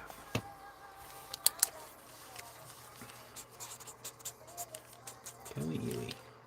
17. And that one's auction 12. And there's Janet. Howdy there, Janet. Actually, that's auction number 13. No, yeah, auction 12. I was there the first time. That's okay. I'm rusty too, Jeff. I have to sit in the iron out about a little bit. Kelly. Sorry, Jeff. I do enjoy your YouTube channel, though.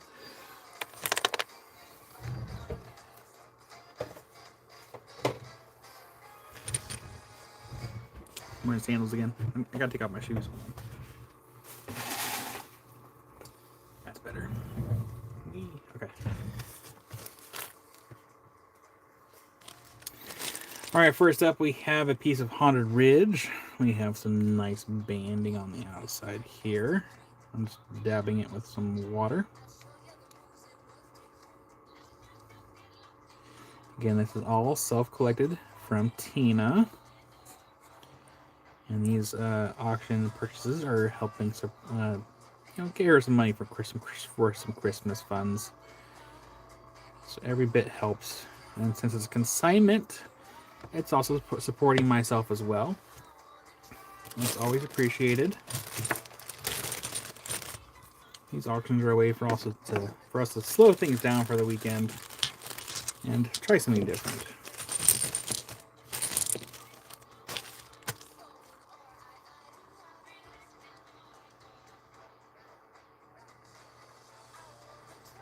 Oh, you lost yours, Jeff?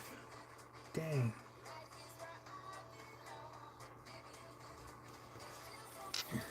And we have a little baggie here. The baggie has some tumbles. And if I recall correctly, Tina actually tumbles these, and that looks like to be a Haunted Ridge material. I'm hoping I'm right anyway.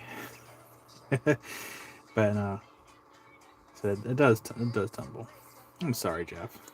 It always sucks to lose like something that's like very like personable. Personal? No, personal. It sucks to lose a customized item that was yours. Well, I can't talk. You have another tumble here. I'm wondering if this might be the Mozarkite, maybe? Tina's Tumbles.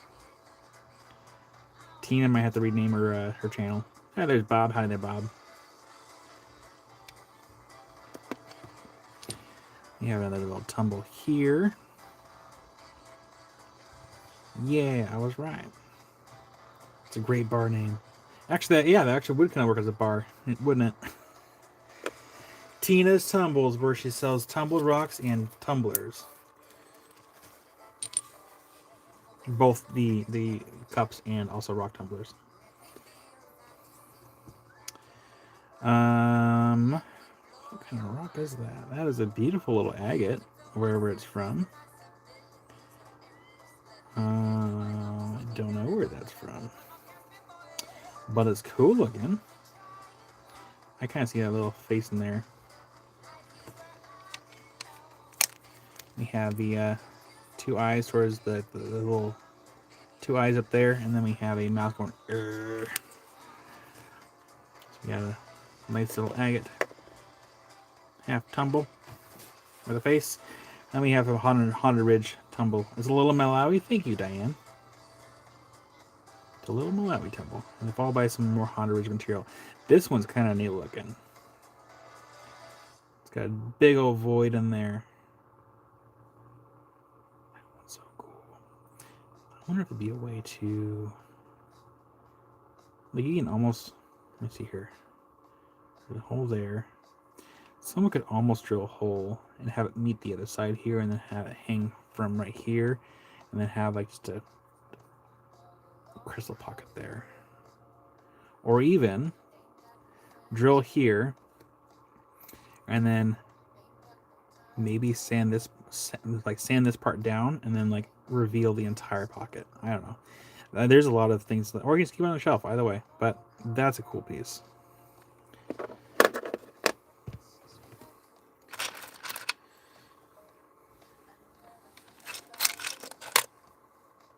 And then I'm going to donate another piece of Valentine quartz to the thing here. So we're going to donate this, a little double termination of the Valentine quartz from Africa. Actually, I want to look if it's polished.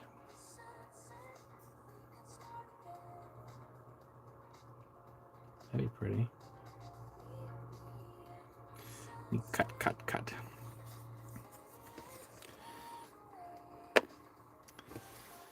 Dan, I'm actually wondering if I got a pinched nerve in my legs. I have to have one. I think it's a weird spot though.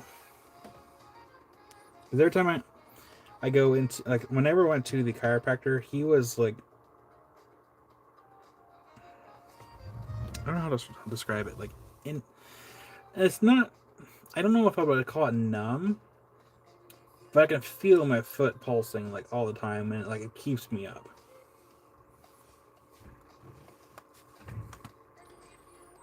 And it's been acting up lately. It's been keeping me up at night.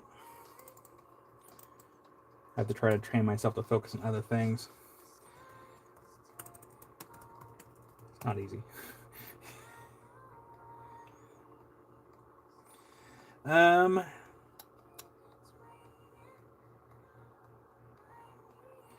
Material plus tumbles.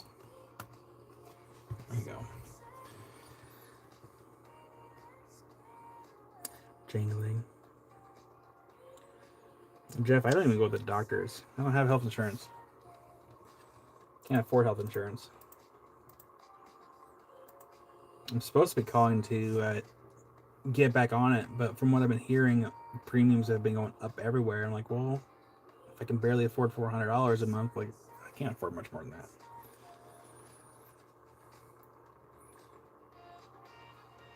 But I'm going to show you all really quick.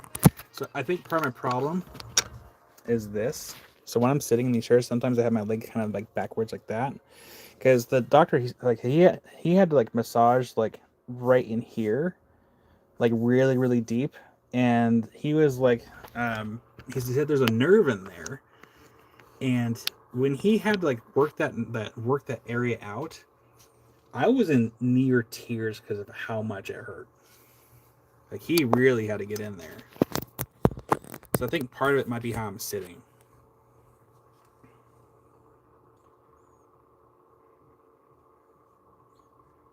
But I was doing fine up until like a couple weeks ago.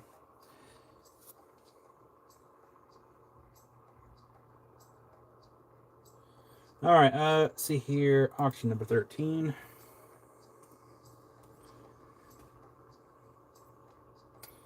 Yeah, auction number 13. $1 minimum bid and 1 minute starts now for auction number 13. Let's see here. Jody says trauma. That sounds like my neck area. Yeah, I need to find a new chiropractor, because the guy that I saw last time, he went out of business. I think he didn't. Actually, let me rephrase that. He didn't go out of business. He quit the business. He's like, I'm done. I think he just wanted to retire. 30 seconds left.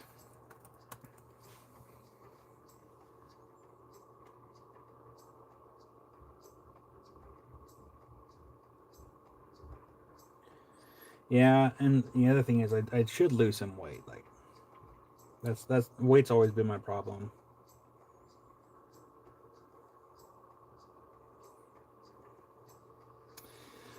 So it's called Valentine's quartz. It's spelled the same as, like, Valentine's Day. And time is up. Let's go ahead and dismiss that alarm and toggle that button right there. And that one's gonna go to, what do we have here? I believe that goes to Rick. Yep, that goes to Rick for 20. Boot. Thank you, Rick. Congratulations for that one there. And that one, was it 20? 20. Sniper myself. Janet, -9.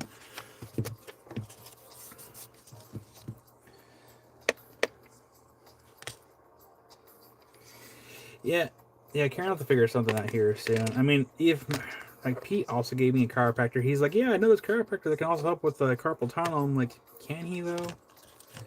Like, I don't like. Can someone tell me if carpal tunnel can even be fixed with chiropractic? Chiropractor. Because that I'm really curious about. Save on figuring out surgery down the line. Goes to Rick for 20.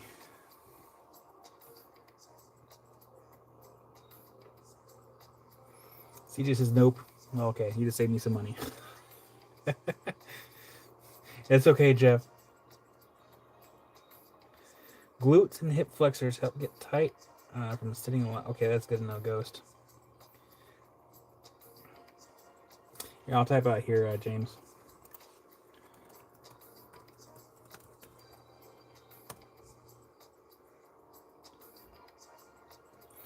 Well, the other thing is too is and 25 towards Teens Christmas Fun. Absolutely. Where's my pen?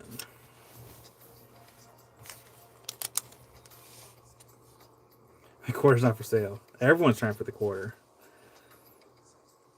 Let's see here. 25. Christmas. There we go. Rick, I got that noted. Thank you. I will say that Amy has often offered to help massage my legs before I go to bed. It's just I'm always doing something and I always forget to take her up on that offer. So part of that's also on me for like trying not carving out enough time to be able to take her up on that. Oh, we need a tray. Let's see, that one's already been here. I gotta stay there. I gotta do better.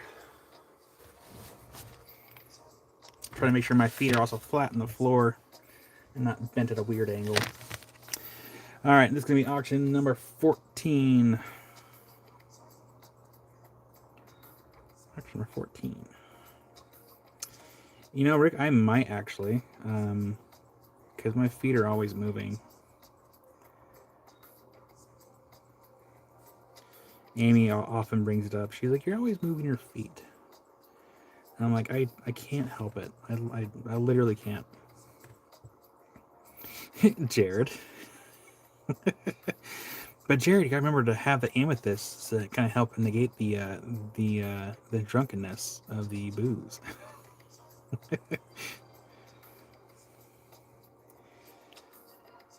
I've always been moving my feet like ever since I was a kid. Like I can't stop.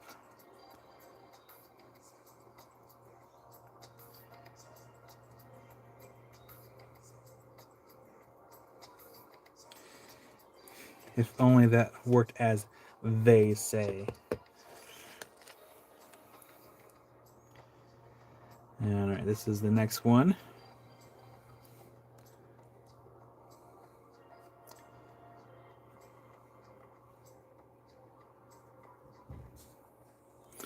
Jared, are you going to be going to Tucson this next year? I'm still aiming to go. I just need to make sure I need to have funds set aside for it. I'm probably not going to buy a whole lot of stuff while I'm down there. I might look for some stuff for personal projects, but as far as buying stuff, I'm probably not going to. Just because I don't want to deal with all the other vendors and stuff.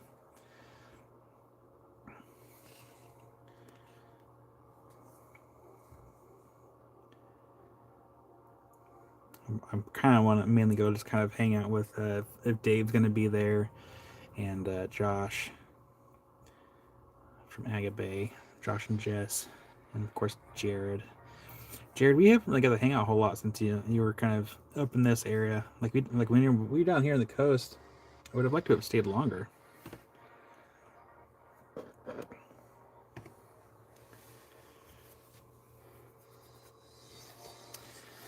And of course, we'll put a couple of Valentine quartz in. Actually, oh, cool. That actually helps. Oh no. And then Valentine Quartz, if whoever got one of these, the Valentine Quartz is from Zimbabwe. I sleep like rocks. Put a couple of these on the board. Some more of the Valentine Quartz. It's the green color from Chlorite.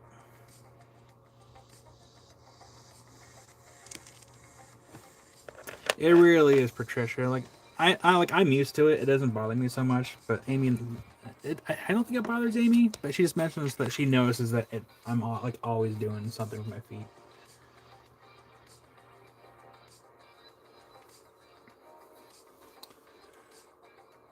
Oh, Jared, I was gonna tell you. I don't know if you were here when I was talking about it. Is it still in here?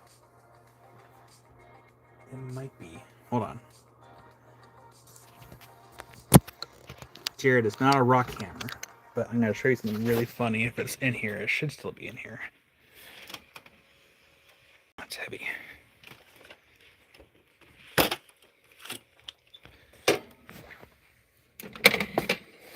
Did I put it in here? No, I didn't. Dang it. Anyways, funny story, Jared.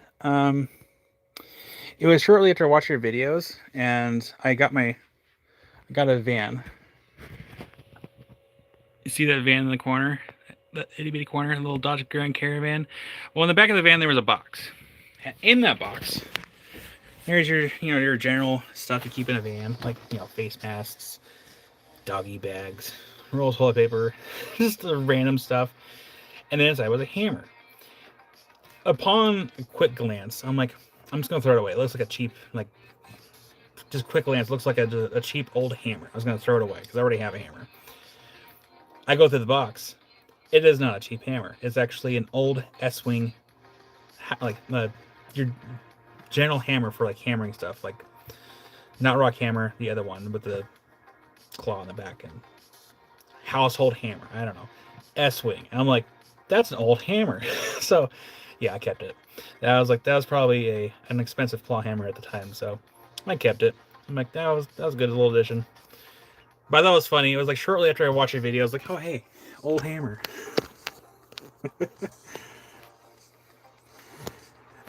James, in the future I will be having some of the Valentine Quartz kind of in parcels once I get around to it, but not today. So I gotta figure out how much to price them because they're not priced. Oopsie. Oh gosh, I need to. There we go.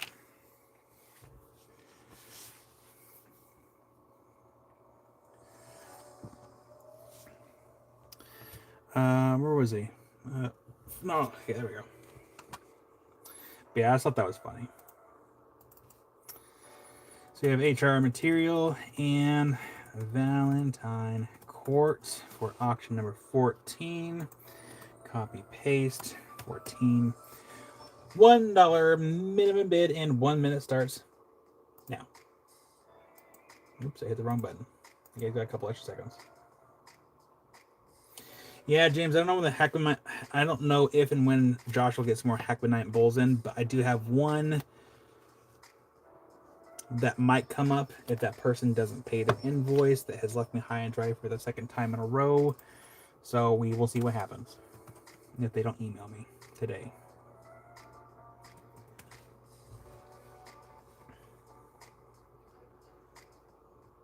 $30 seconds left.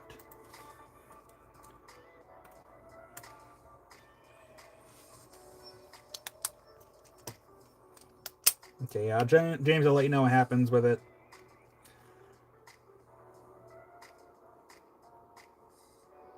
And I did tell Josh to get some more too. If he can. It's not always guaranteed. Because sometimes he'll just have a random bunch of stuff and then all of a sudden he doesn't.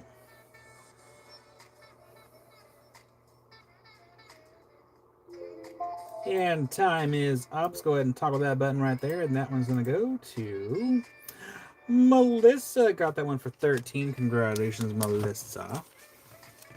Melissa. 13. Auction number 14.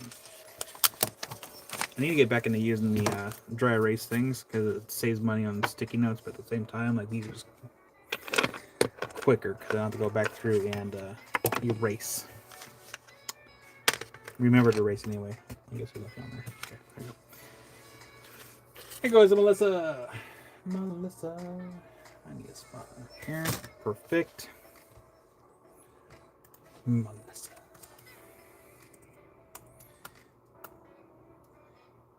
And 13. Perfect. All right. Up next, let's just grab a handful of these. I'm not even going to look. I'm just going to grab a handful.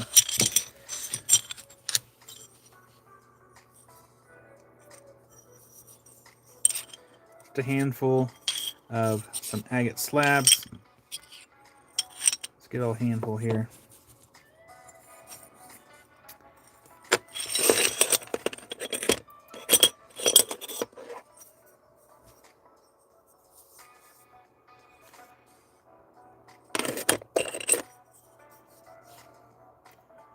Old Brazilian. Get one of those Quartz James? Absolutely, I can do that. So we got a bunch of agate slabs.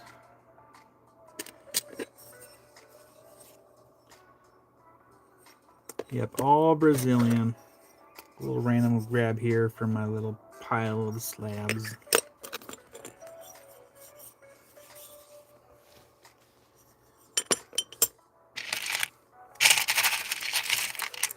And then like a sprinkle of Valentine quartz. This is sprinkle. Sprinkle.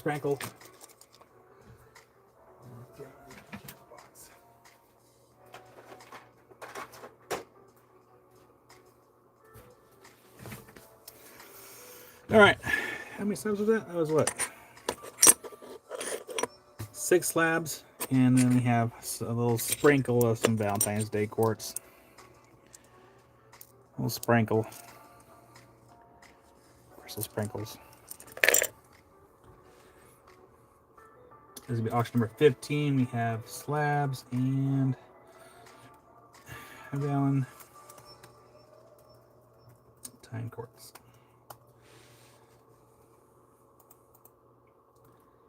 Auction number 15. $1 minimum bid and 1 minute starts now for auction number 15. And I missed hit the button again. There we go. Start. Got it started. All right. Diane kicked it off at 1, and Kelly Ely comes out swinging with 19. Diane comes back 21.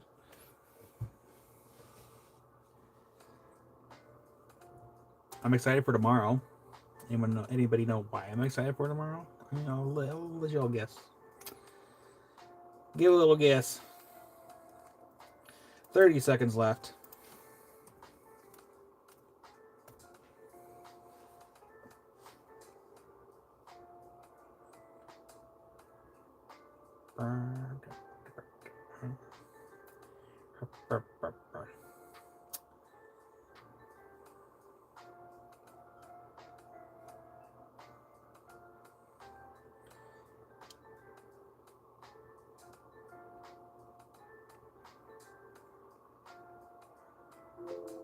And time is up, and that is going to go to... It goes to Kelly Ely for 26 on my screen. Congratulations, Kelly. You barely snuck it in there.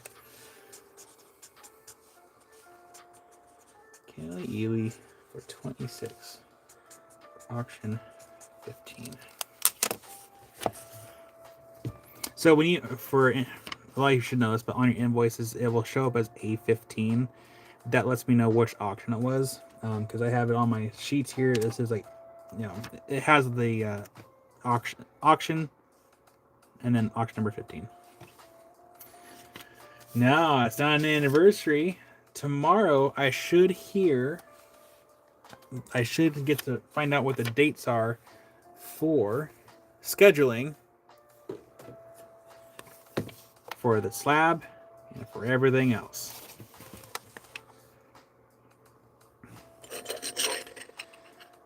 Concrete slab foundation for the shed, because the guy was in Texas apparently, so he says once I get back from Texas this weekend, I should get back to you on Monday with scheduling for getting that in the works. Because for those that weren't here earlier, I talked about how the permit is now issued. So now it's just a matter of getting everything scheduled and getting everything in place. And that one went to Kelly Ely. So I'm pretty excited. What was it? Yeah, about 6 months now. So April, May, June, July, August, September. Yeah, about 6 months. We've been waiting and ever so patiently and impatiently waiting.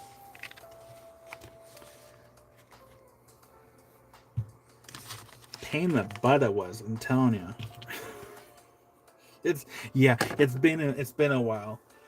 It's been such a long while, and I'm stoked. I'm already in the process of like figuring out the flooring and everything else. All right, so this is going to be auction number 16, which means when the shed gets here and everything gets all set in place and everything's said and done, we are going to work extra hard to get that shed paid off quick, because we don't have to deal with the interest of loans, because interest sucks. Jared, nah.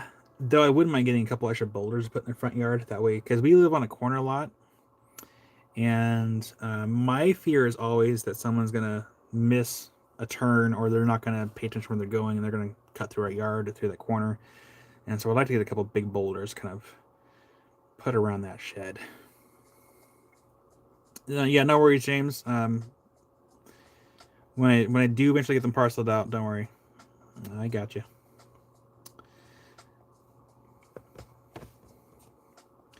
Urban camouflage.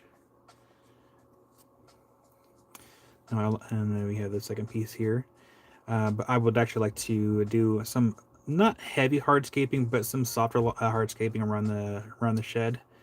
Add some like low maintenance evergreens, some small boulders around it, and then eventually kind of fence in the front yard. I think we have to use kind of a low or a high, like a quasi see-through fence, because we're on a corner lot. Little juice broke up there.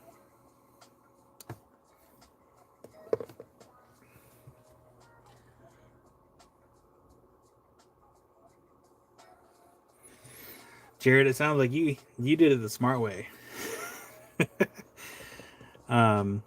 It's almost worth paying the extra money for the delivery fee for those big boulders.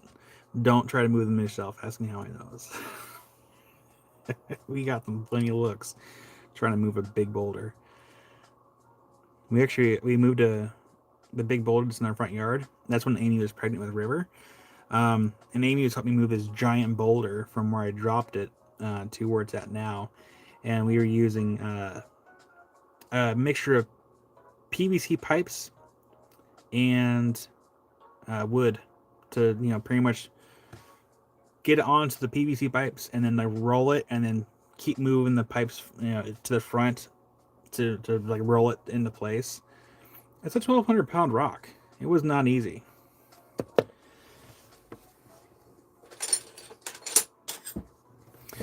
And then I'm gonna donate a slab. Donate a slab for the cause. To go to Tina, or to go towards the funds for Tina.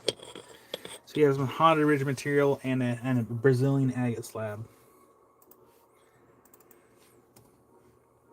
So you have HR material and slab. But yeah, Jared, I think about that all the time. People going through that part of our property and heading toward the house. $1 minimum bid, and 1 minute starts now for auction number 16.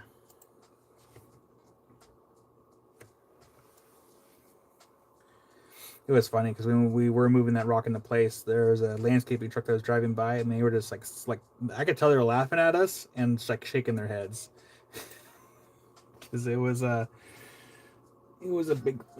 of a yeah, it was sketchy.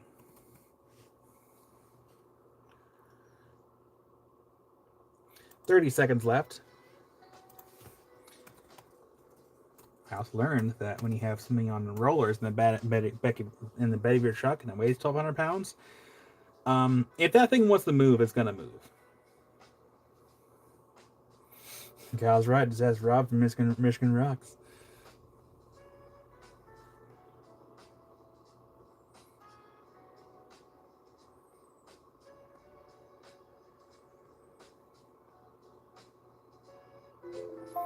And time is up. Let's go ahead and toggle that button right there. And I think that might go to Akira. Yep, goes to Akira for $10. Congratulations, Akira. Thank you. Akira. $10 for auction number 15. You are most welcome. Go to Akira. I should get this organized on the shelf so I can kind of see where I'm at. So you have Akira. That one was for $10.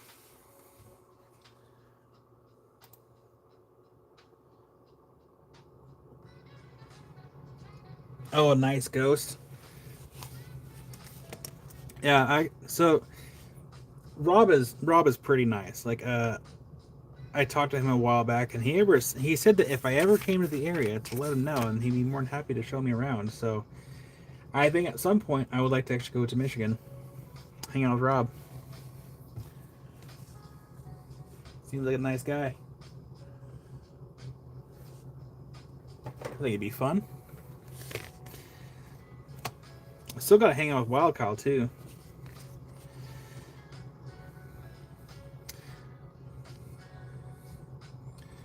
Damn, was it put in stone so bad? Did I ever tell you all what I used to call Jaspers when I was little? Younger? Yeah, this is auction number 17. It's the first piece. I used to call Jaspers, like very specific Jaspers. I used to call them pudding rocks. More specifically, there was like the light tan-ish Jaspers. I would call butterscotch pudding rocks because they look like butterscotch. Yeah, I used to call most like solid Jaspers like a pudding rock because it resembled pudding. Awesome, you probably after seeing it on his channel would love to find my own at Lake Superior. Nice. You know, it's funny. Ghost is a while back. I think it was my grandma. She sent me a link to the Ypres lights, and eventually, actually, I got a couple. I think I bought one, and I think I was gifted another one, which I gotta find. But yeah, then I think she sent me the same link a couple years later. I'm like, Grandma, I actually have this now, but thank you. But she's like, yeah, check out this really cool rock. I'm like, yeah, I have some of that now. This is the second piece here.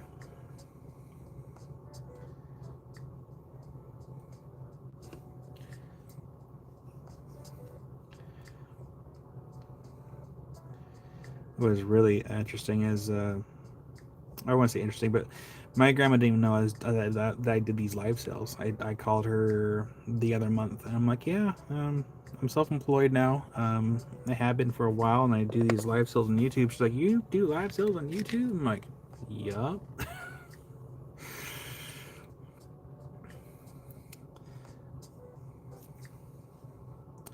haven't seen her in a long time. I actually haven't seen her since River was a baby, so it's been a few years, I think, since I've actually seen my grandma. Let me go up and see her. We have this really cool piece here.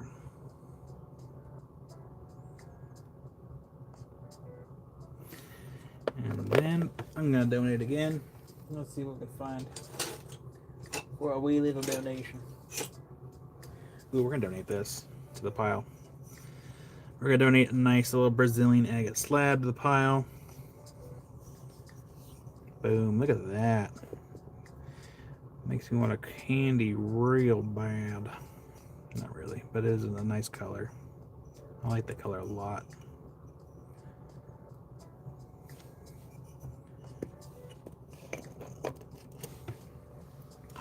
spot. There's nothing wrong with how clean a shop is. I love how clean and organized the shop is. Like, I believe I even complimented him on how clean it is. Like, I thoroughly enjoy the aesthetics of how clean a shop is.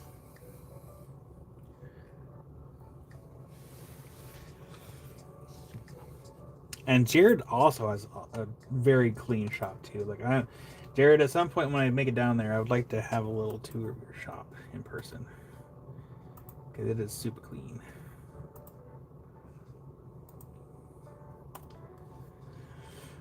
All right, this is auction number 17. So we have more HR material and a slab.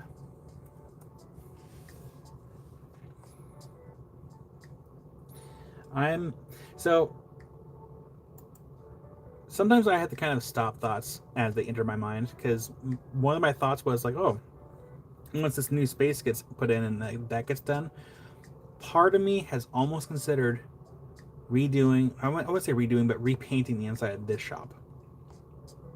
The other part of me is like, no, just leave it alone. Don't do it. Because if I were to get on that mental track, there's no stopping it. All right, we have $1 minimum bid, and 1 minute starts now for auction number 17. Stop. Hammer time.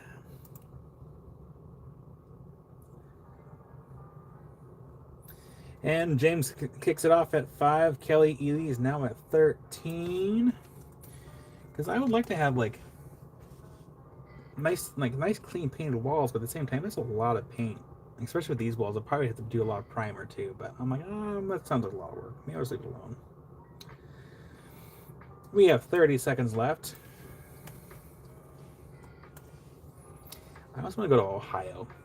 I want to go to Ohio for the Flint and for the trilobites. I don't know if you saw Hunting Rocks,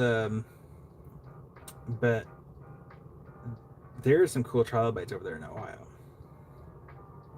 That is a nice slab. It really is. The colors really complement each other with that slab.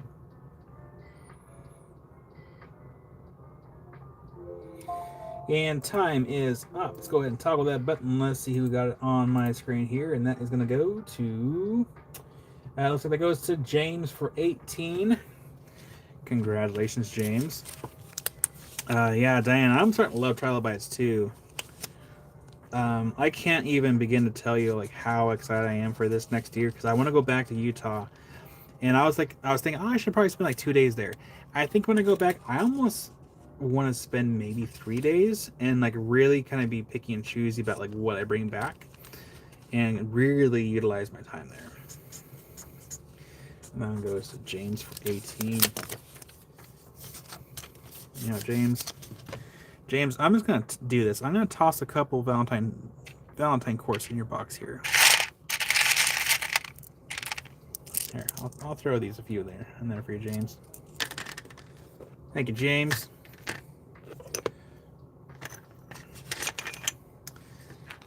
Over here.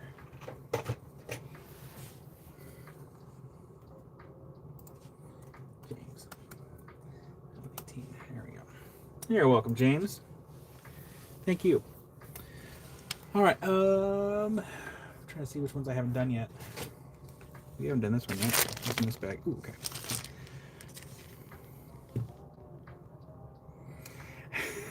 Liz, it's so hard to be picky and choosy because you get so sucked up in the moment. So, for a good example, when I go to the fish quarries, I'm like, okay, I'm gonna be super picky about the fish you're bringing back, so I'm not bringing back a bunch of partials. But at the same time, the partials are really good for practice pieces, and so I still bring them back anyways. Or I could do them for auction pieces if I don't end up doing anything with them, which I haven't done yet. But it's super hard being picky, especially with the trilobites, because you're like, okay, like this might be a partial trilobite, or it might be just the shed of a trilobite, but they're good practice pieces, or they're good collection pieces. So it's really hard being picky, I should say. So difficult. And then we have more material here from Honda Ridge.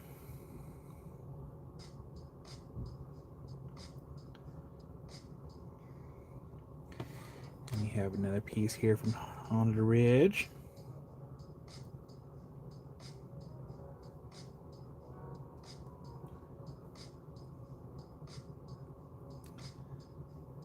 Well, Kelly Ely, send me an email, and then I can forward your information over to Melissa. And I can do that.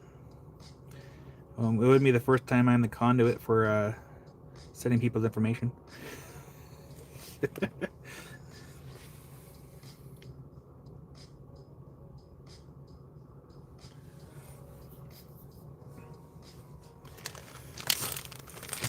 Diane says Liz fills her bucket so full, she has to double check that the handle on the bucket was clear the rocks. Liz is like, true story. Been there, done that. Oh, hello. And this also had a little bag in this little container here, and the little bag contained a little quartz tumble. And then beyond this, we also had a little jasper cab, a jasper.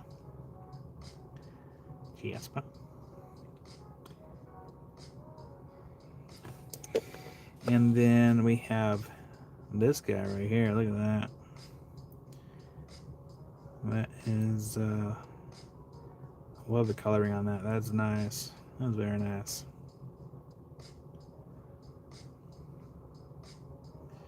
You know, I want to go Haunted Ridge. And I understand that, like, with Haunted Ridge, you also, like, you don't really fully know what you have until you get cleaned up, too. So that would probably help contribute to, like, not being able to be super picky, because you don't know what you have until you get all the mud and clay washed off. So some of that weight that Les is probably carrying is probably from a lot of the mud and clay, not just the rocks. That mud and clay really adds up. Let me have this here. I need to look in and see how much a plane ticket costs. Because I would like to do some more traveling, but at the same time, with the shed in place, I really have to be like careful about how much I spend until that shed's paid off. And then we have this nice little itty bitty specimen of Dioptes.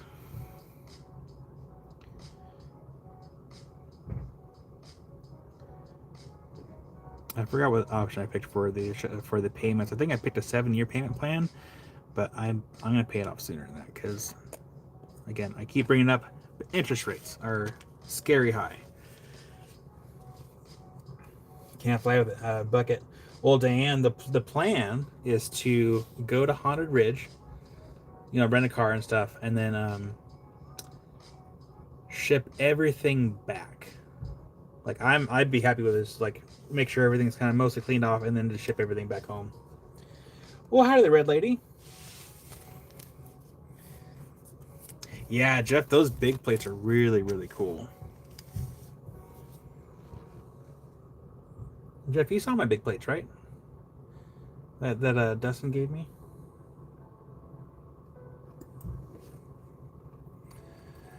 All right, so we have a little bit of everything here. So we do HR material, and on the invoices it says and a mix of items.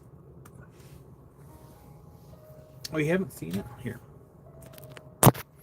I have 2 plates. The other one, I think it's outside still, in storage, and the other plate, if we can get to it.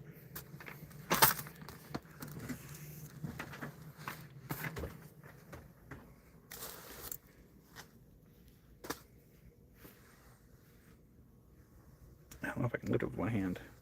I have so many things in my way. Trying to grab it.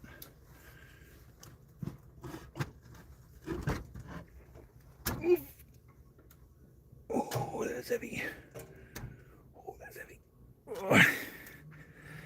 But that was a gift from Dustin Finds Rocks.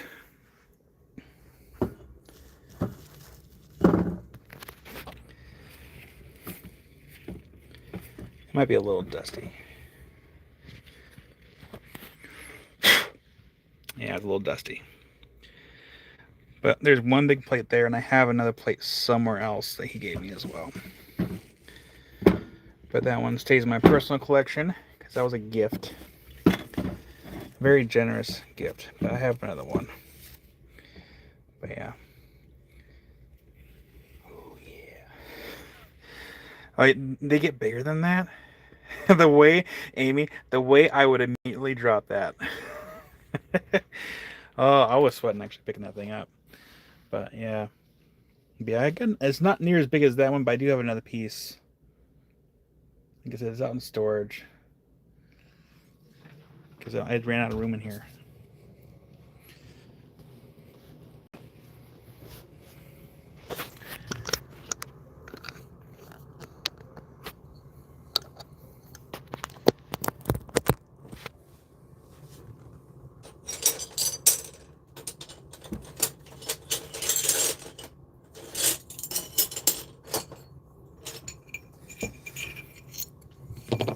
And then we're going to donate a couple slabs to the pile.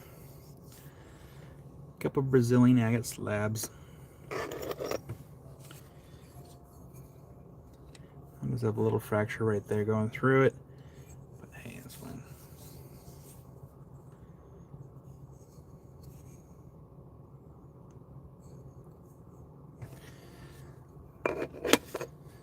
So this is going to be auction number 18.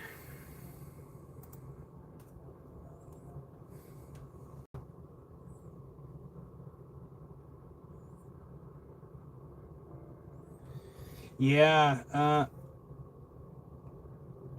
yeah, Ohio Flint's fairly hard, but it takes a nice polish though. Is that one? I did a video on Ohio Flint, but I can't remember if I made it, if I kept it public, where it just, if I went into the watch list for members only.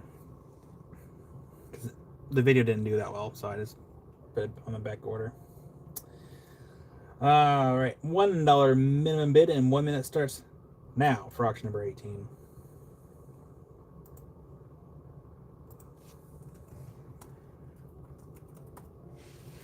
And Red Lady kicks it off at 20. Kelly did try for 13. Kelly's now at 21. Oh yeah, Jeff, the coconuts, those ones are really hard to cut. And what I found, Jeff, is also for the Mexican coconuts, they're really tricky to polish too. One side might polish okay, like be easy to polish, the other side will be just a pain in the butt. We've got 30 seconds left.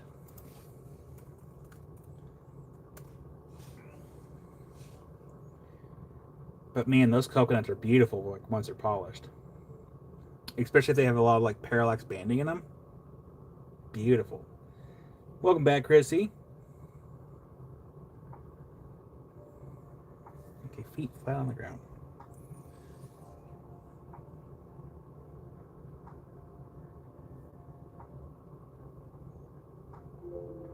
And time is up. Let's go ahead and toggle that button and see who got on my end here. I got dismiss that alarm.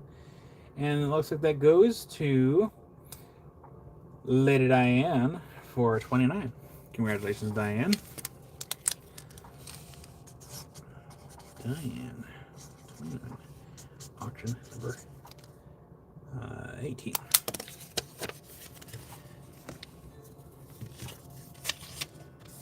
Thank you, Diane.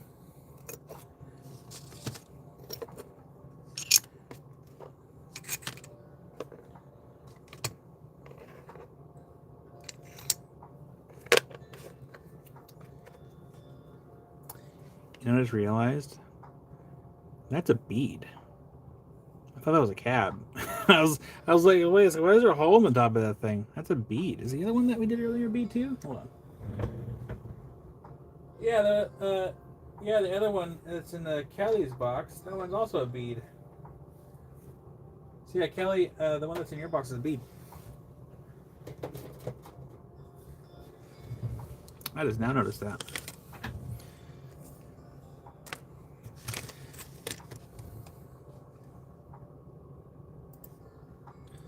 Diane. 29. There we go. Thank you, Diane. Got that in your box. I got your name on that one. Is there any more that we have? Oh, we haven't done this one yet. Auction number 19. You're welcome, Diane. Thank you. This one's auction number 19. We have a nice piece here. Get some water on there.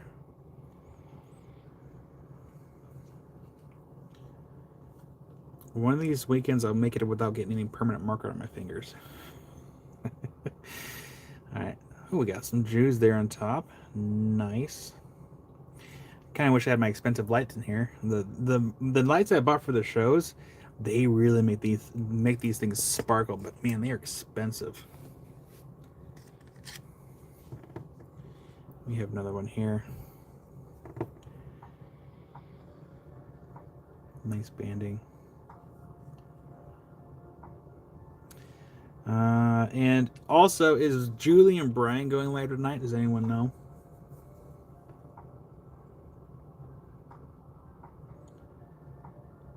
Okay, we gotta zoom in so we can get a better view on that. That's much better. There we go. Now, Jeff's got premiere at 7. Nice. Eastern time, so that would be what? Let's see, 7. 4 o'clock Pacific time.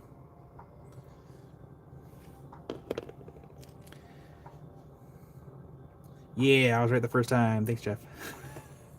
That's okay. I'm not going to go till 4.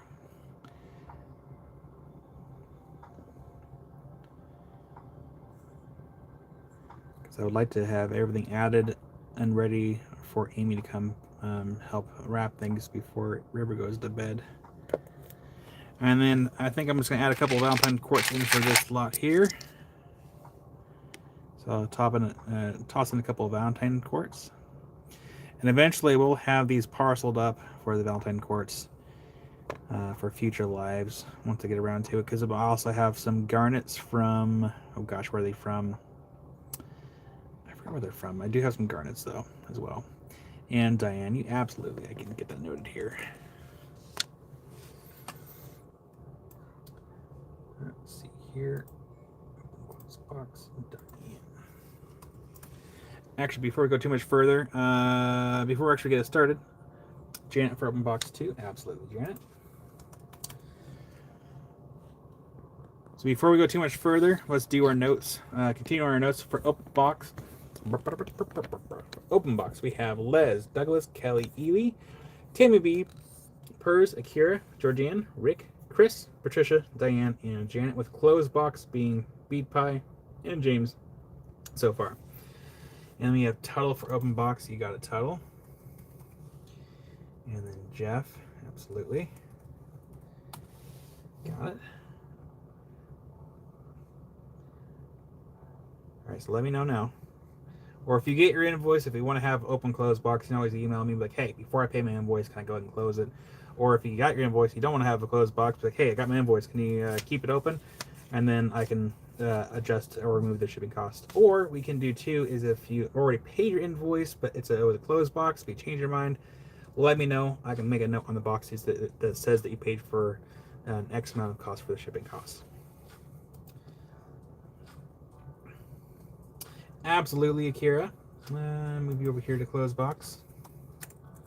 There we go. I got you moved over there, Akira. And Linda for closed box. Absolutely, Linda. Got you covered. And how did there, Laurencine? Laurencine for open box. Absolutely, Laurencine. You're welcome, Akira. Don't see anything for A, Z, or E, but they were packing for a big trip. Okay. I'm still not gonna go live for all day. Georgianne for closed box. You got Georgianne. Move you over to closed box. There we go.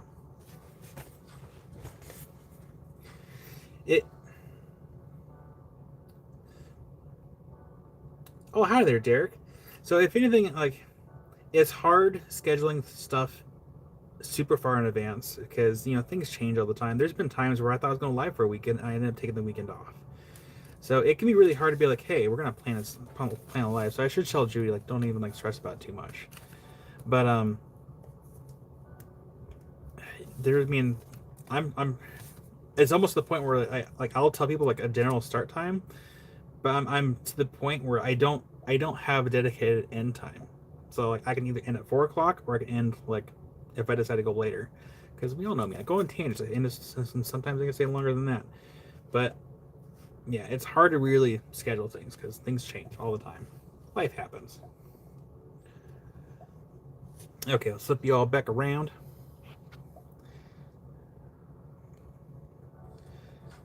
Jeff, do you sell rough for tumblers? Brian was asking Kyle last week. Oops. The wrong button. Have a good night, Ghost. Thanks for hanging out with us for a wee bit.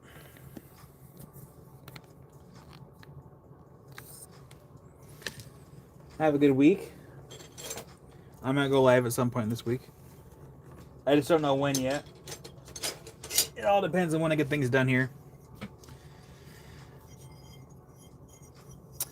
Let's see here. And I'm going to add a slab to the board here. There we go. Add this slab in there. So we have Honda Ridge material, a couple of Valentine quartz, and another Brazilian agate slab. A little donation to the pile.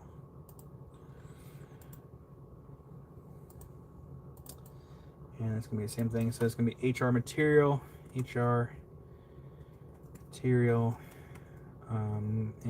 and mix items. I'm going to say mix items on this one. Mix items. Yeah, Rick, water lines.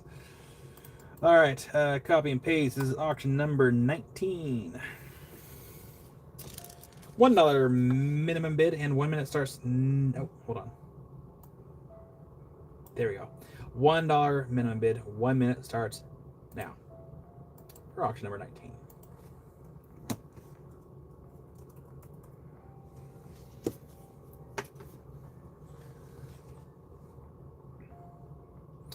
And Ghost gifted a membership, and it goes to Flavors Forest. Thank you, Ghost, for the gifted membership. Much appreciated. Also, this is another reminder to everyone to go into the member side of the channel. Go get entered in for the contest if you live outside the United States. For the Lego set, we have 30 seconds left. And then I think next month we'll do a smaller giveaway. A smaller giveaway, but it's going to be a few giveaways. It's going to be open to everybody. Worldwide.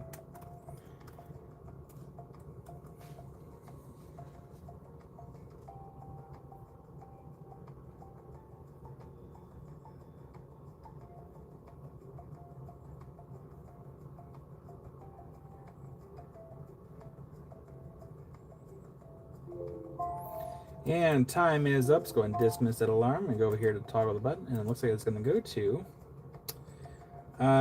James. Got that one for 13. Congratulations, James. That one's yours. 13.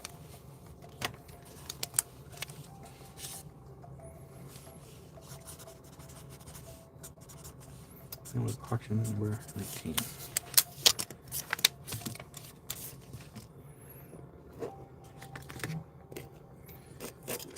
My phone's blowing up. That's probably Messenger that keeps going. If I had to guess. Any more boxes down here that we haven't done yet? We have not done this one yet.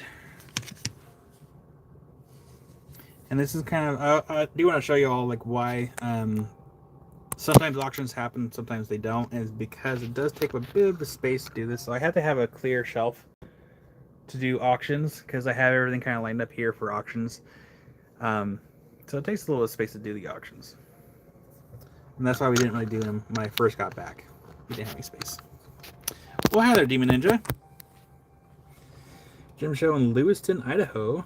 It was okay today. Lots of cool stuff. Glad I made the live. Well, I'm glad you made it too. Never go wrong with a gym show. All right, we have a big piece in this box.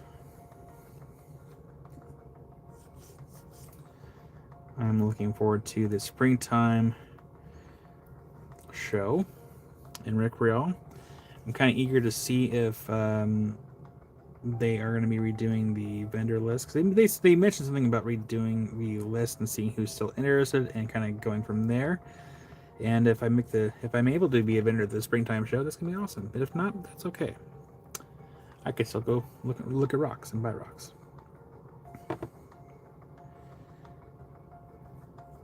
There's the first piece there, and there's the biggest one in the box, but I'm gonna donate some stuff to it as well.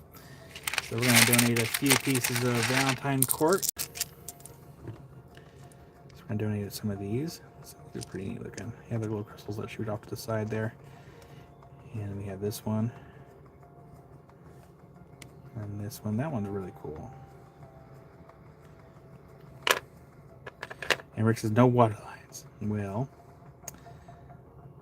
I'll try, Rick. I'll try. No water lines. Okay.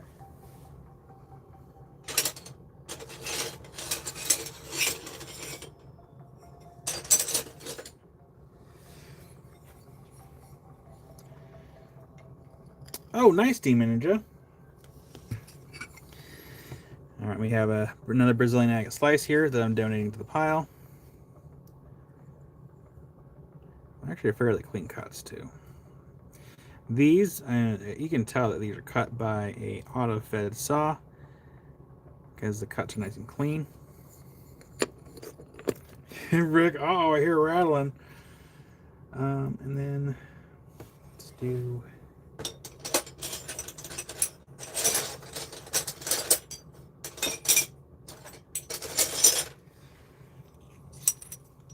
Let's do this one. Do this one right here. As I have a natural fracture going through the stone right there. Still nice clean cut. So another Brazilian agate slab there. And then we'll do this one. So we'll have 3 slabs donated to the lot here. Nice little agate slabby.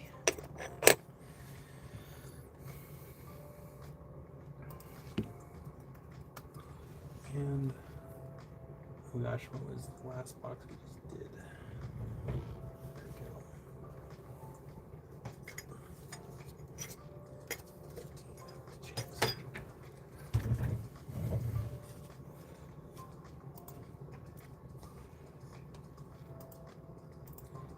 That one's actually mine. It goes there.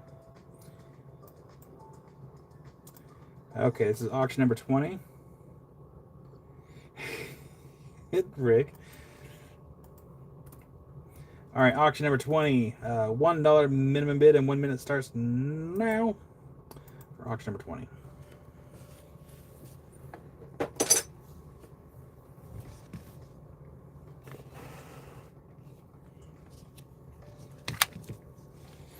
Diane kicking it off at 1. CJ is now at 5.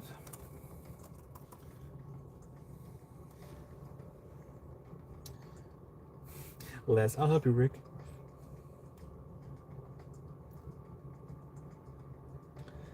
$30 left.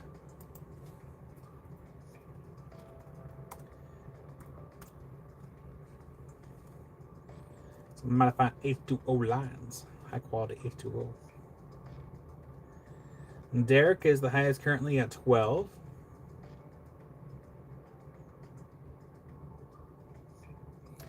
I'm not looking at the chat anymore. Just looking away, waiting for that timer. It's kind of hard to not look at the chat. I have like 3 screens going. And we have time is up. Go ahead and dismiss that alarm and go ahead and toggle that button right there. And that is going to go to... It looks like Linda got there first on my screen for 15. Followed closely by CJ. But Linda, you got it for 15. Sorry, DJ. You're close. You're so close. Linda.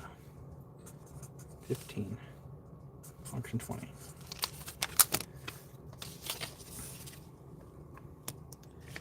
You're welcome, Linda.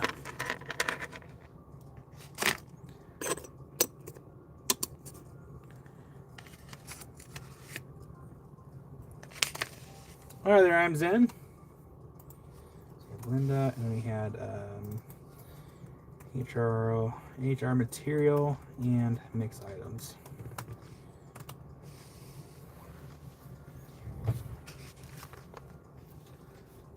And it looks like We have one more box here on the bottom shelf.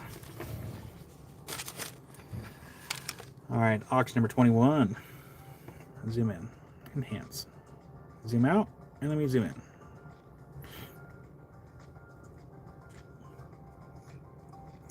Got a little crystal pocket there, some more Haunted Ridge material.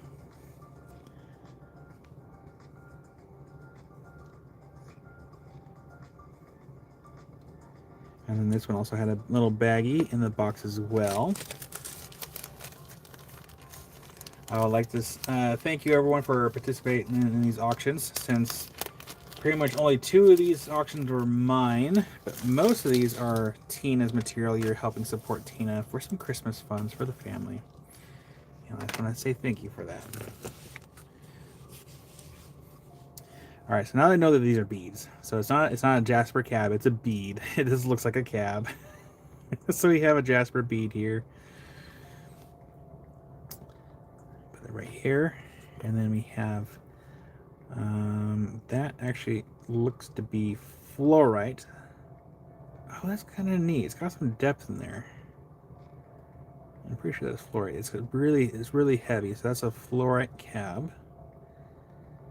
I like the depth in that though. That's really neat.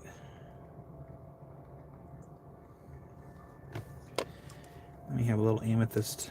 No wait, is it amethyst? Hold on. My eyes are confused. I thought I saw like a hint of purple in there, but I could be wrong. Potentially a light amethyst tumble. I thought I saw purple in there, like a hint at one point when I'm flipping it around. But we got a little tumble there. And then, what is this? I'm actually not sure what this is. Could that be topaz? It's got some... I'm actually not sure what this is. Maybe it's a sunstone? I don't know what this is. This could either be a sunstone or it could be maybe like a rough topaz.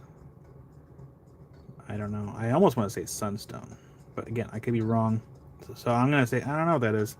That could also be citrine, like a chunk of citrine. I don't know. If Tina was here, she could tell us. So I can put it there for now.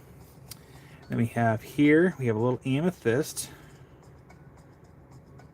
and we got there. A little amethyst.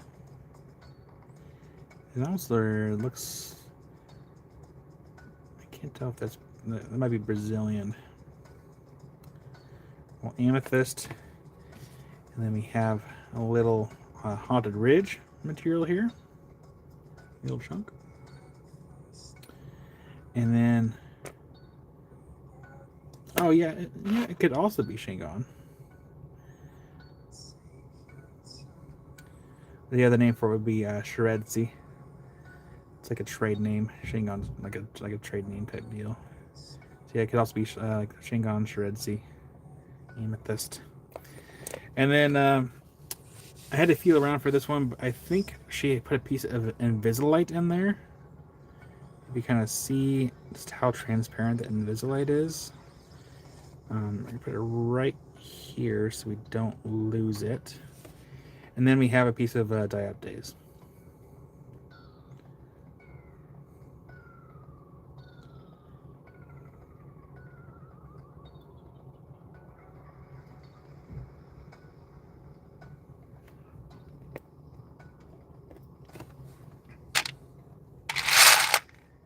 And then, of course, I'm going to add a couple more things to this box here.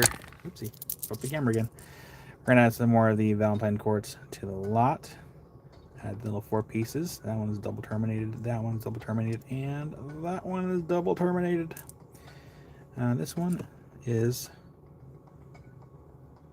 partially double terminated. Not quite. It wanted to be, but it didn't make it. So then we have 4 pieces of the Valentine quartz. Gonna put it right in the center. We gotta watch out for the Invisalite so we don't lose it or bump up against it, because there we go. All right. And then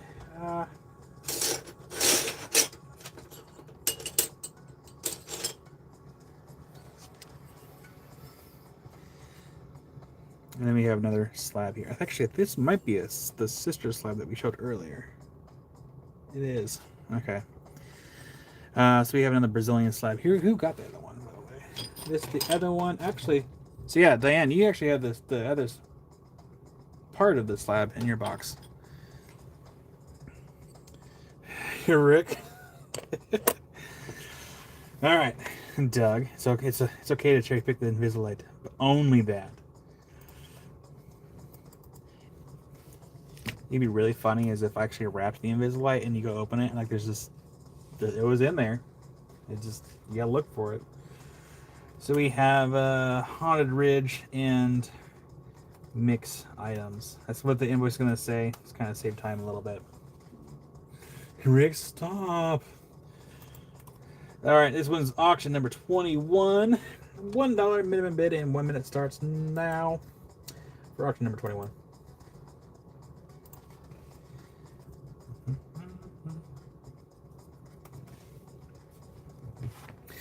And Rick had kicked it off at 15. Kelly is now at 17. They really want that Invisalite. Super rare. Hard to find, literally. Red Lady is now at 22. Kelly Ely's at 23. Rick's at 28. Got 30 seconds left.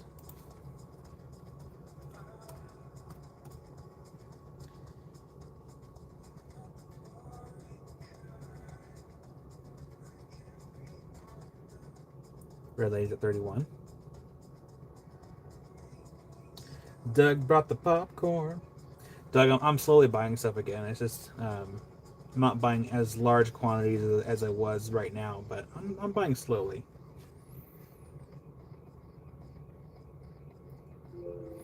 And time is up. Let's go ahead and dismiss that alarm. I'm gonna pull up the live chat, and that is gonna go to Rick for number 35. Rick and Diane now have BFF slabs.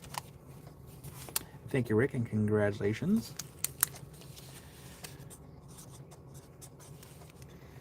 That one's for 35, and that one's for auction 11. No, auction 21. There we go.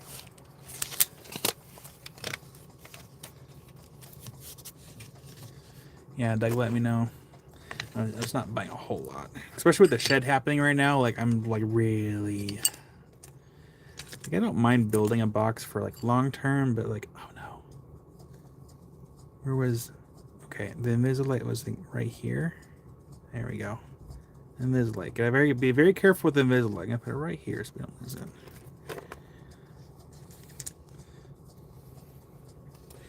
Red Lady, you here? I can show the chat here, Red Lady. You're right after the time's up on my screen.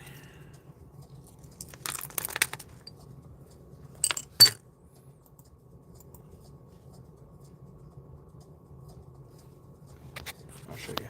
There we go. See, Red Lady just barely met here. Zoom in so you can see it better here. So when I come over here to live chat, I toggle the button, and you had just barely made it after the fact that I hit the times up. So Rick got there right before you did. I'm sorry, Red Lady. That is why I always toggle the button to make sure I got the right person on my screen. Always. That one goes to Rick.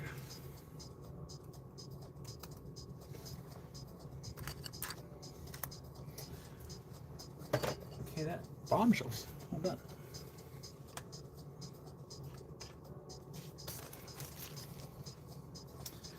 And what do we have on the top shelf? We have.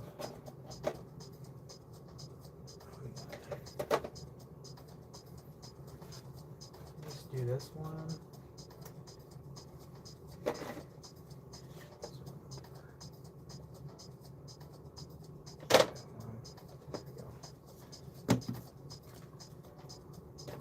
Moving things around so we can be ready.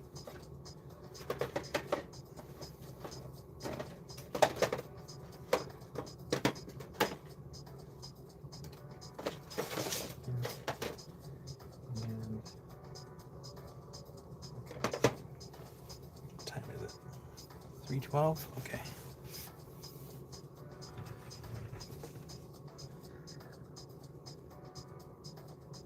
I most certainly can, Rick.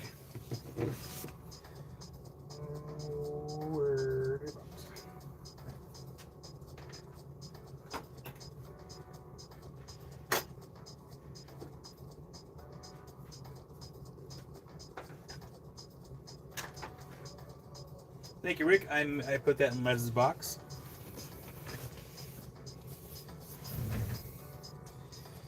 Doug. All right. Let's do. I just had a box to the side and I misplaced it. Let's do this one right here. This is gonna be auction number 22. Auction number 22. So we have some. Ooh, we got some nice banding there on this side. That makes some really cute, like little dangly pendants if we were to slice it up. There's the top. And band goes all the way around. I would almost, for this one, if it were me, I would very carefully like slab it up and like make like really dainty like pendants. That'd be really pretty.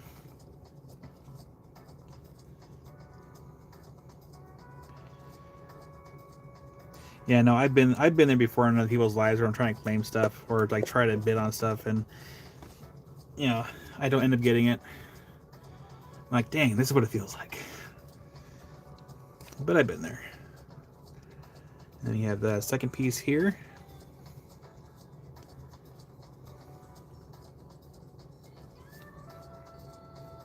And I'm using water. I'm not using spit. I'm using water straight from the tap. So there's piece number 2, and then piece number 3 is this one. Boom. Look at that. Look at it. Such pretty material. Really pretty. Feet flat on the floor. I swear this part of my problem is just there's something pinched in my thighs. And then we're gonna add some Valentine quartz. That's a nice deep green. Nice deep green one. Well, Red Lady, I'm glad you have a positive outlook on it. You know, I'm actually really grateful for everyone here that has a very positive outlook on it.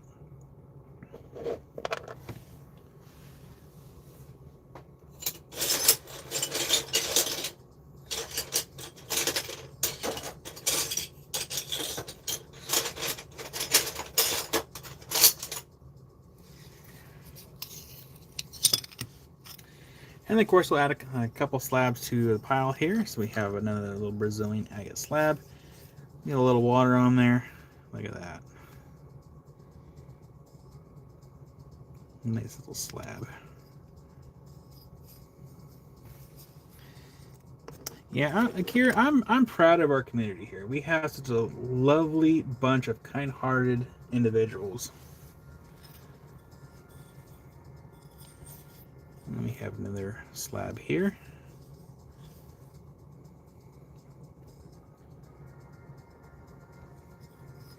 Sometimes it feels like I get to be the conduit between one person's act of kindness and being able to help facilitate it.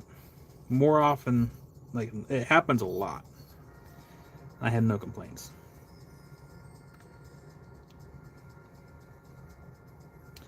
And then we have one more little slab here. Nice soft colors in that one.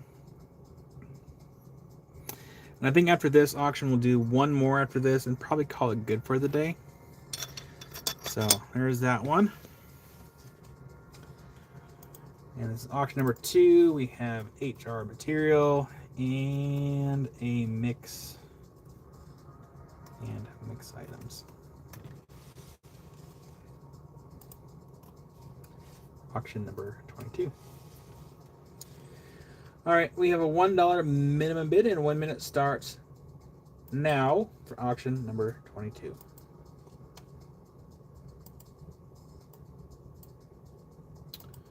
Is it? Okay.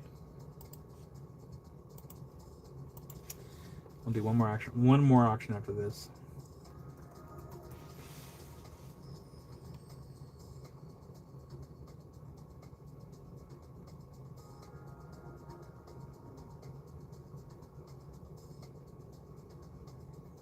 $30 seconds left.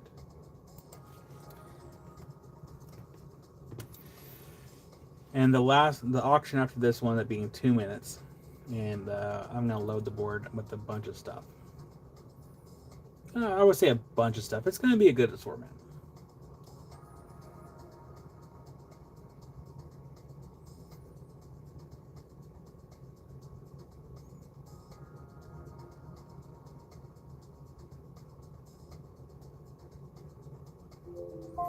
And time is up. Let's go ahead and dismiss the alarm. And I'm going to toggle the button. See you got on my screen. And that goes to Akira. Got that one for 15.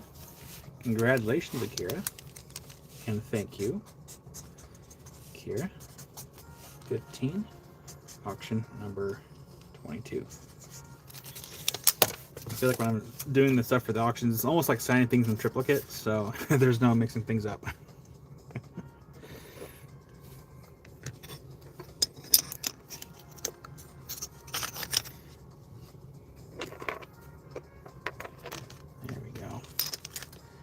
Thank you, Akira. We're going to zoom out because we are going to load the board with a bunch of stuff here. An assortment of stuff. So that one was 15. And this will be the last auction of the weekend. So we're going to up our time to 2 minutes.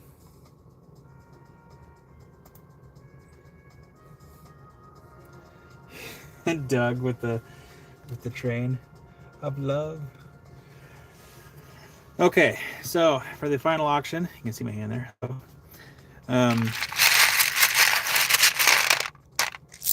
First things first, handful of Valentine quartz.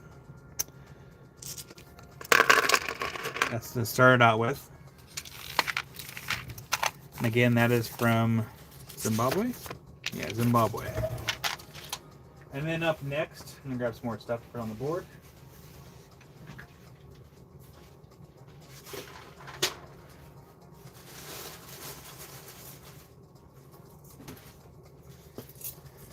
Up next, to put on the board, we have some garnets from Erongo,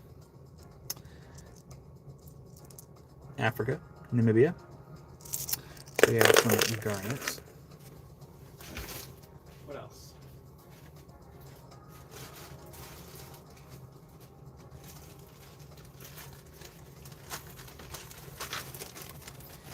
And then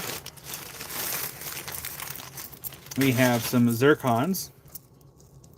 I forgot where these are from, but I gotta find the paperwork for it. But these are also from Africa. I just haven't really got around to getting these parceled up. But we have some zircons from Africa.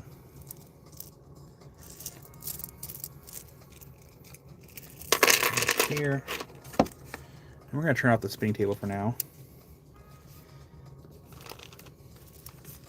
Let's put a couple on the board. What else?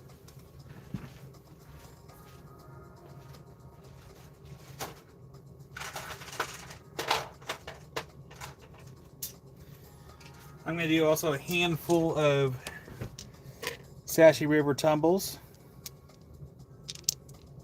A handful. There's like, what, 6 there? Some Sashi River tumbles. They're not as good as like Tina's tumbles, but hey, it's fine. There's that. What else? What else?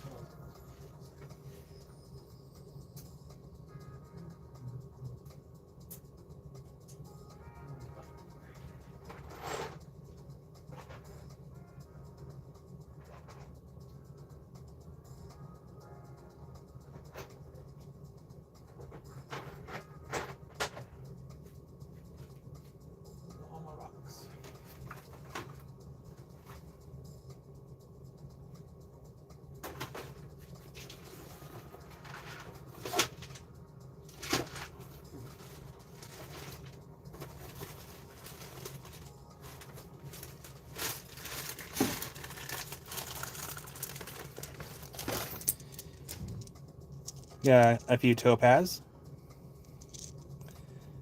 also from Africa, into the lot.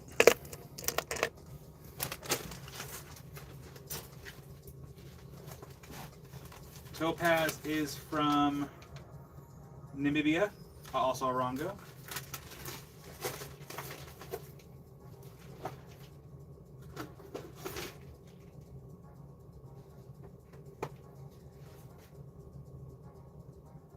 I'm searching, trying to add more stuff to the box here.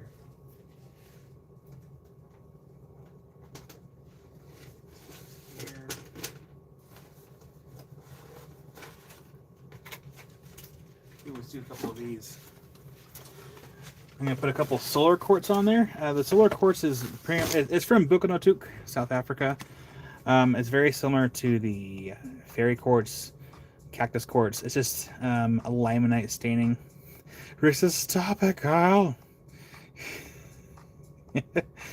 So we have they call it solar quartz because it's yellow. But we're gonna add a couple of those to the lot here. They are pretty neat. I do like these. I only got, I think, one flat of these when I ordered these. That's what I got for that. So I got a couple of those. What else can I add to the board?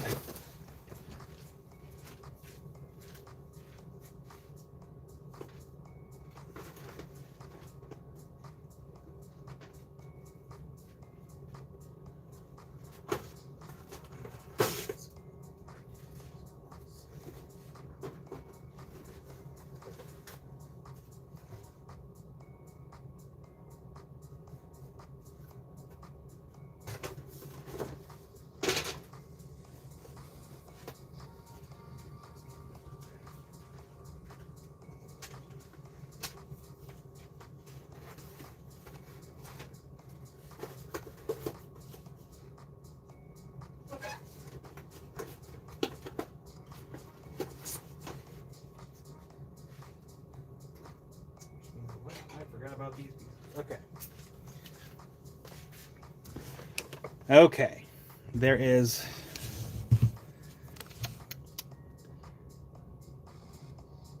Derek.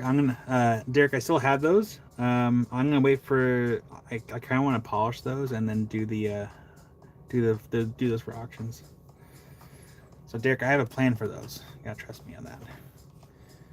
Here they look nice, all polished up. Unless we just added the board either way. But I forgot I'd do those all polished up.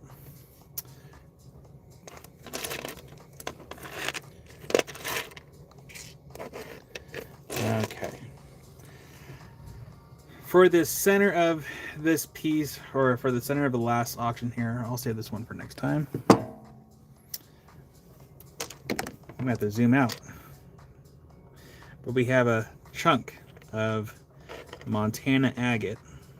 If you all remember this piece, you might know, but we had did an unboxing of someone that didn't pay their invoice from last year, and they didn't bother to reach out. So I'm putting this back on the board. Big old chunk of Montana agate.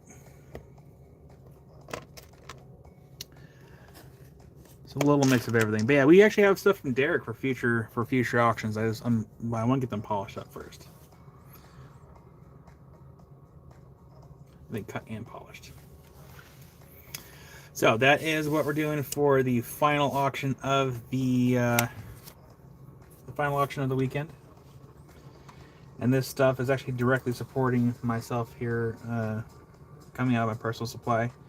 So on the invoice, it's going to show it's A23, and it's going to be Montana agate and a mix of African materials.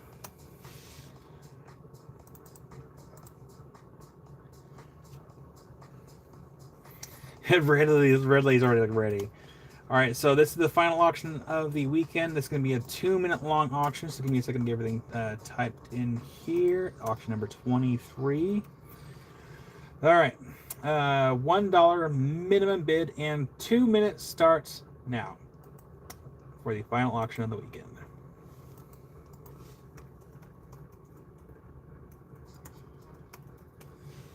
James is coming out swinging with 50. Nice, James. I'm sorry, Derek.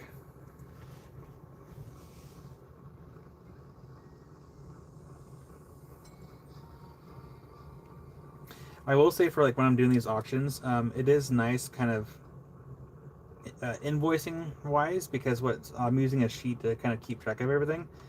So I don't have to go through. I don't have to add these up. All I have to do is copy and paste it to my main sheet. Saves time. And then Rick is currently at 75, and Jeff's been a member for 19 months. Nice. Thank you, Jeff, for your continued support.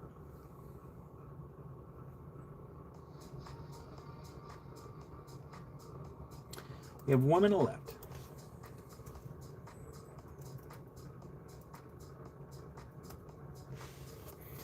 And Doug has also been a member for 19 months. Woot woot.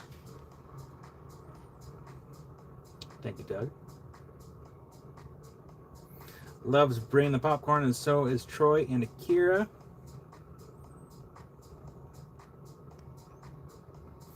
No worries, Jeff. Got 30 seconds left.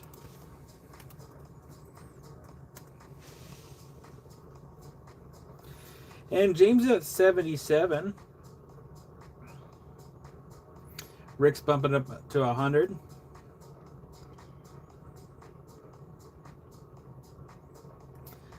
So love like these tumbles. These are actually from Sashi River, SASHE.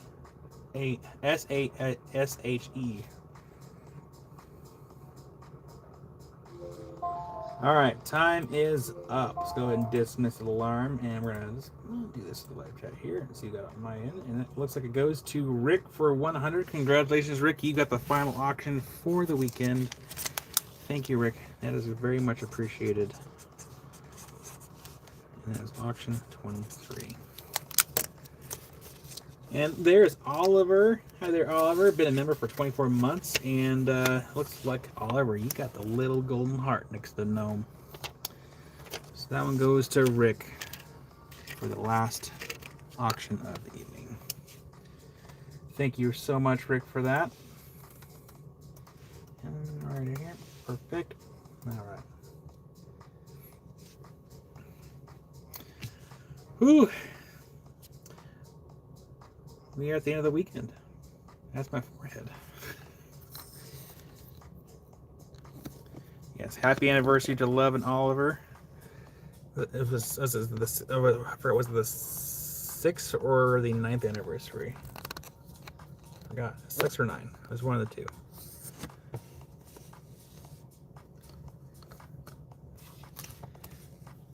Nine. Okay, I was a little backwards. Happy 9th anniversary.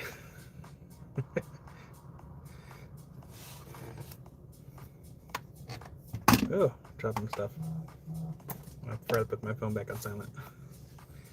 And then is it Messenger that's blowing up, or is it email? That one was email.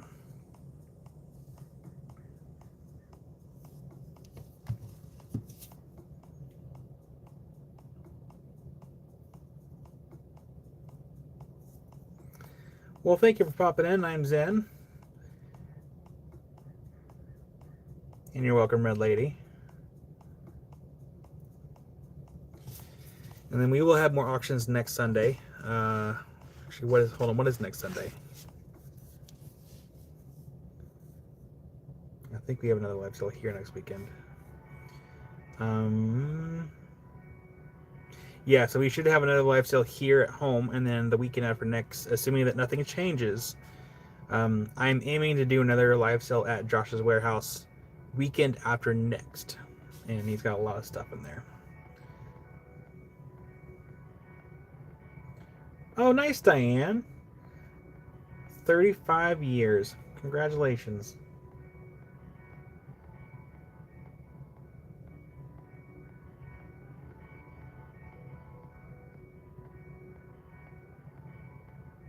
Oh, no worries, Derek. It's whenever you can hang out with us, it's okay.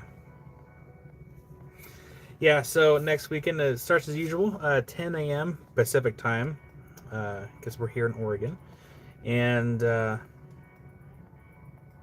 we'll do Saturday and Sunday here, 10 a.m. And then the weekend afterwards, I'll have to work on the timing and scheduling.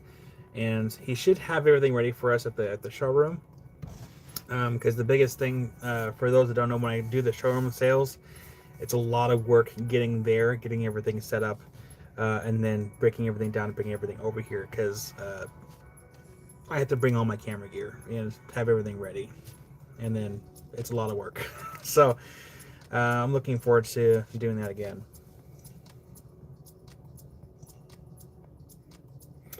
Let's see, Rick, I'm honored to support you. Do me a favor and create 4 goodie bags of the mix of stones for another sale for Tina next week. Absolutely. Rick, do you want me to make a mix for everything that's there, or do you want to keep anything that's in that lot so I can make sure to adjust as necessary? So let me know.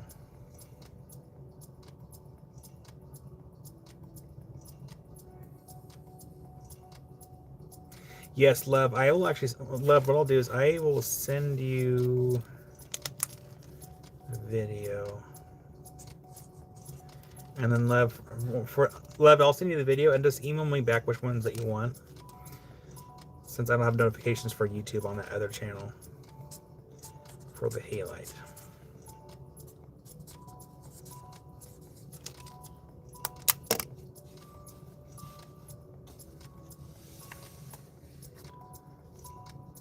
Actually, Lev, let's just show it now really quick since we're already here. It only makes sense, right? Here, let's just do that really quick. Let me flip everything around. Move water gingerly. And Lev, what I'll do is I'll put everything on the board, and you just let me know what number you want to look at, and then we'll go from there. Make sure I don't bump into anything.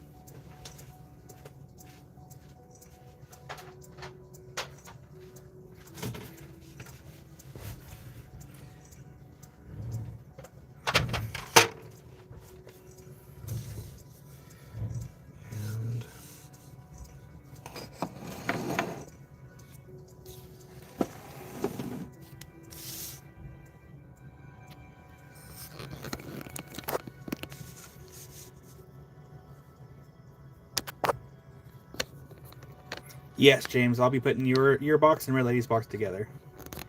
Since, yeah, I know you guys live together. Rick, if anything, I can send you a message too. No pressure.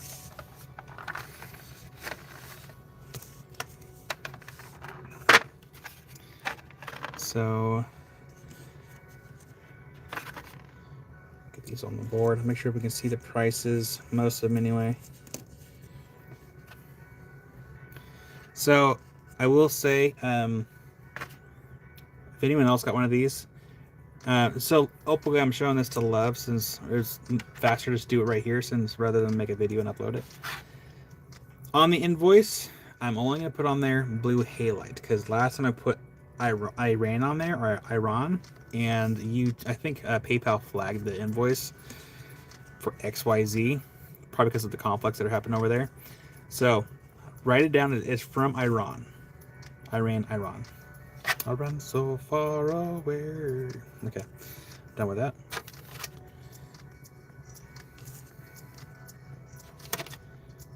And that one's 36. All right, Love, let me know. And I will just zoom in the best I can right about there. And where's our quarter? Our quarter's still on the board over here.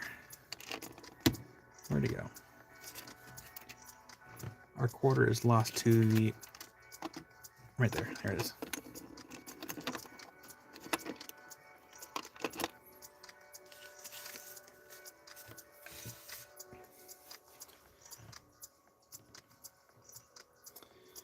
Yeah, Rick, I'll make you I'll send you a message probably Monday. I'll put some boxes together, and then yeah, we'll figure it out. We'll figure it out Monday. See 6, 5, 1, and 11. So let's go in order here, numerical order. So we'll go with number 1. That one is 28 for number 1. And these have been coated with some kind of coating to help protect the halite, because halite is a natural salt. And if it wasn't protected, there's always a chance that if it's stored improperly, it can always break down. So keep that in mind. So that one's number 1. And the next one in line was number 5. That one's 32 for number 5.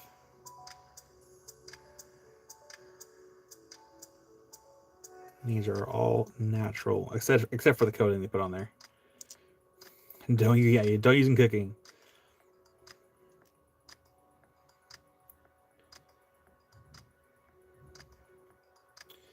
Yeah, these are from my Ron. And number 6. That one is 24 for number 6.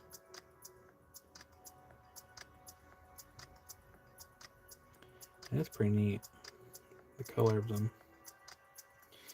And then Diane, now I want to lick it. And then up next, number 11. That was 36 for number 11.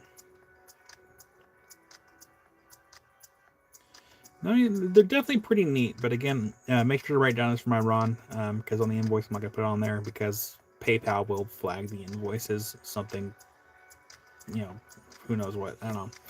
PayPal's weird like that. And then love would like number 6. You got love. I'll get it in your box. I'm not sure if it makes a blue. Give me 1 second, I can look it up.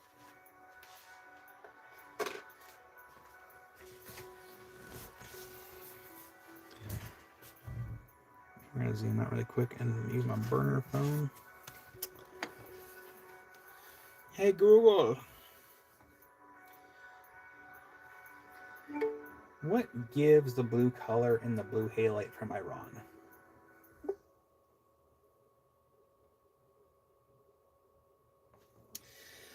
Let's see here. The blue color in the Iranian halite, the blue salt, comes from the presence of sylvinite, a potassium mineral, in the way that it is and the way it creates structural defects in metallic sodium collides within the halite crystal lattice. I'm not going to pretend to know what any of that means, but it comes from sylvinite.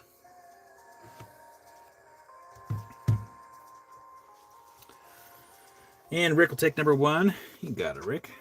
I'll get that in your box. Thank you, Rick. Okay, your box is actually over here.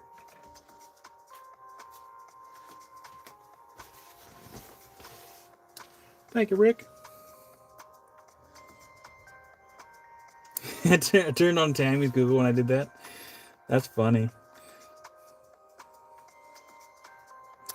I would say probably the bluest one, as far as like the most like blue-ish, is gonna be number 7. As far as like, it's not like blue all the way through. That sounded really silly when I said that. You're welcome, Rick. But like, that one's definitely a pretty decent blue for most of it.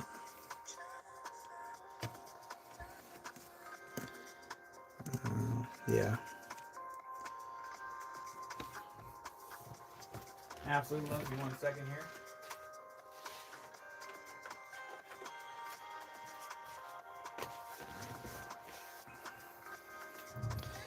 Yeah, I love this one that you got here.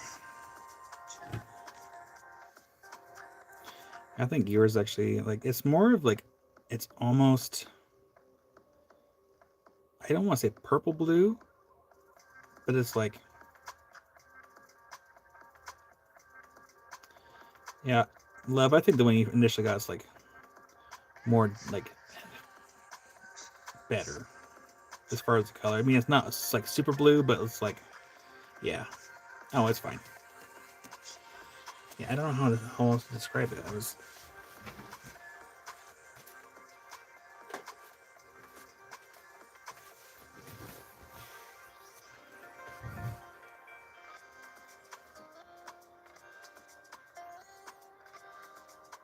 Yeah, more consistent.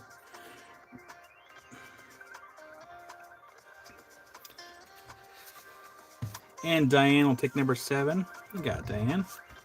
Put that in your box.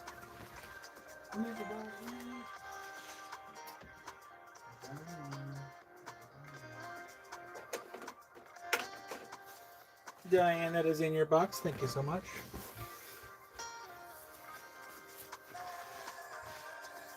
Can you see number 10? Absolutely. Number 10, that one is 20 for number 10.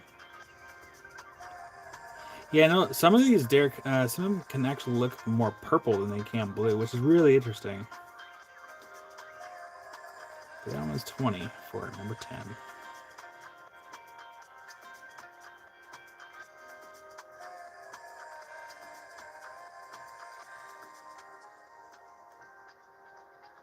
All right, you got I'm Zen. I'll get you that in your box.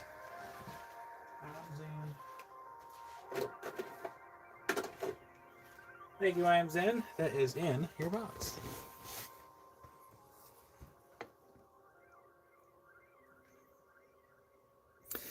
Yeah, love. The next time I'm at the showroom, I'll see if he has any more of these.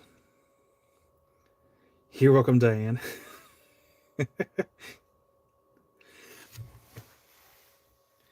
No, they're definitely neat specimens.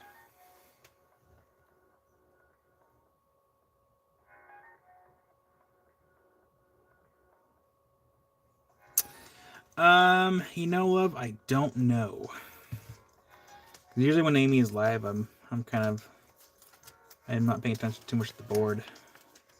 Usually working on other stuff in the background and causing chaos. That one's number 5. That one was 32.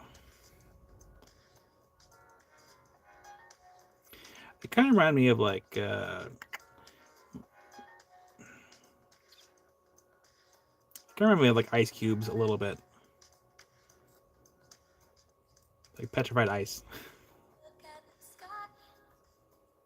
It's okay, love. It happens to me all the time. Like, there's been times where people go live and I mean to go watch their lives, and I completely space it. I have to rely on alarms for a lot of stuff. And there's Wild Heart. Hi there, Wild Heart.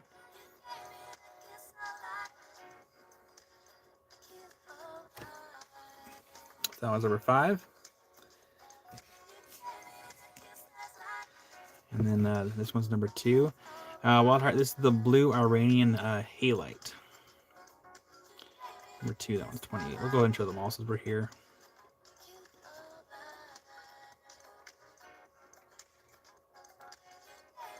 Yeah, like a little ice cube. But yeah, don't put this in your drinks, please. Number 3, that one is 32 for number 3. Yeah, if you collect rocks, need little collections. I think I've heard there have been specimens where there is water trapped inside, but I don't think there's any water trapped in these ones, which is kind of an interesting thought, considering that it's it's natural salt. Like, why is there water trapped inside still? You think it would eventually like kind of erode out, but yeah. Number 4, that one's 28. Yeah, Siberian iceberg. I like that.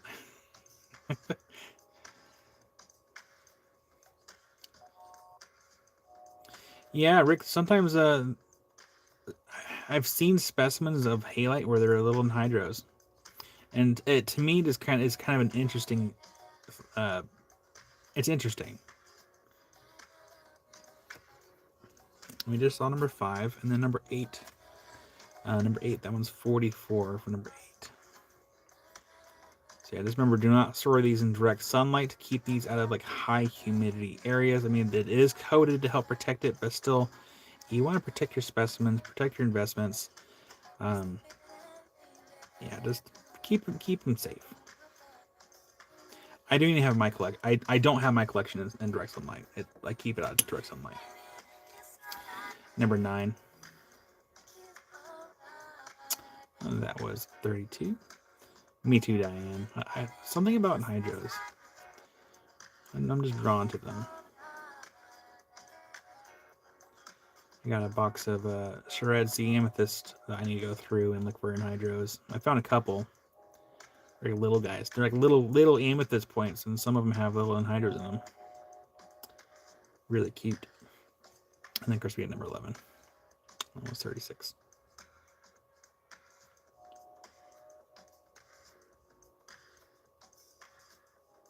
Ooh, ribs. Nice. Speaking of food, it is about that time that we start shutting things down because I am running off 2 packets of cream of wheat and a dessert.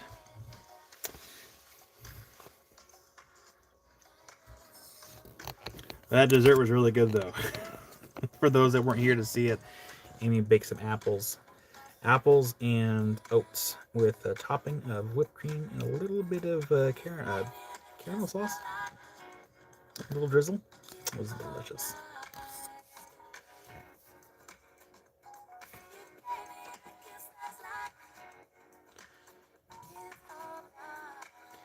Oh yeah, I love it. I did not see your comment. Yeah, it was Amy baked apples and oats in the oven, and then it was topped with some Cool Whip and a little drizzle of some caramel sauce. It was delicious.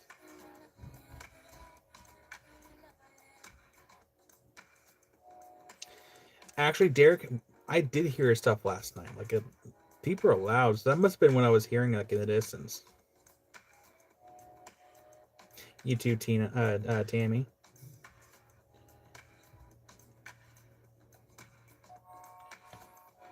Okay. So we got that. I don't need that sticky note anymore.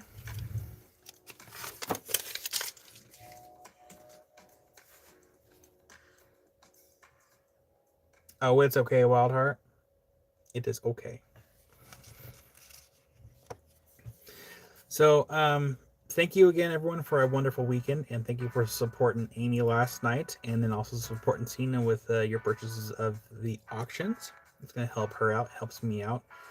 And if people want to send stuff for the for consignment for auctions or to price stuff for sale, reach out to me. I do have a portion on the website that goes over commissions and everything.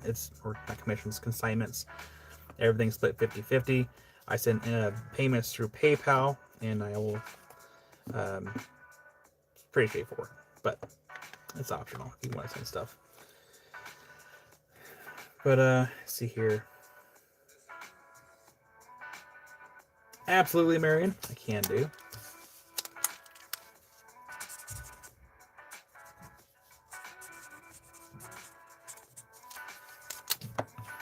Well, I'm glad you're back here too, love. We missed you.